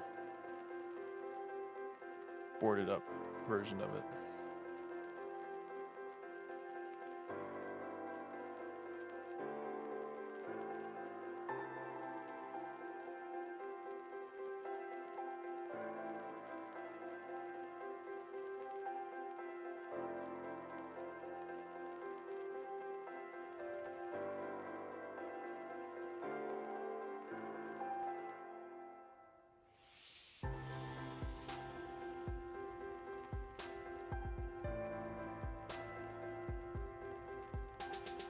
Too much.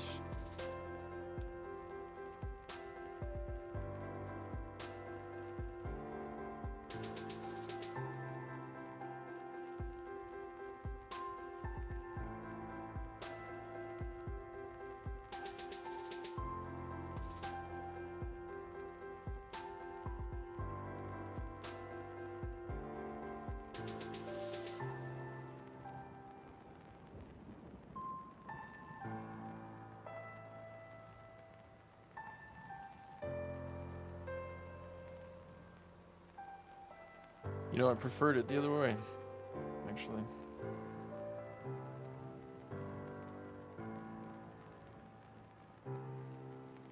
That's not bad.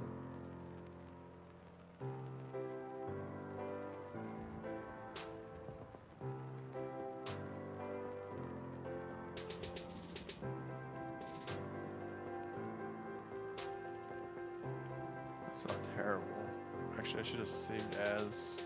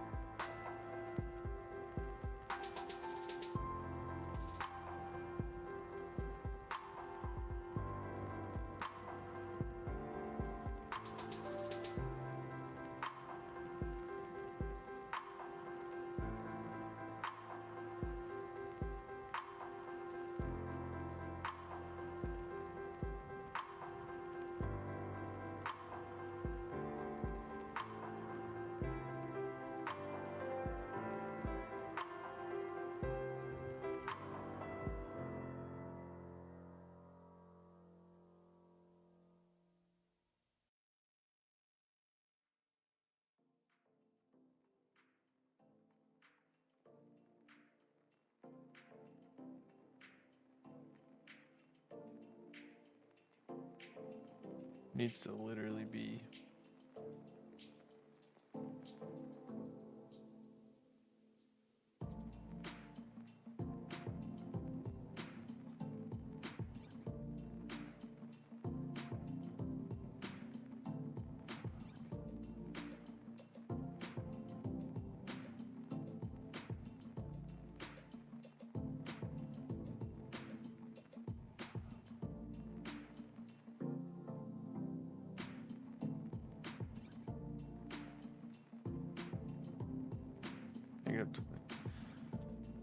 I can just copy and paste, it's fine.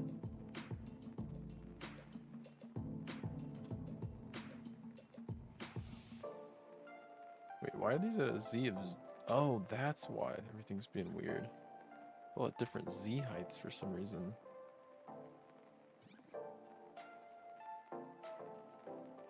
It's so odd. Did I bring everything in the scene to a different Z height? How strange.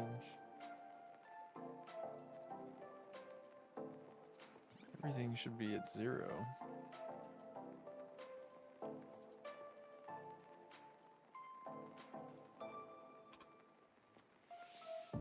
That's so weird.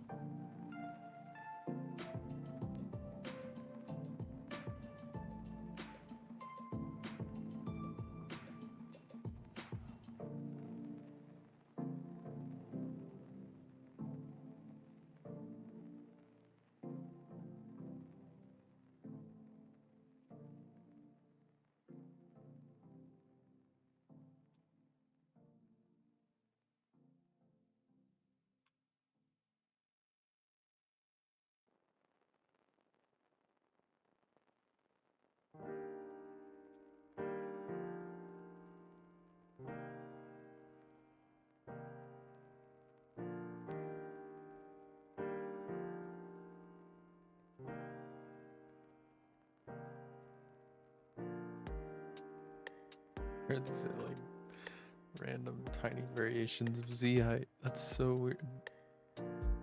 Z depth. Should we freeze rotation? No, I can't do that. It's not a thing. I must have just dragged them somehow without realizing it. Okay, does this still work?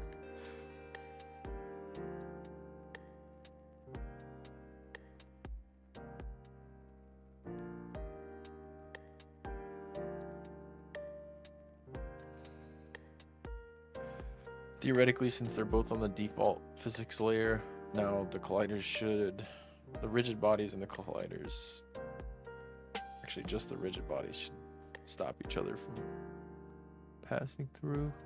Oh no, it did not work.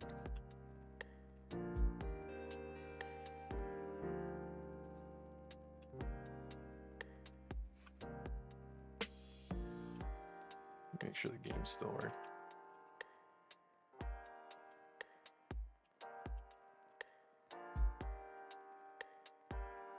I got a wooden sword.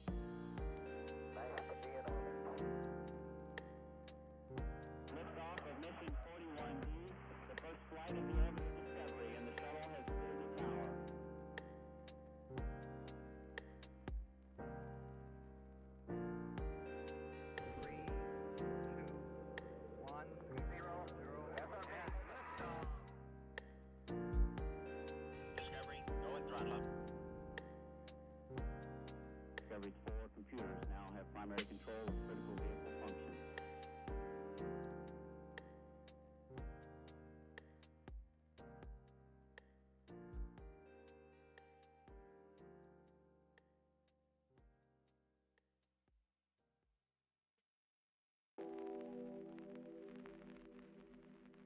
Okay, so the entrance should be a trigger, but the entrance blocked should have a box collider, and it's not a trigger. And then also a rigid body.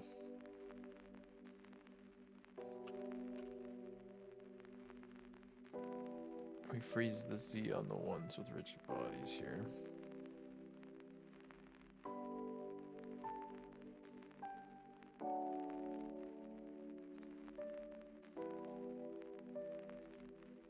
Wait.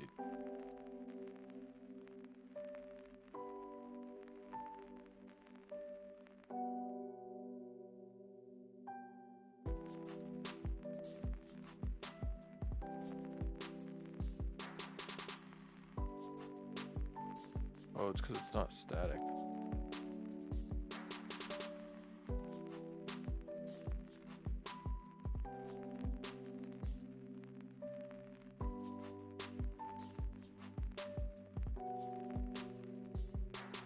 Something I could do is just literally disable the dungeon entrance blocked from make it inactive in the scene at nighttime.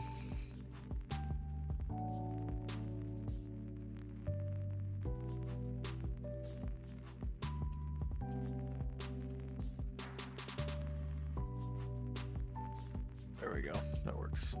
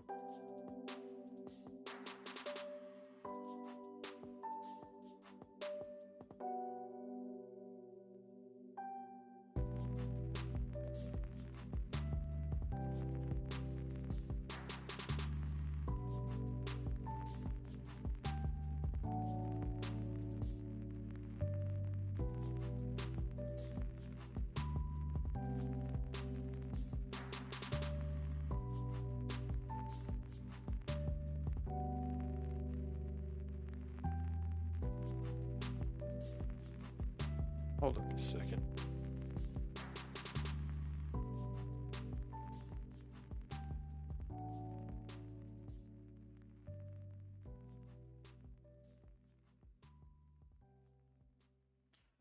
I think I might need to change the camera level again. When I went back, it like changed the location of the entrance a little bit. Let me make sure.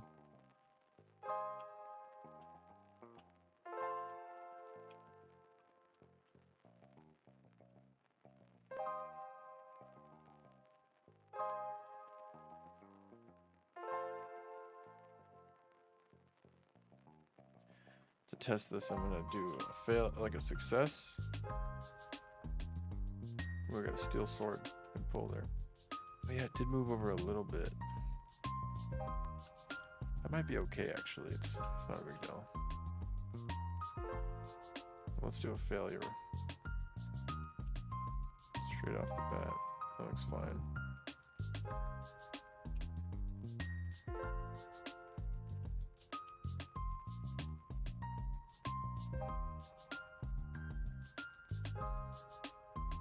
Can we make it to the bottom?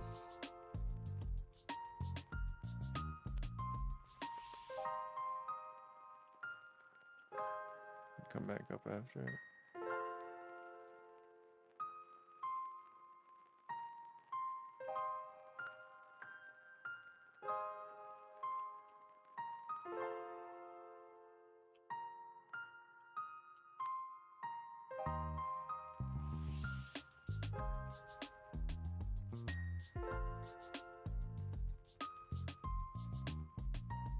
Looks like it is moving over 1 pixel each time. Then I die on the real minigame. That must be what it is. Let me see if I can, how bad I can get this. Oh, I could have just left. Well, maybe it only is a one-time thing, I can't tell.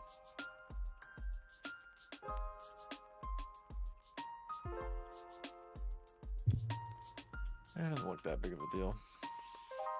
I'm not gonna let it bother me. I got 2 that time.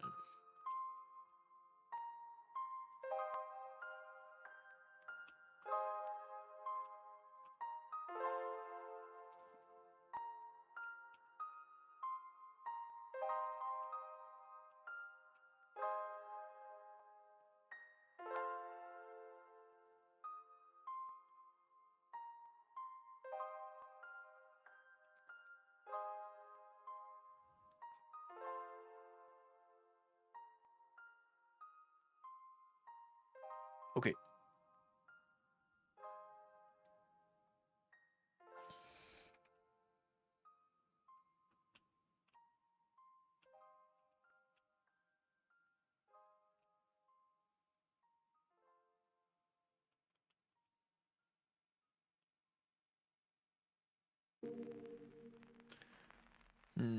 Okay.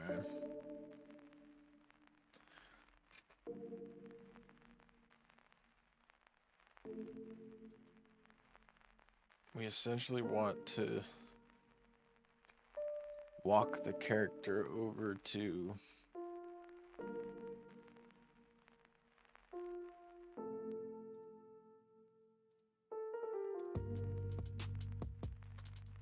let's create a new script. Well, probably do that inside of night exploration. Exploration sequence, start night exploration sequence. Dungeon controller, enter dungeon.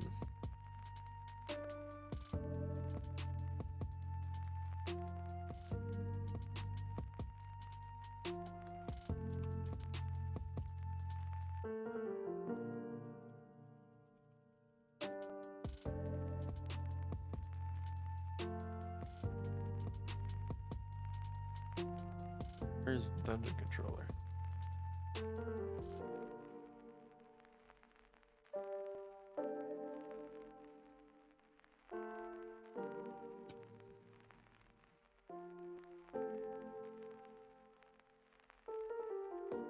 I see it right here. Alright, I'll go to scripts and open it this way.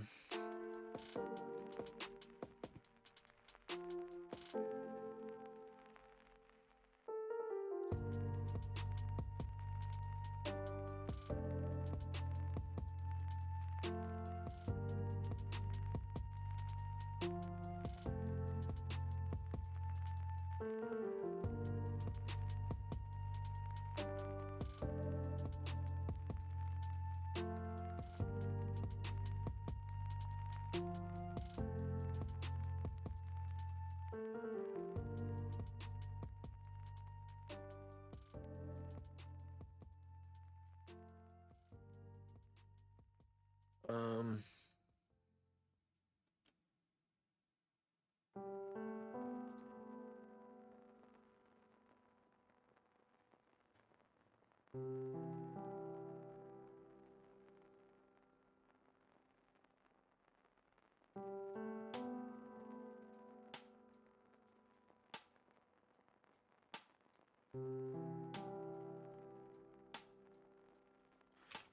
let's start at night since that's what we're working on now.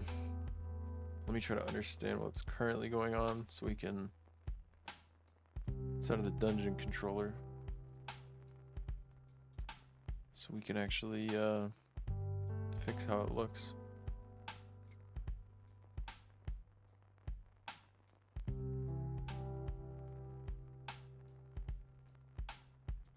Dang. It's been loading for a long time. Alright, let's see how this looks.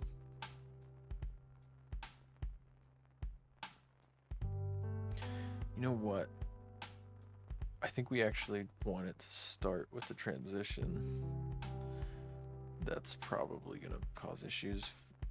If we start straight at night, we won't be able to test what we're testing right now.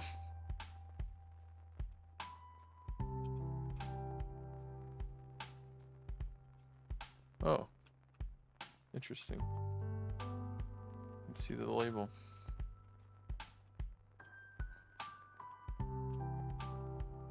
Oh, we can attack again. We need to change it to be the direction.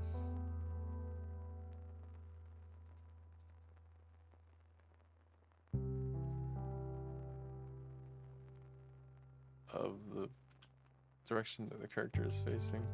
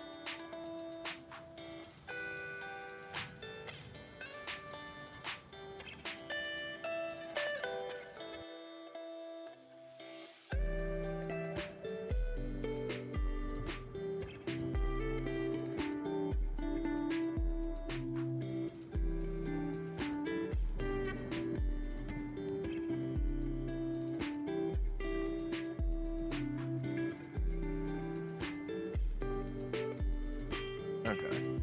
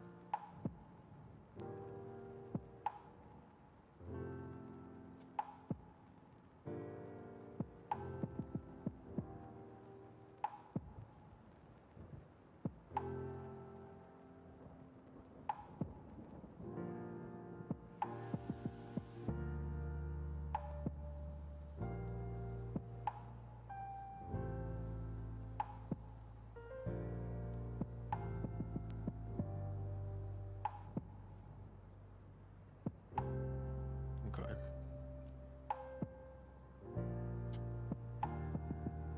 We will need to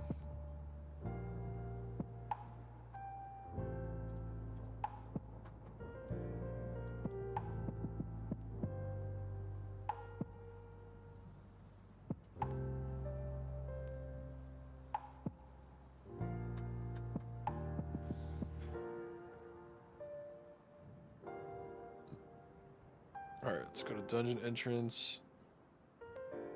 We need to add the dungeon entrance script that we just made.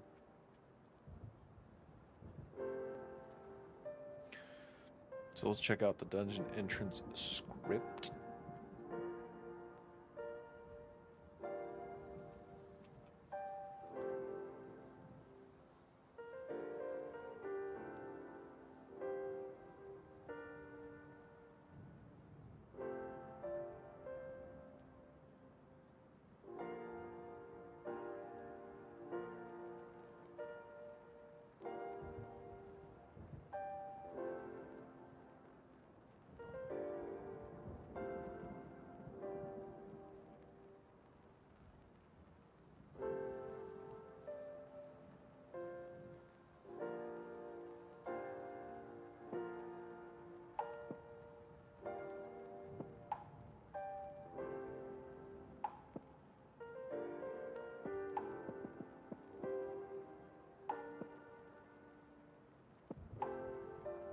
So here's the dungeon entrance script. We get the start position, entrance trigger, which is going to be that sprite that has the trigger on it. The boarded up one.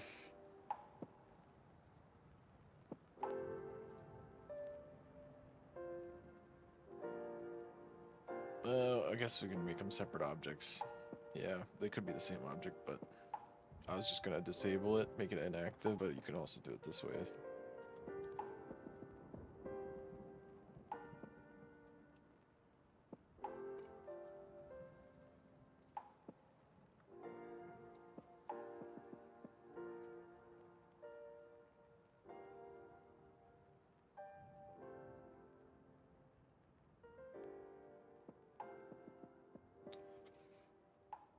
on night started.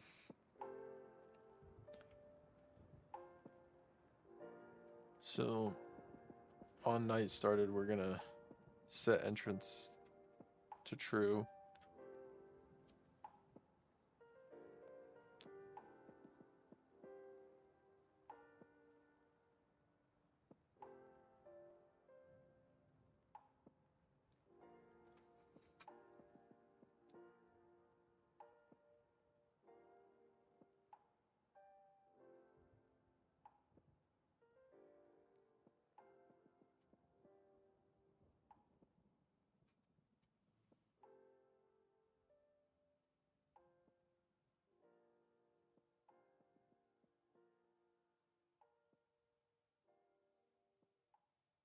Okay, so here's the collider as well.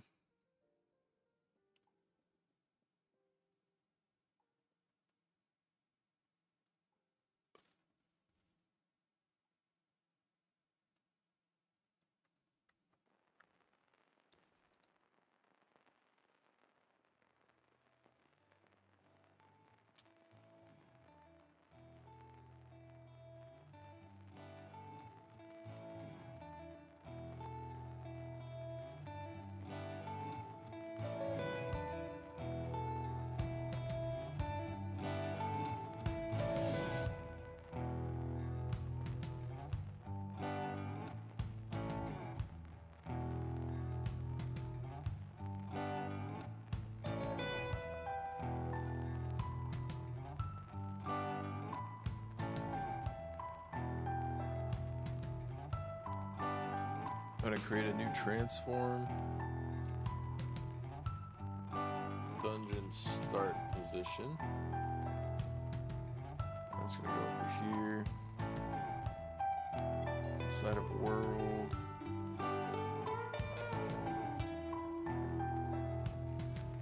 And then I'm gonna put this on the same level as the camera.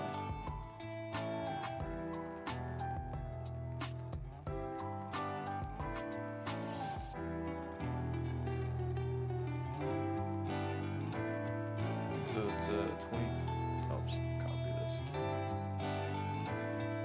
Might make this -10 exactly.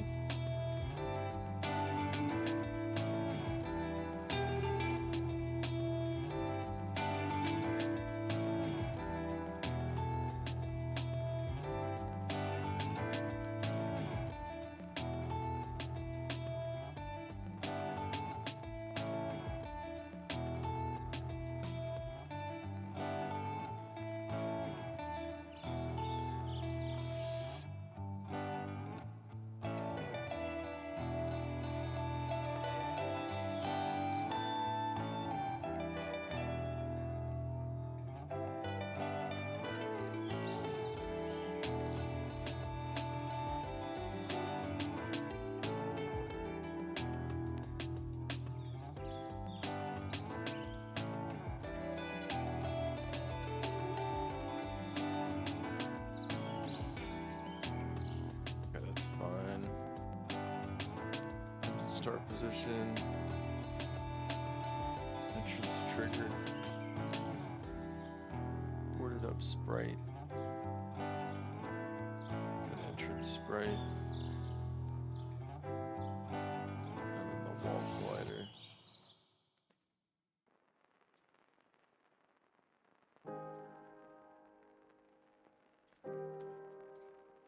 Here we go.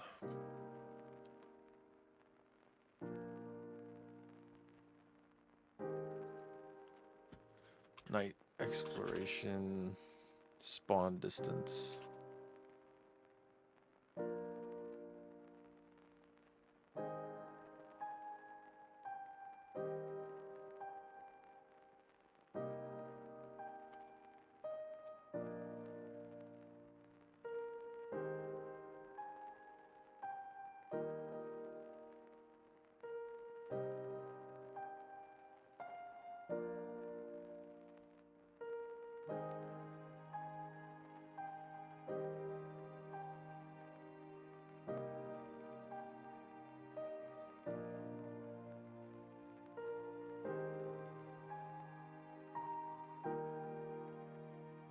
Move speed.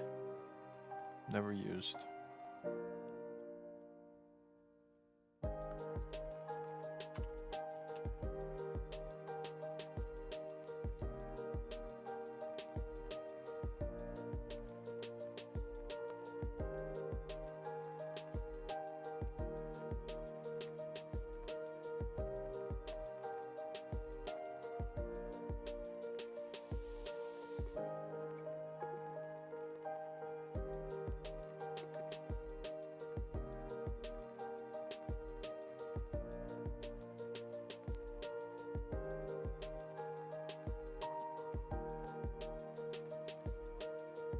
I think I might need to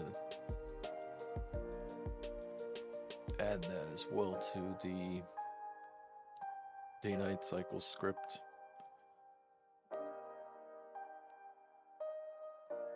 If I'm starting at night, it might mess it up. Not sure. Not sure if it. Well, I guess it did subscribe to the on-day thing. Oh, look, yeah, it looks open. Although nothing happened. I just walked straight through it.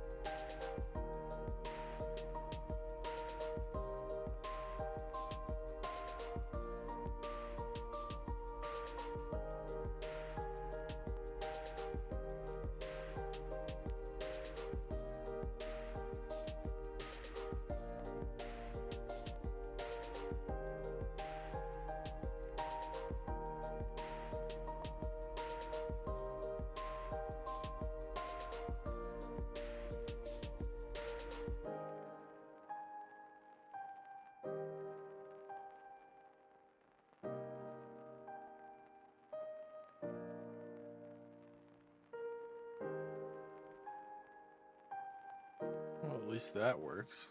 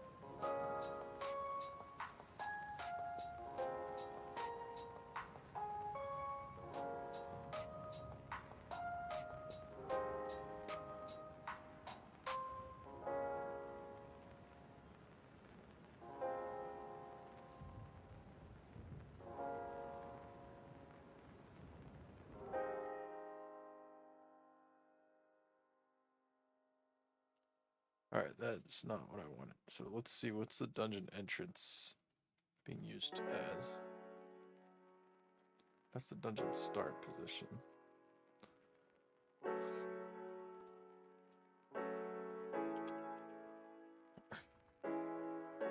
Dungeon start position. Oh, teleport player. Yeah, that seems right. Oh, but it's teleporting the player in the Z. That's weird.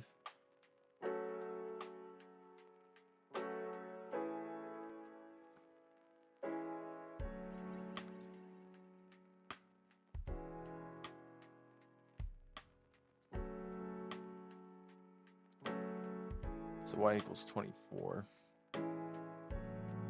Z equals 0.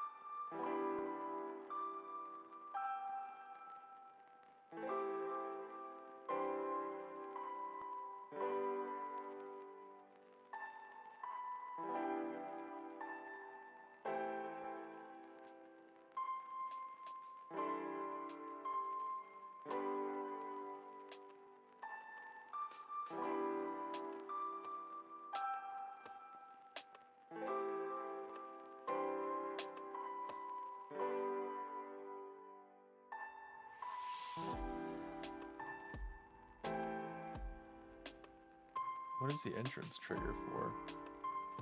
Why are there so many things? Entrance trigger, what is that used for?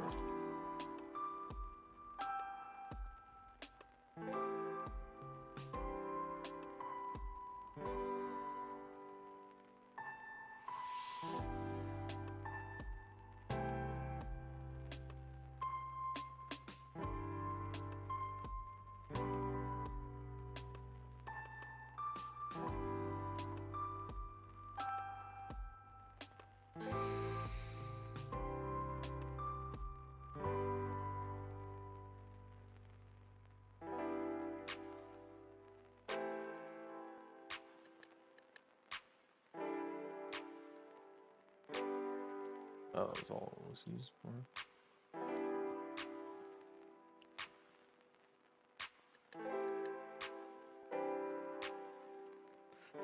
Maybe it'll work now. Who knows?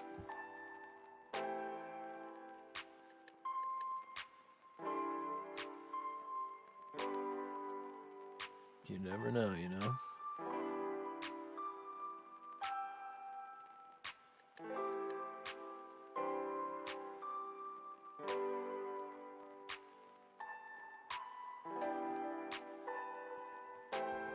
All right. Time to test it out, see if it fixed it. If it didn't, then back to the drawing board, but it looks like that should have been the issue. And we can check to see if this collider is enabled.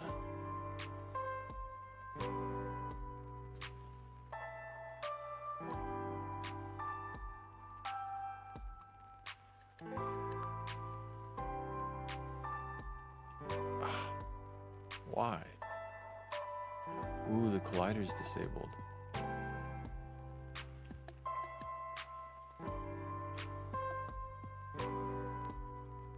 I think it disables this on startup. Yeah, but the blocked entrance is disabled.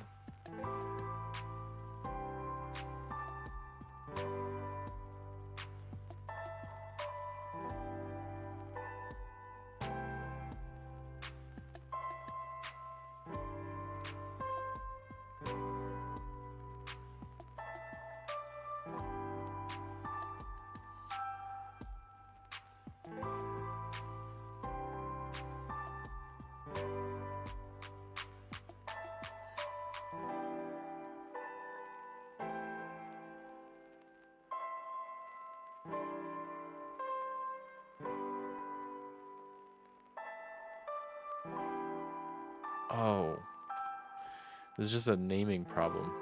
This should be, let's just rename this entrance trigger.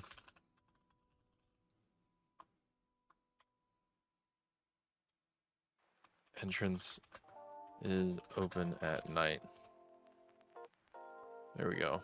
Now it's all completely, it was just the semantics confusing me. Oh man, that's stupid. Well, glad we got that sorted.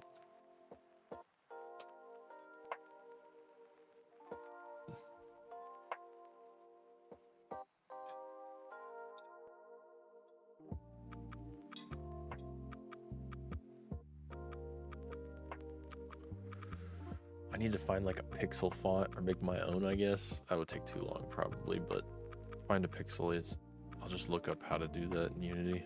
I'm curious how that works. Because I did something horribly wrong with this UI. I might just look up a video on like how to do a pixel art user interface that doesn't look like crap. I don't want to spend too much time on it though, because there's so many other things I need to do.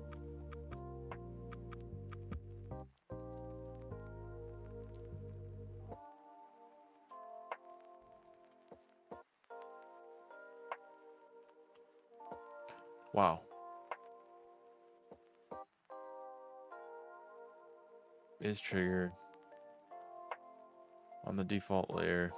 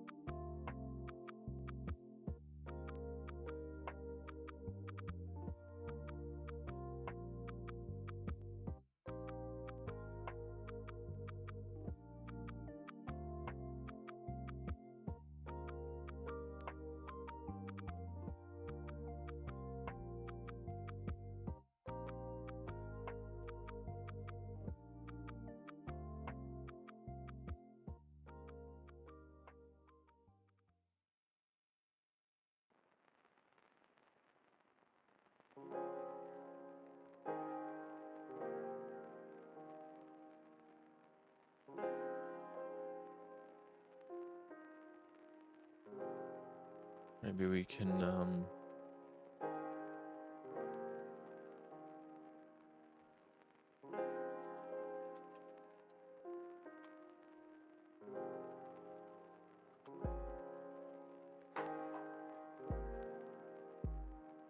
just see what's going on there. See if it ever triggers.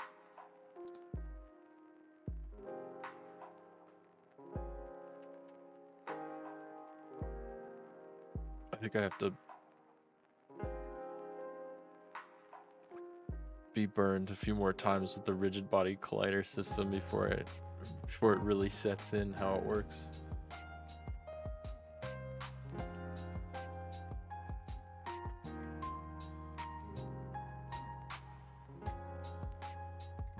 Spending so much time on this, it's so stupid.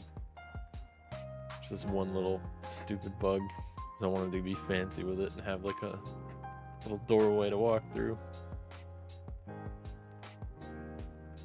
I should probably just watch a video. I'm sure this is a very common thing people do all the time. Just how to make a door.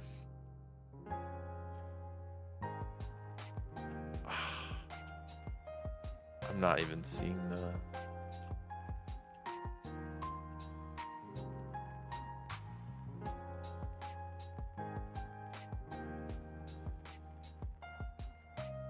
his trigger.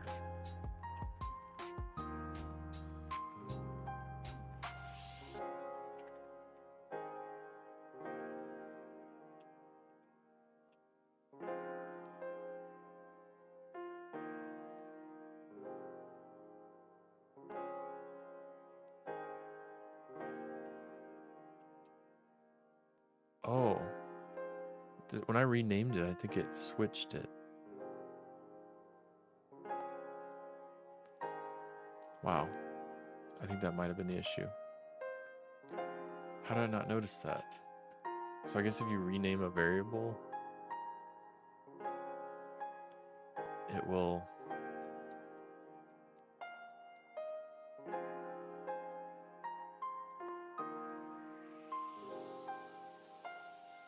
it will clear it out, maybe.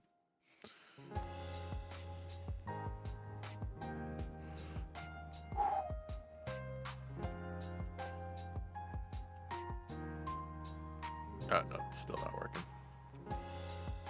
And the entrance trigger is there too. How strange.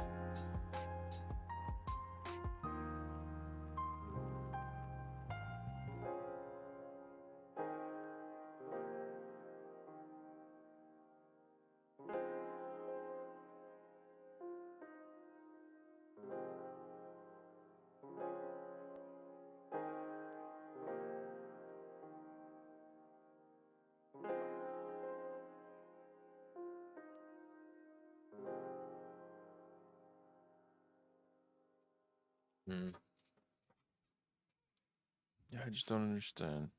What am I doing wrong?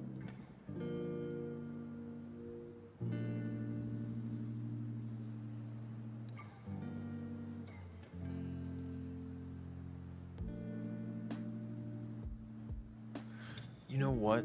Am I being stupid? Is the trigger supposed to be the other way around?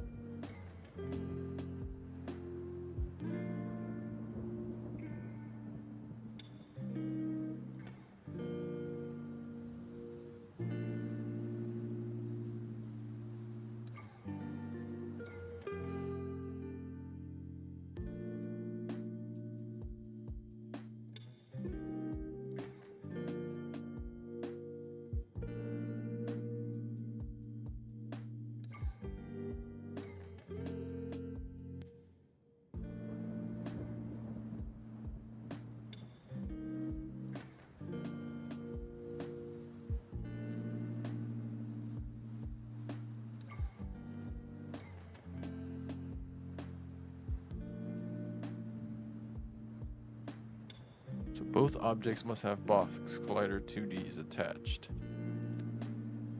Yes, and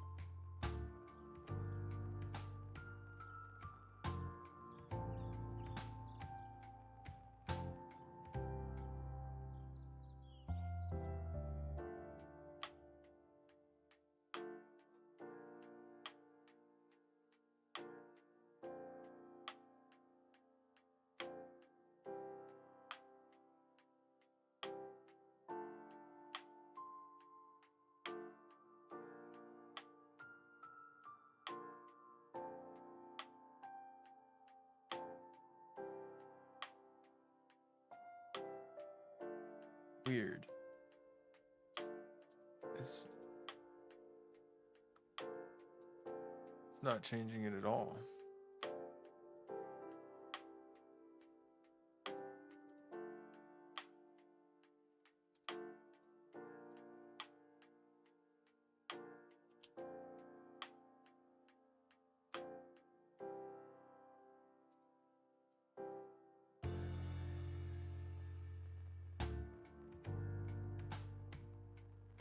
Where is it?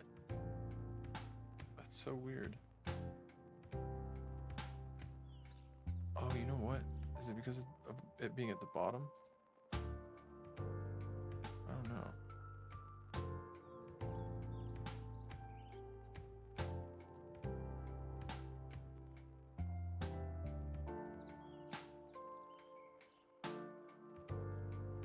I don't think so.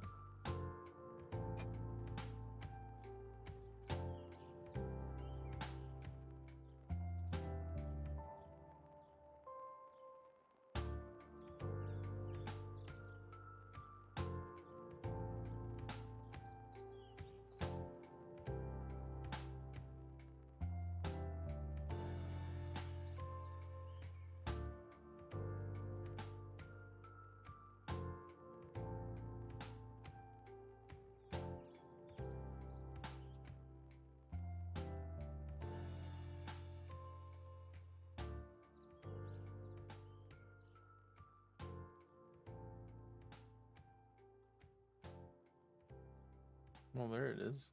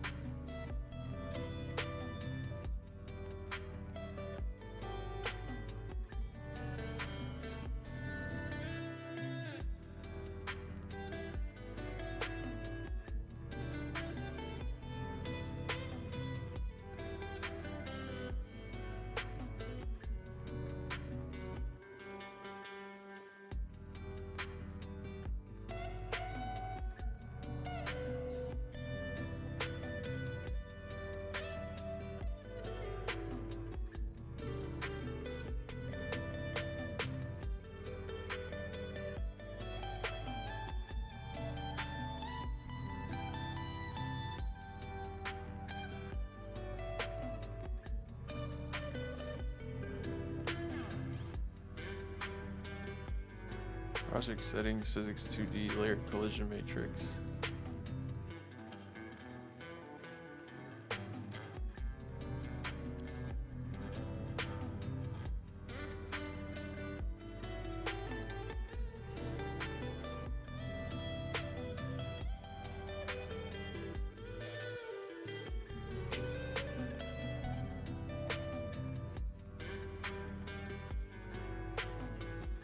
Oh, looks like they're all enabled by default.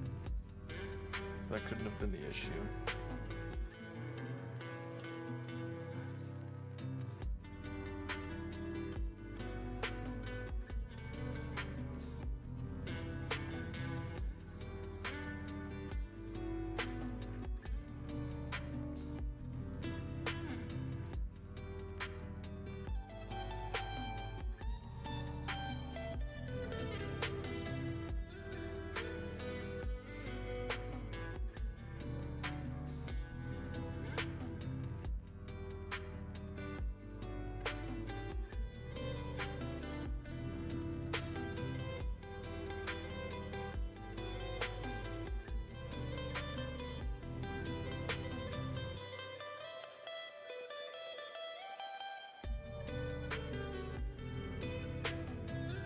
Okay.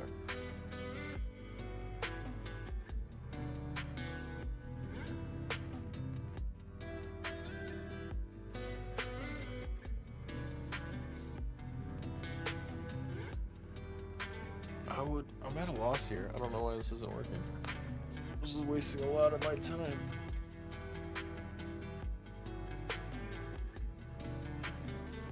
Not sure what's going on with that.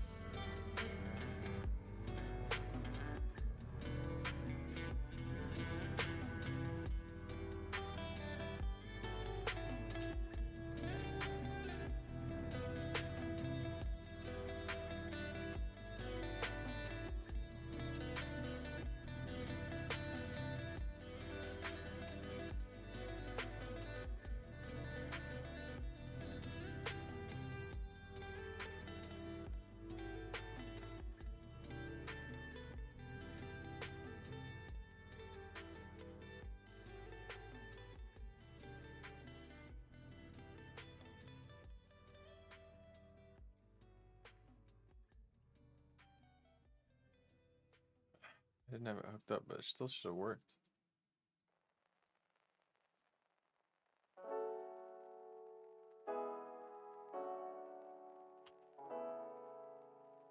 So confused. Why is this not working?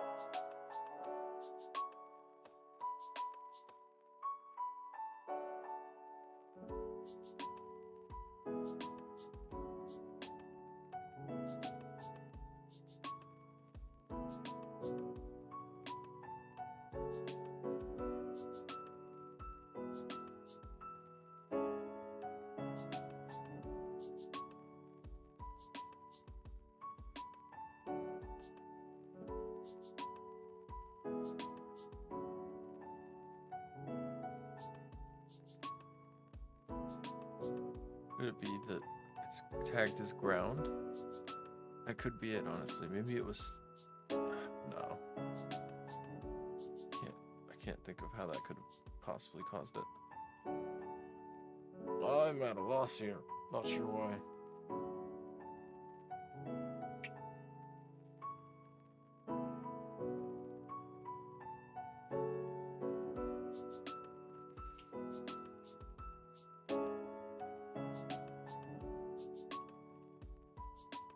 something stupid happening.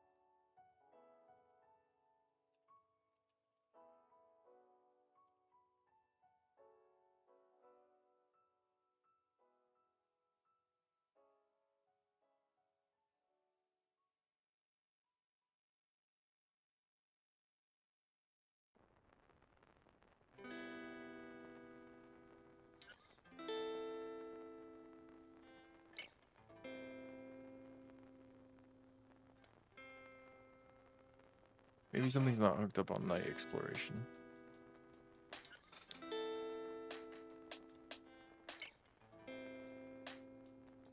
That looks fine.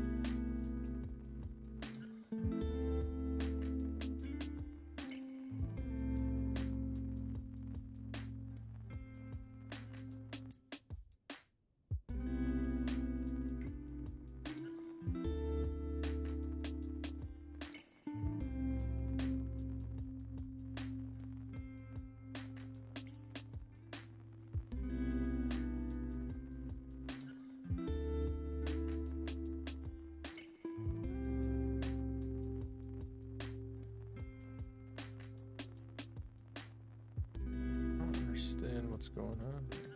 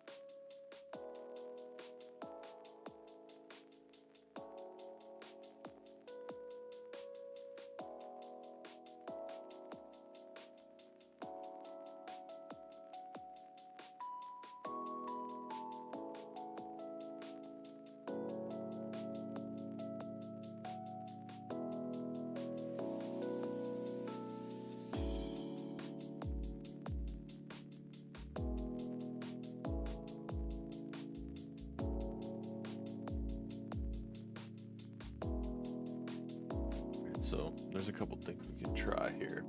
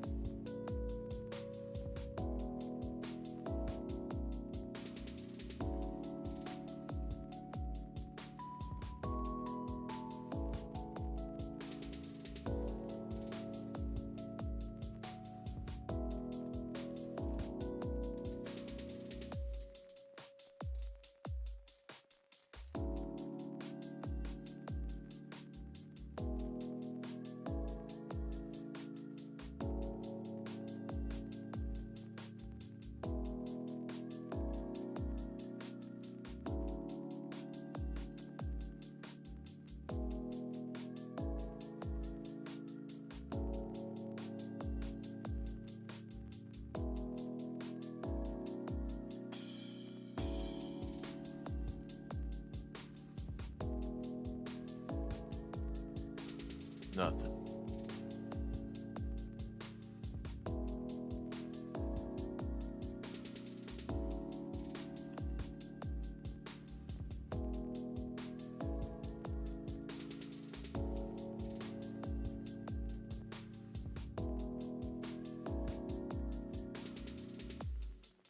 If I turn off is trigger,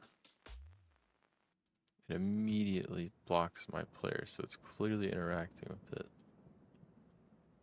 But I just walked straight through it. Like nothing ever happened.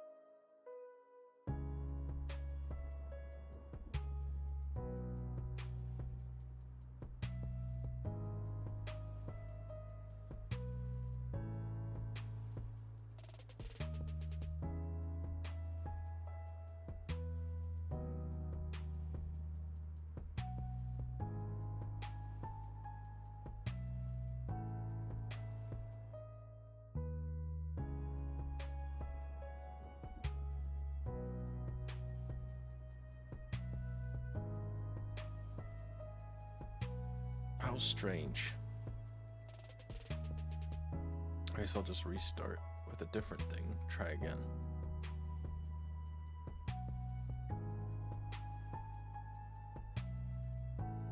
It's gotta be something really silly that I'm just not seeing.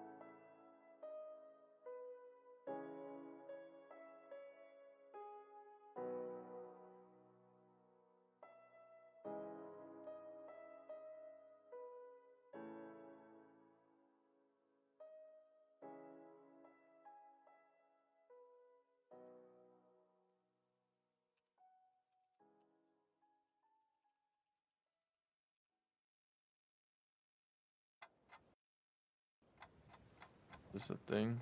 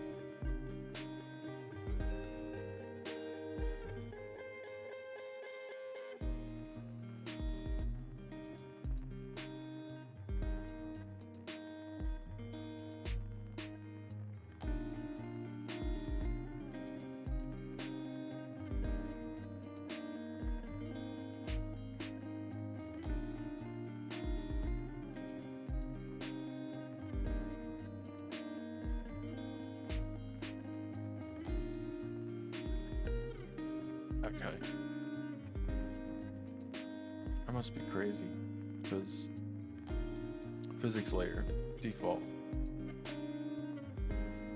Dungeon entrance, default, default, default, default.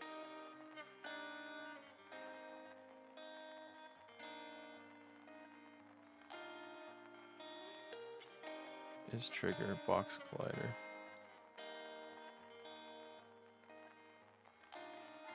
Is trigger, box collider.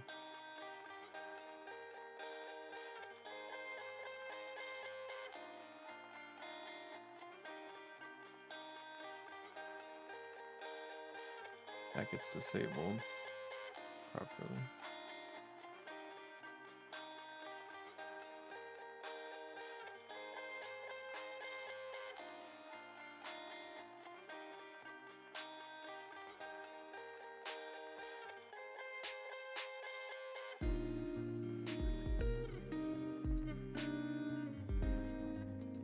Ah, okay.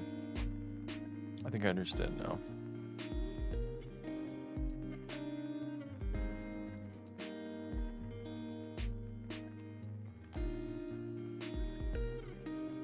We need the trigger to be here.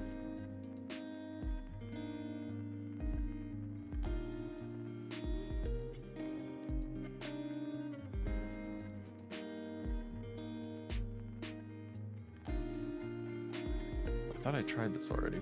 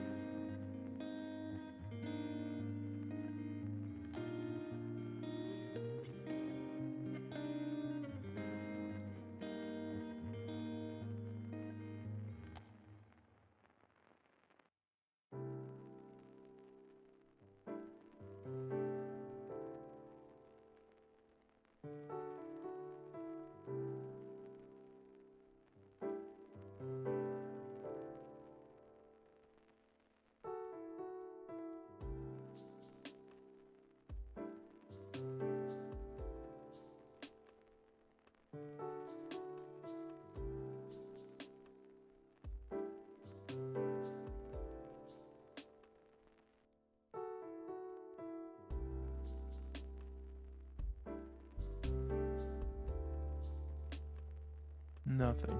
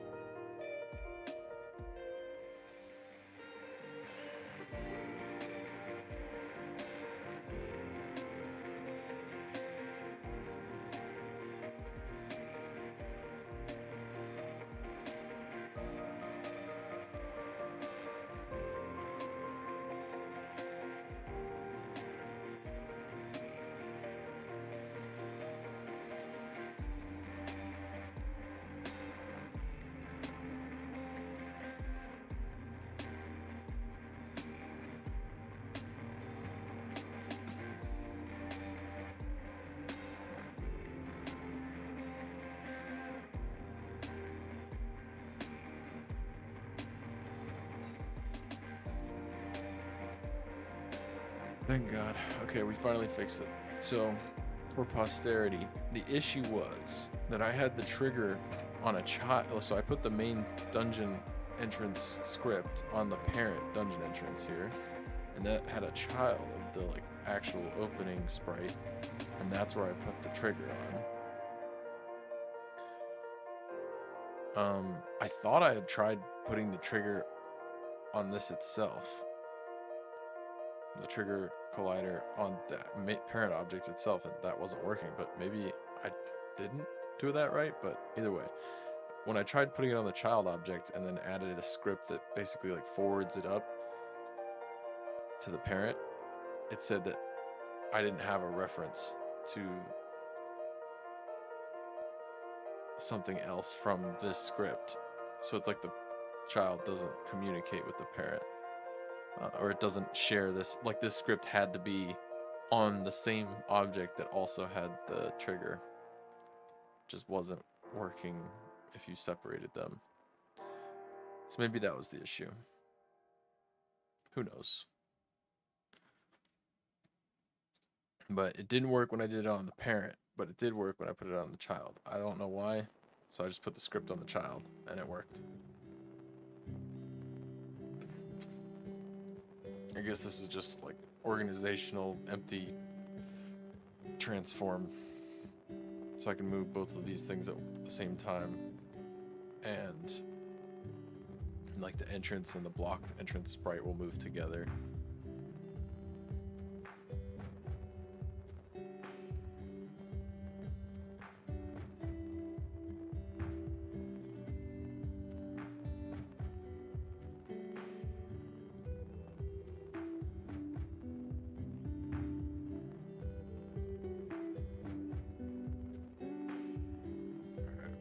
Well, now we've got an issue where the player is no longer able to move once they enter the dungeon.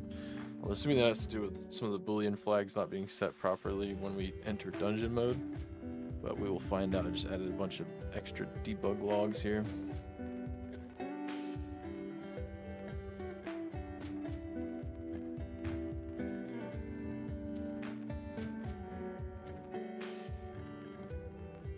We don't need this anymore, honestly. Let's see. It's probably this code right here on it. Oh, it's actually the unmove that matters. Okay, so if maybe we need to set can move back to true. I guess we would have seen this.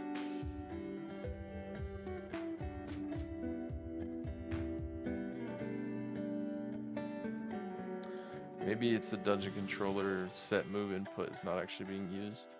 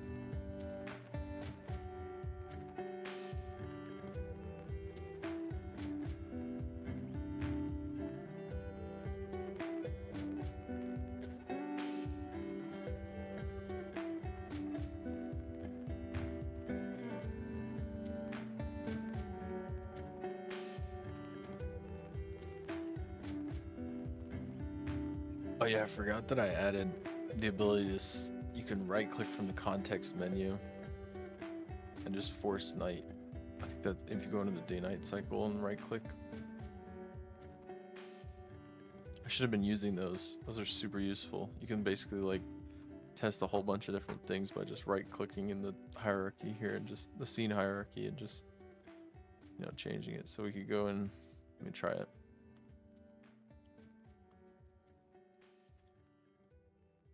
And we could test out how things switch back and forth.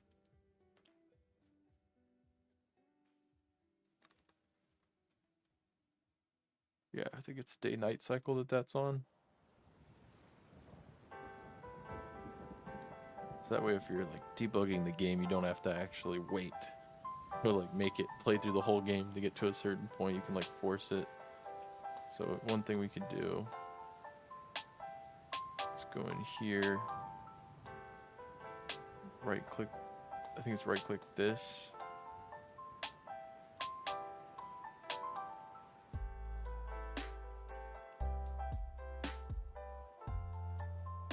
Maybe it's this one.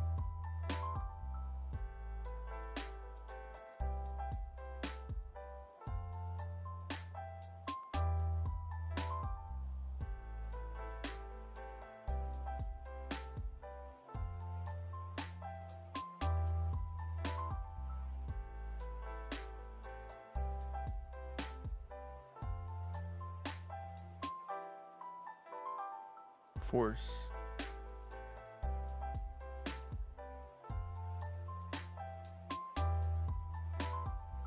Force day. So that's what would happen during daytime. You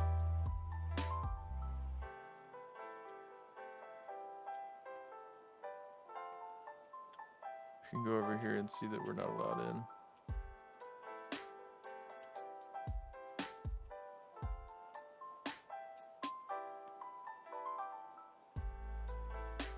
And then we can also force night.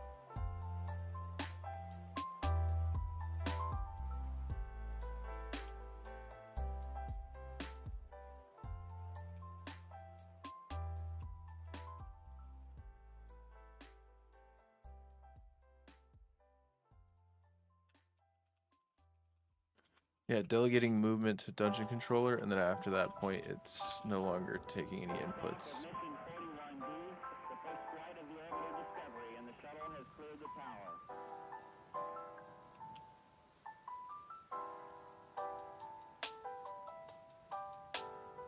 Every 4 computers now have primary control of critical vehicle functions.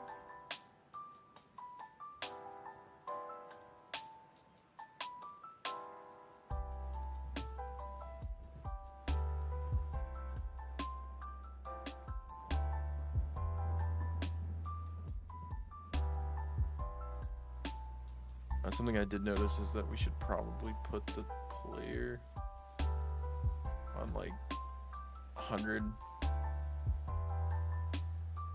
That way it draws over top of everything else.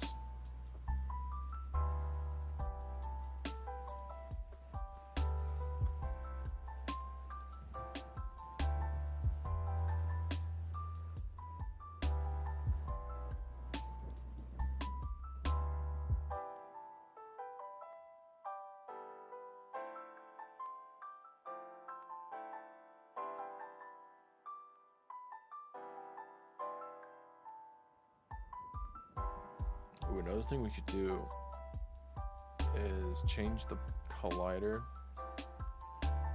on the blocked dungeon entrance.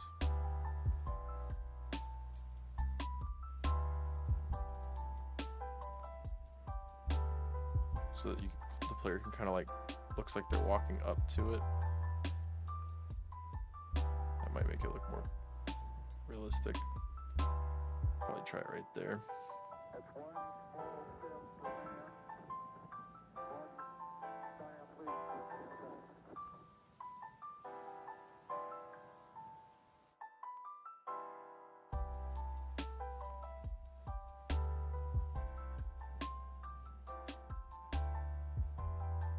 Okay, and then we'll add using the legacy input system and see if that fixes it.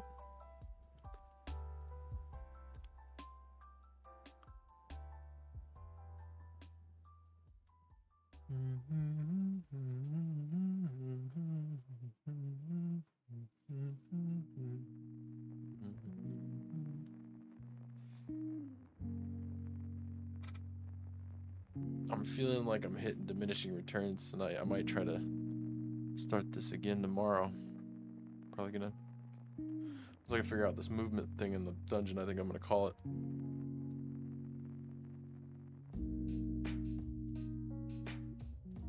And then I'll time box myself tomorrow to work on more dungeon features and then just call it at a certain point and hope that it feels like a game.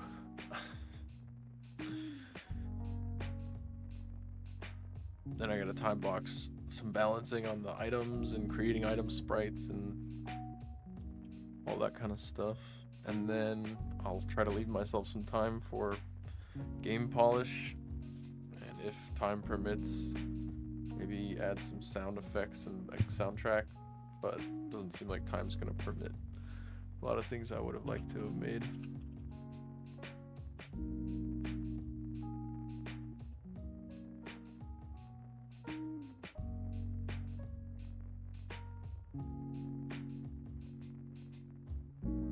Okay, so something weird's happening with the player here. Let's say we grab the player. We move him.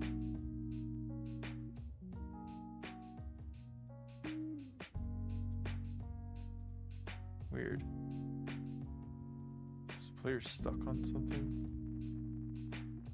Usually. Why is the player frozen?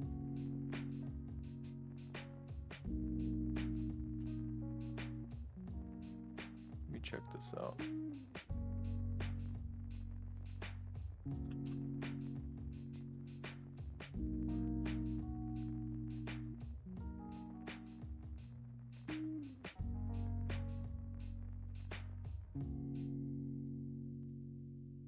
Dungeon controller, let's see, that's probably what's...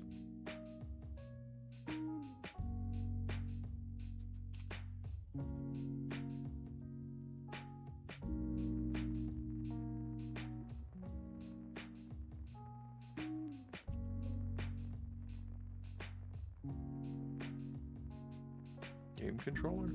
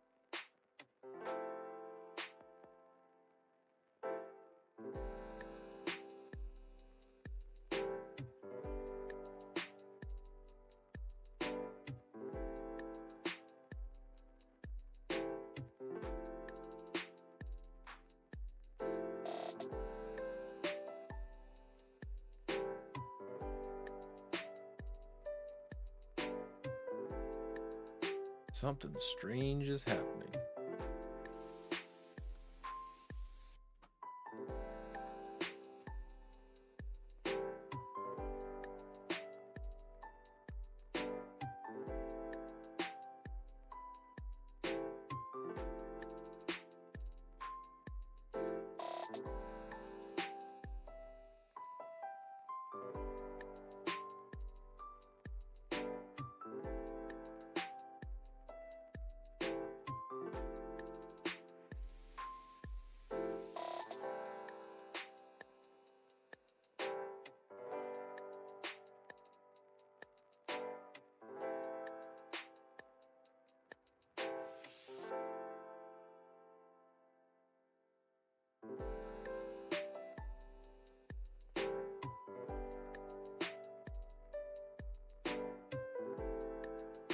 Oh, dungeon bounds inside of the dungeon controller.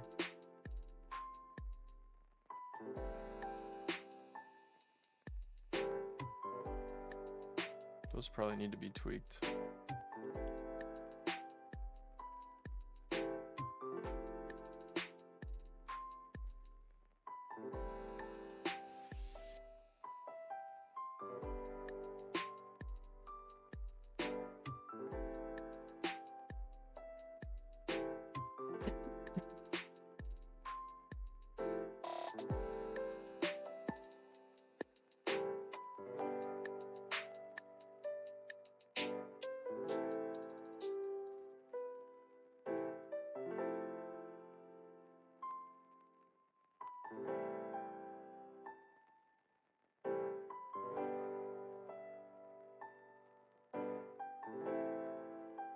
we need to mess with the dungeon bounds a lot more.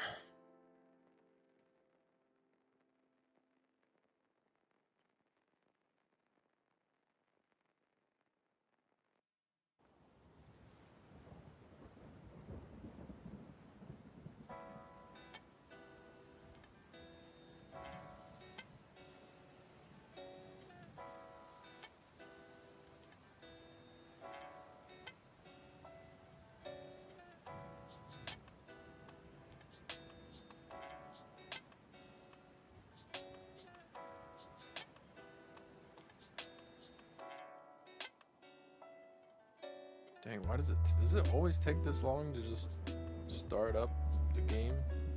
Debug, like, I don't understand why it's such a simple game. It feels like Unity just has so much bloat. Like, maybe I'm doing something wrong, but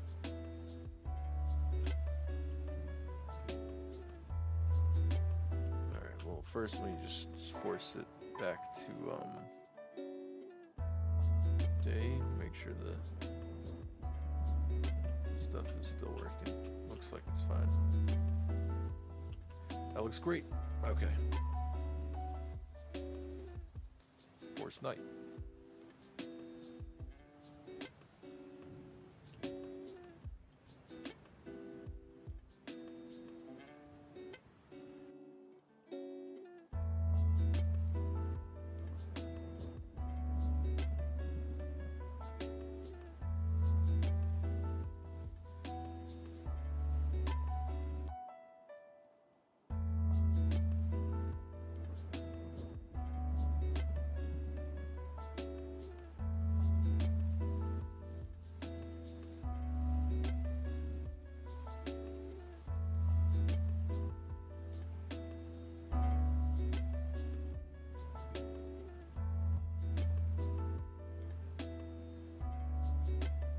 Player controller 87.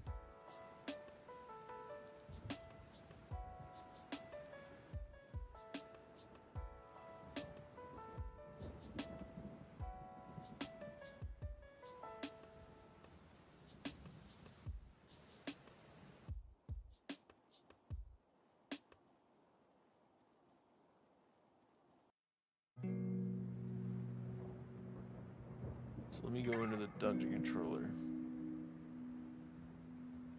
No, player controller.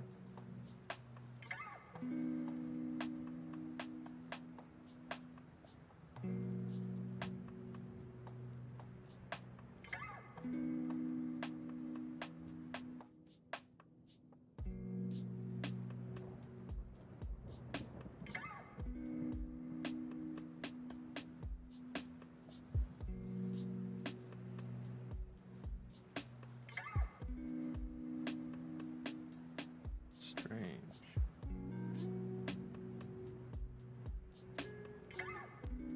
Strange that it freezes.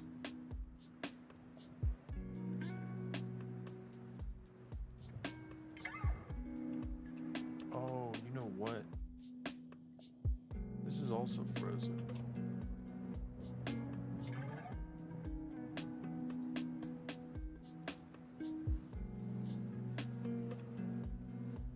Something's crashing.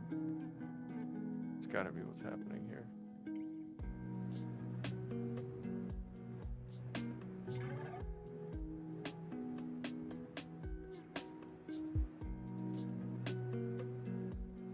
Am I crazy?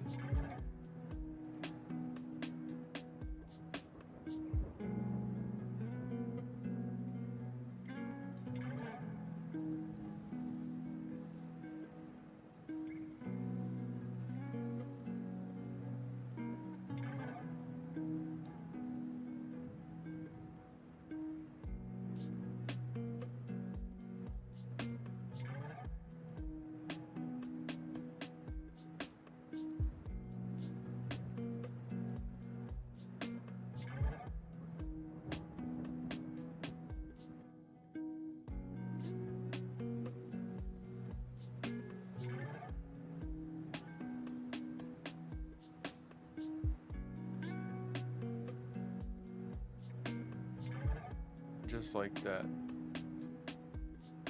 The whole game freezes. I'm pretty sure that's what's happening. The game is freezing.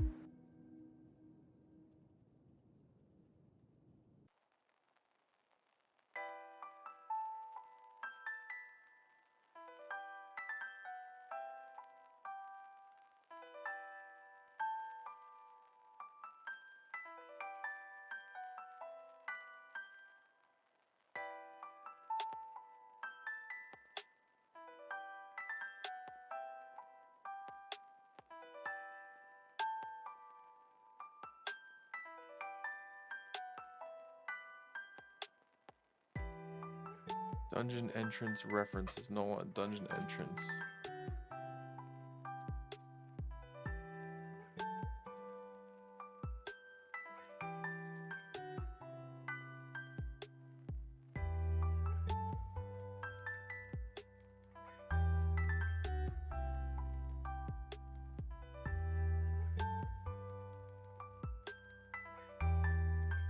That was probably breaking the game.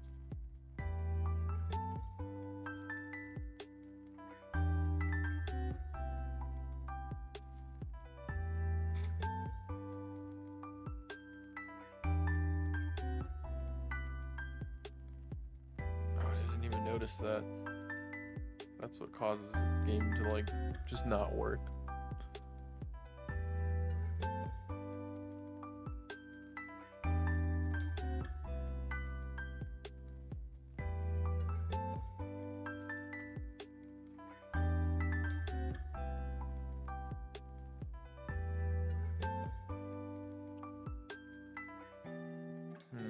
There it goes again. Entrance trigger forwarder.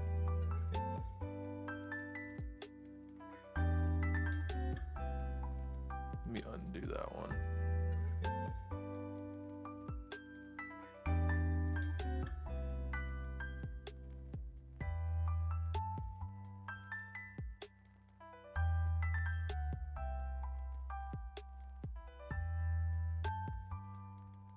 Let me just delete that one.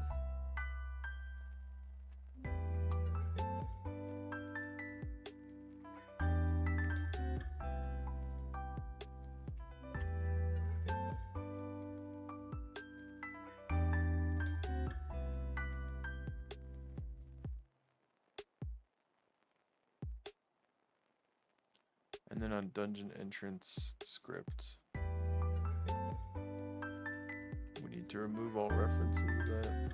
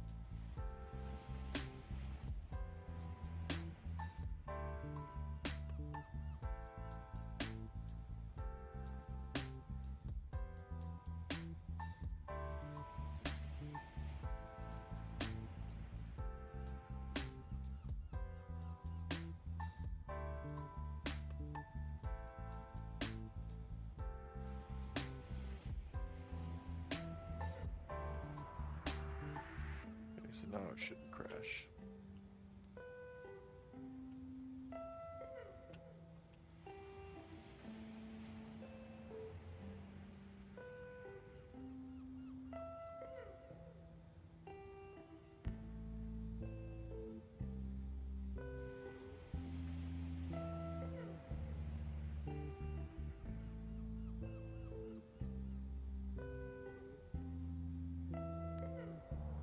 Should zoom in and see what we're doing.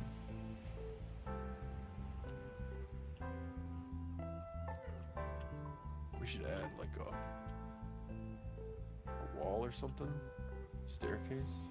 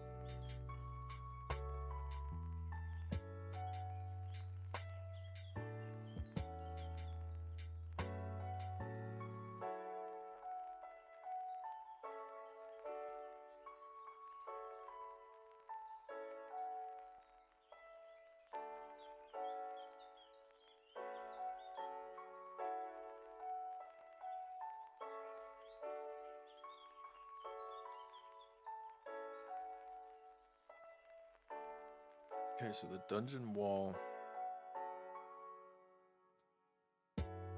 make it a nice dark gray color. Scale, we can make it like 10, 5, 10.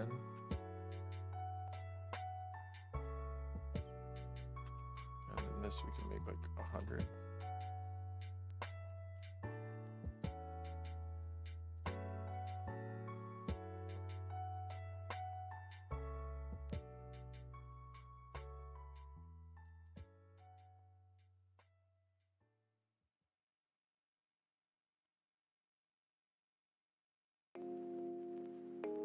Looks great.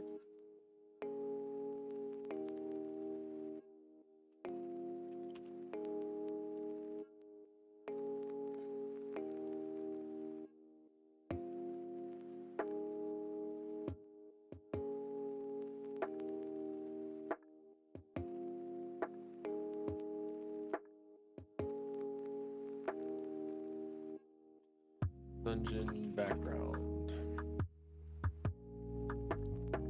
this, we can basically make the X scale 1,000.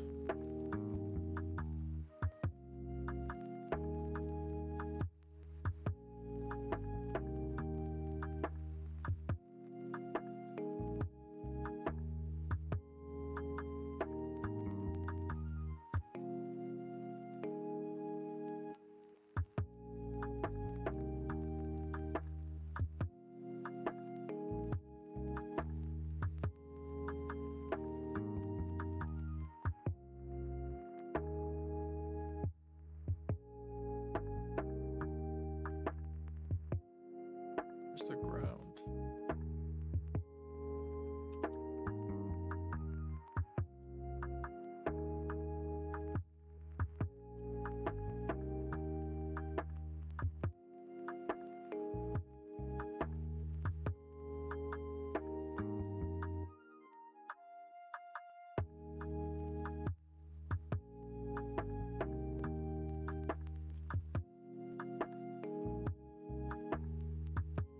Dungeon ground.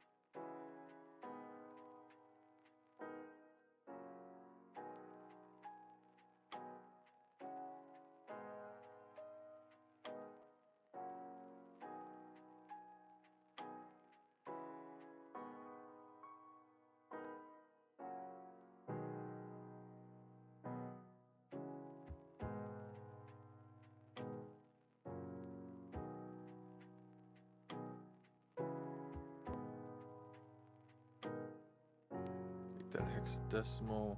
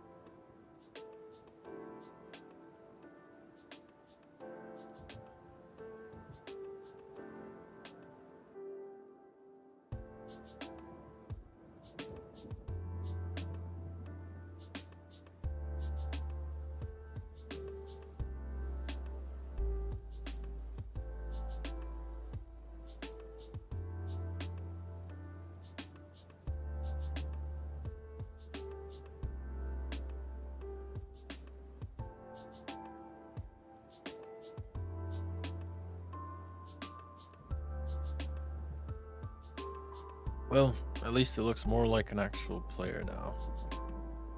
I think that was worth it.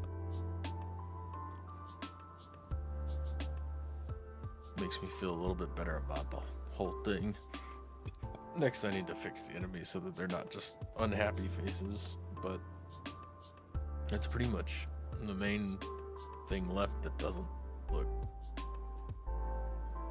at least a little bit like a game. Yeah, I don't mind that, actually. This little guy, this little floating sword. So funny looking.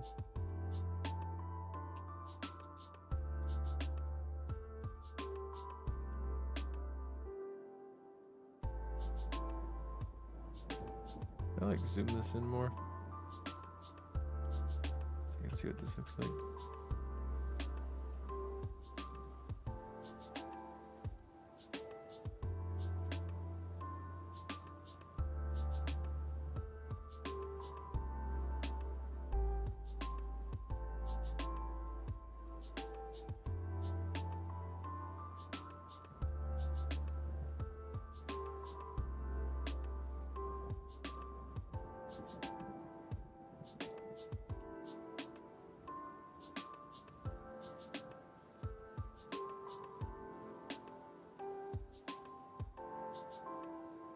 Pretty good, actually.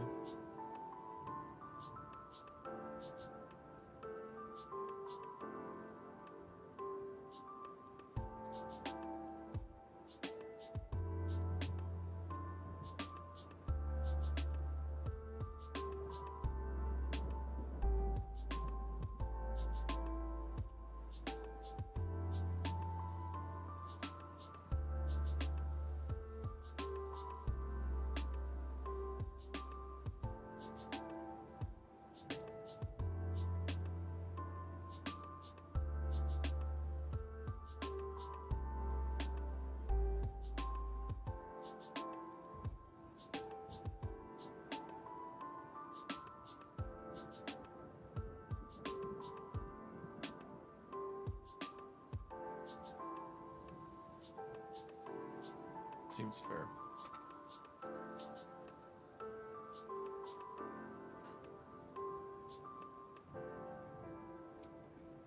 Yeah, this little guy has some charm to him.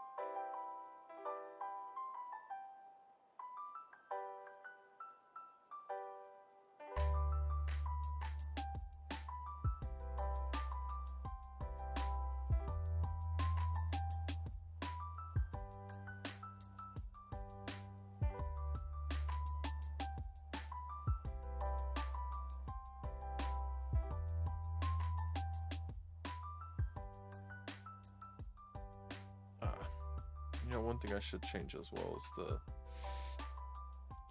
the rotation.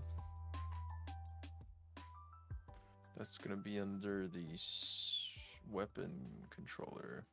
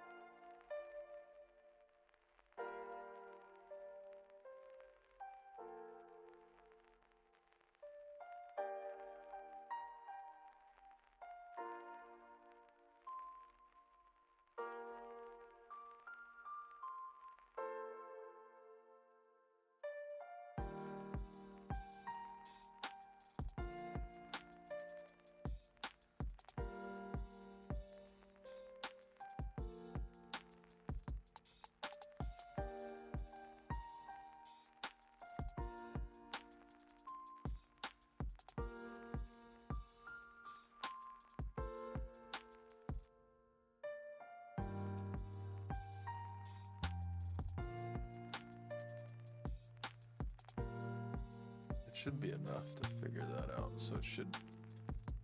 X direction does not exist.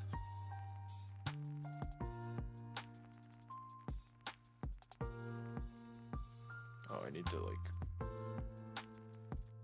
What is this, like a float or something?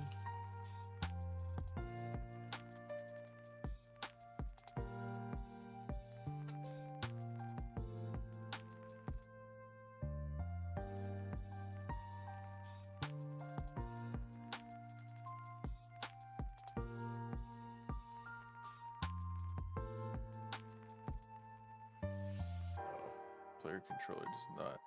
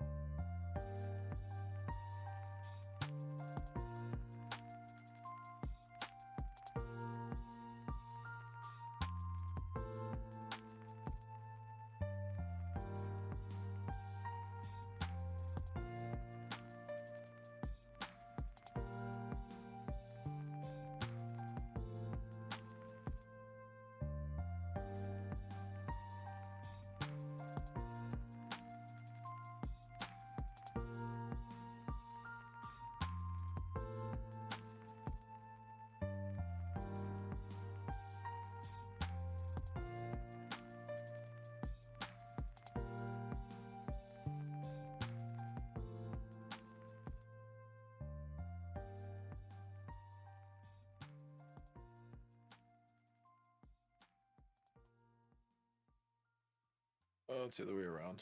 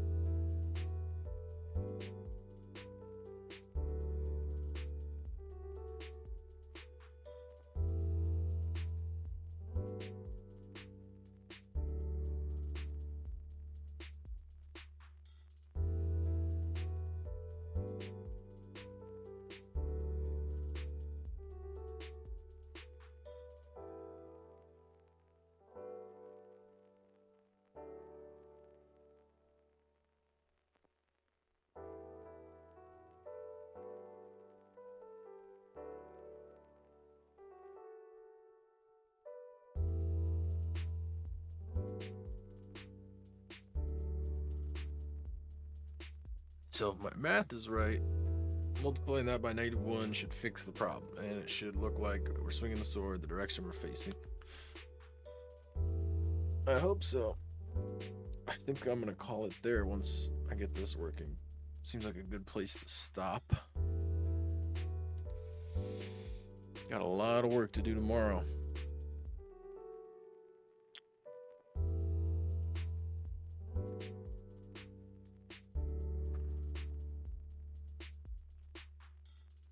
I should probably figure out why this is lagging. I think it's because of the debug logs.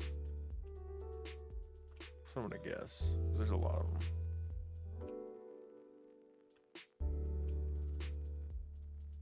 And the lagging kind of stops. Oh yeah, there we go. Look at that. Looks like he's swinging the sword. Kind of. I mean, that's the best animation I've ever done. Easily.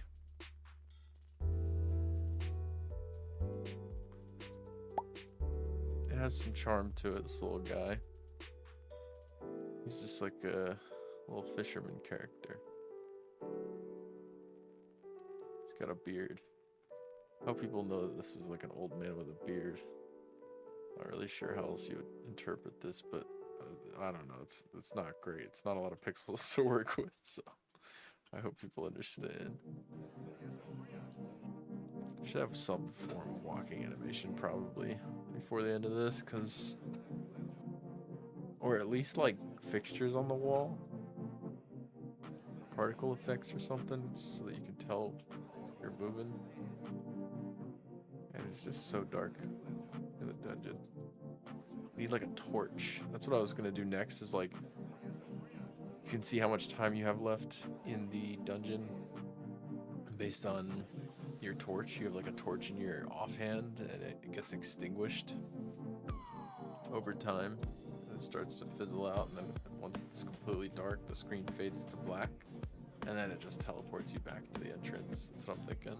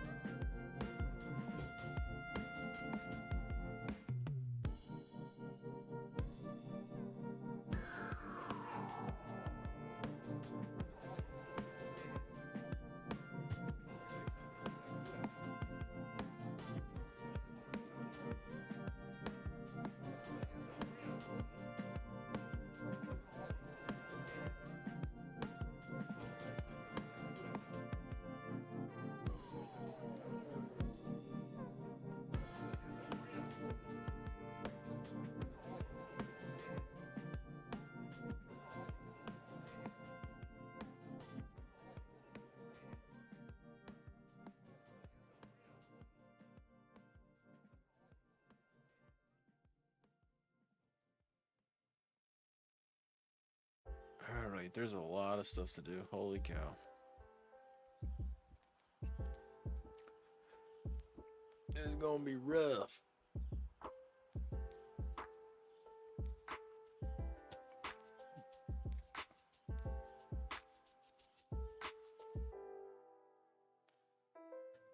I'm quite happy with this art that I made.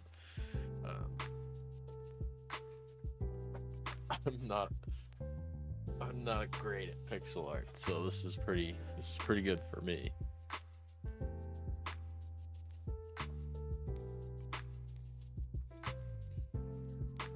All right.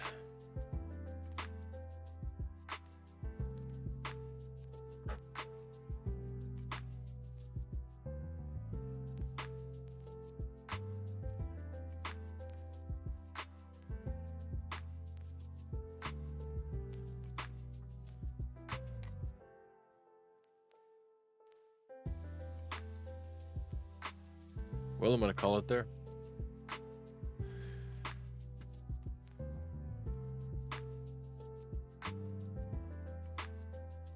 And we'll be back at it tomorrow. Last day before I have to turn it in. So I will try to tomorrow we'll try to get it as much as we can get done in maybe like 3-hour time limit to try to like make it into more of a game as far as the dungeon loop and items go, because everything was just kind of placeholder. So it's not a lot of time. We'll see what we can do. I figure if I give myself like 3 hours for that, 3 hours for polishing everything, and then maybe like an hour and a half for art, and then maybe an hour for trying to make some sort of music for it. That one might not be a thing, but we'll see. Or at the very least, I could just add a couple sound effects. That would probably go a long way. And then, oh yeah, that's not enough time. Yeah, I'm gonna have to like figure out a way to turbo through everything, but I still want to leave a ton of time, or at least a little bit of time, to figure out like if I can actually deploy this, like export the project and it actually runs. I think I've never done that before, so I need to figure that out sooner rather than later. I might try to do that first, just to post it on itch.io and then see if I can like get the first draft of it out there and see if it runs, because otherwise that's priority. If it doesn't run, then I'll have to figure that out. I think that's the most important thing, because I mean, like, I can technically ship this. It's not really a game, but it looks like a game. But yeah, that's definitely a big unknown for me right now. I need to figure out, just because that could take me like a lot longer. I want to make sure I have ample time for that.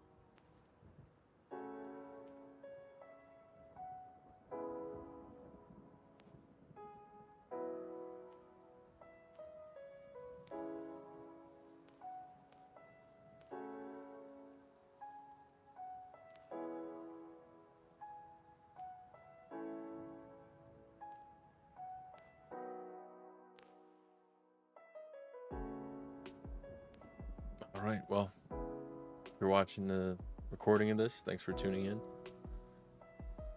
We'll be back later.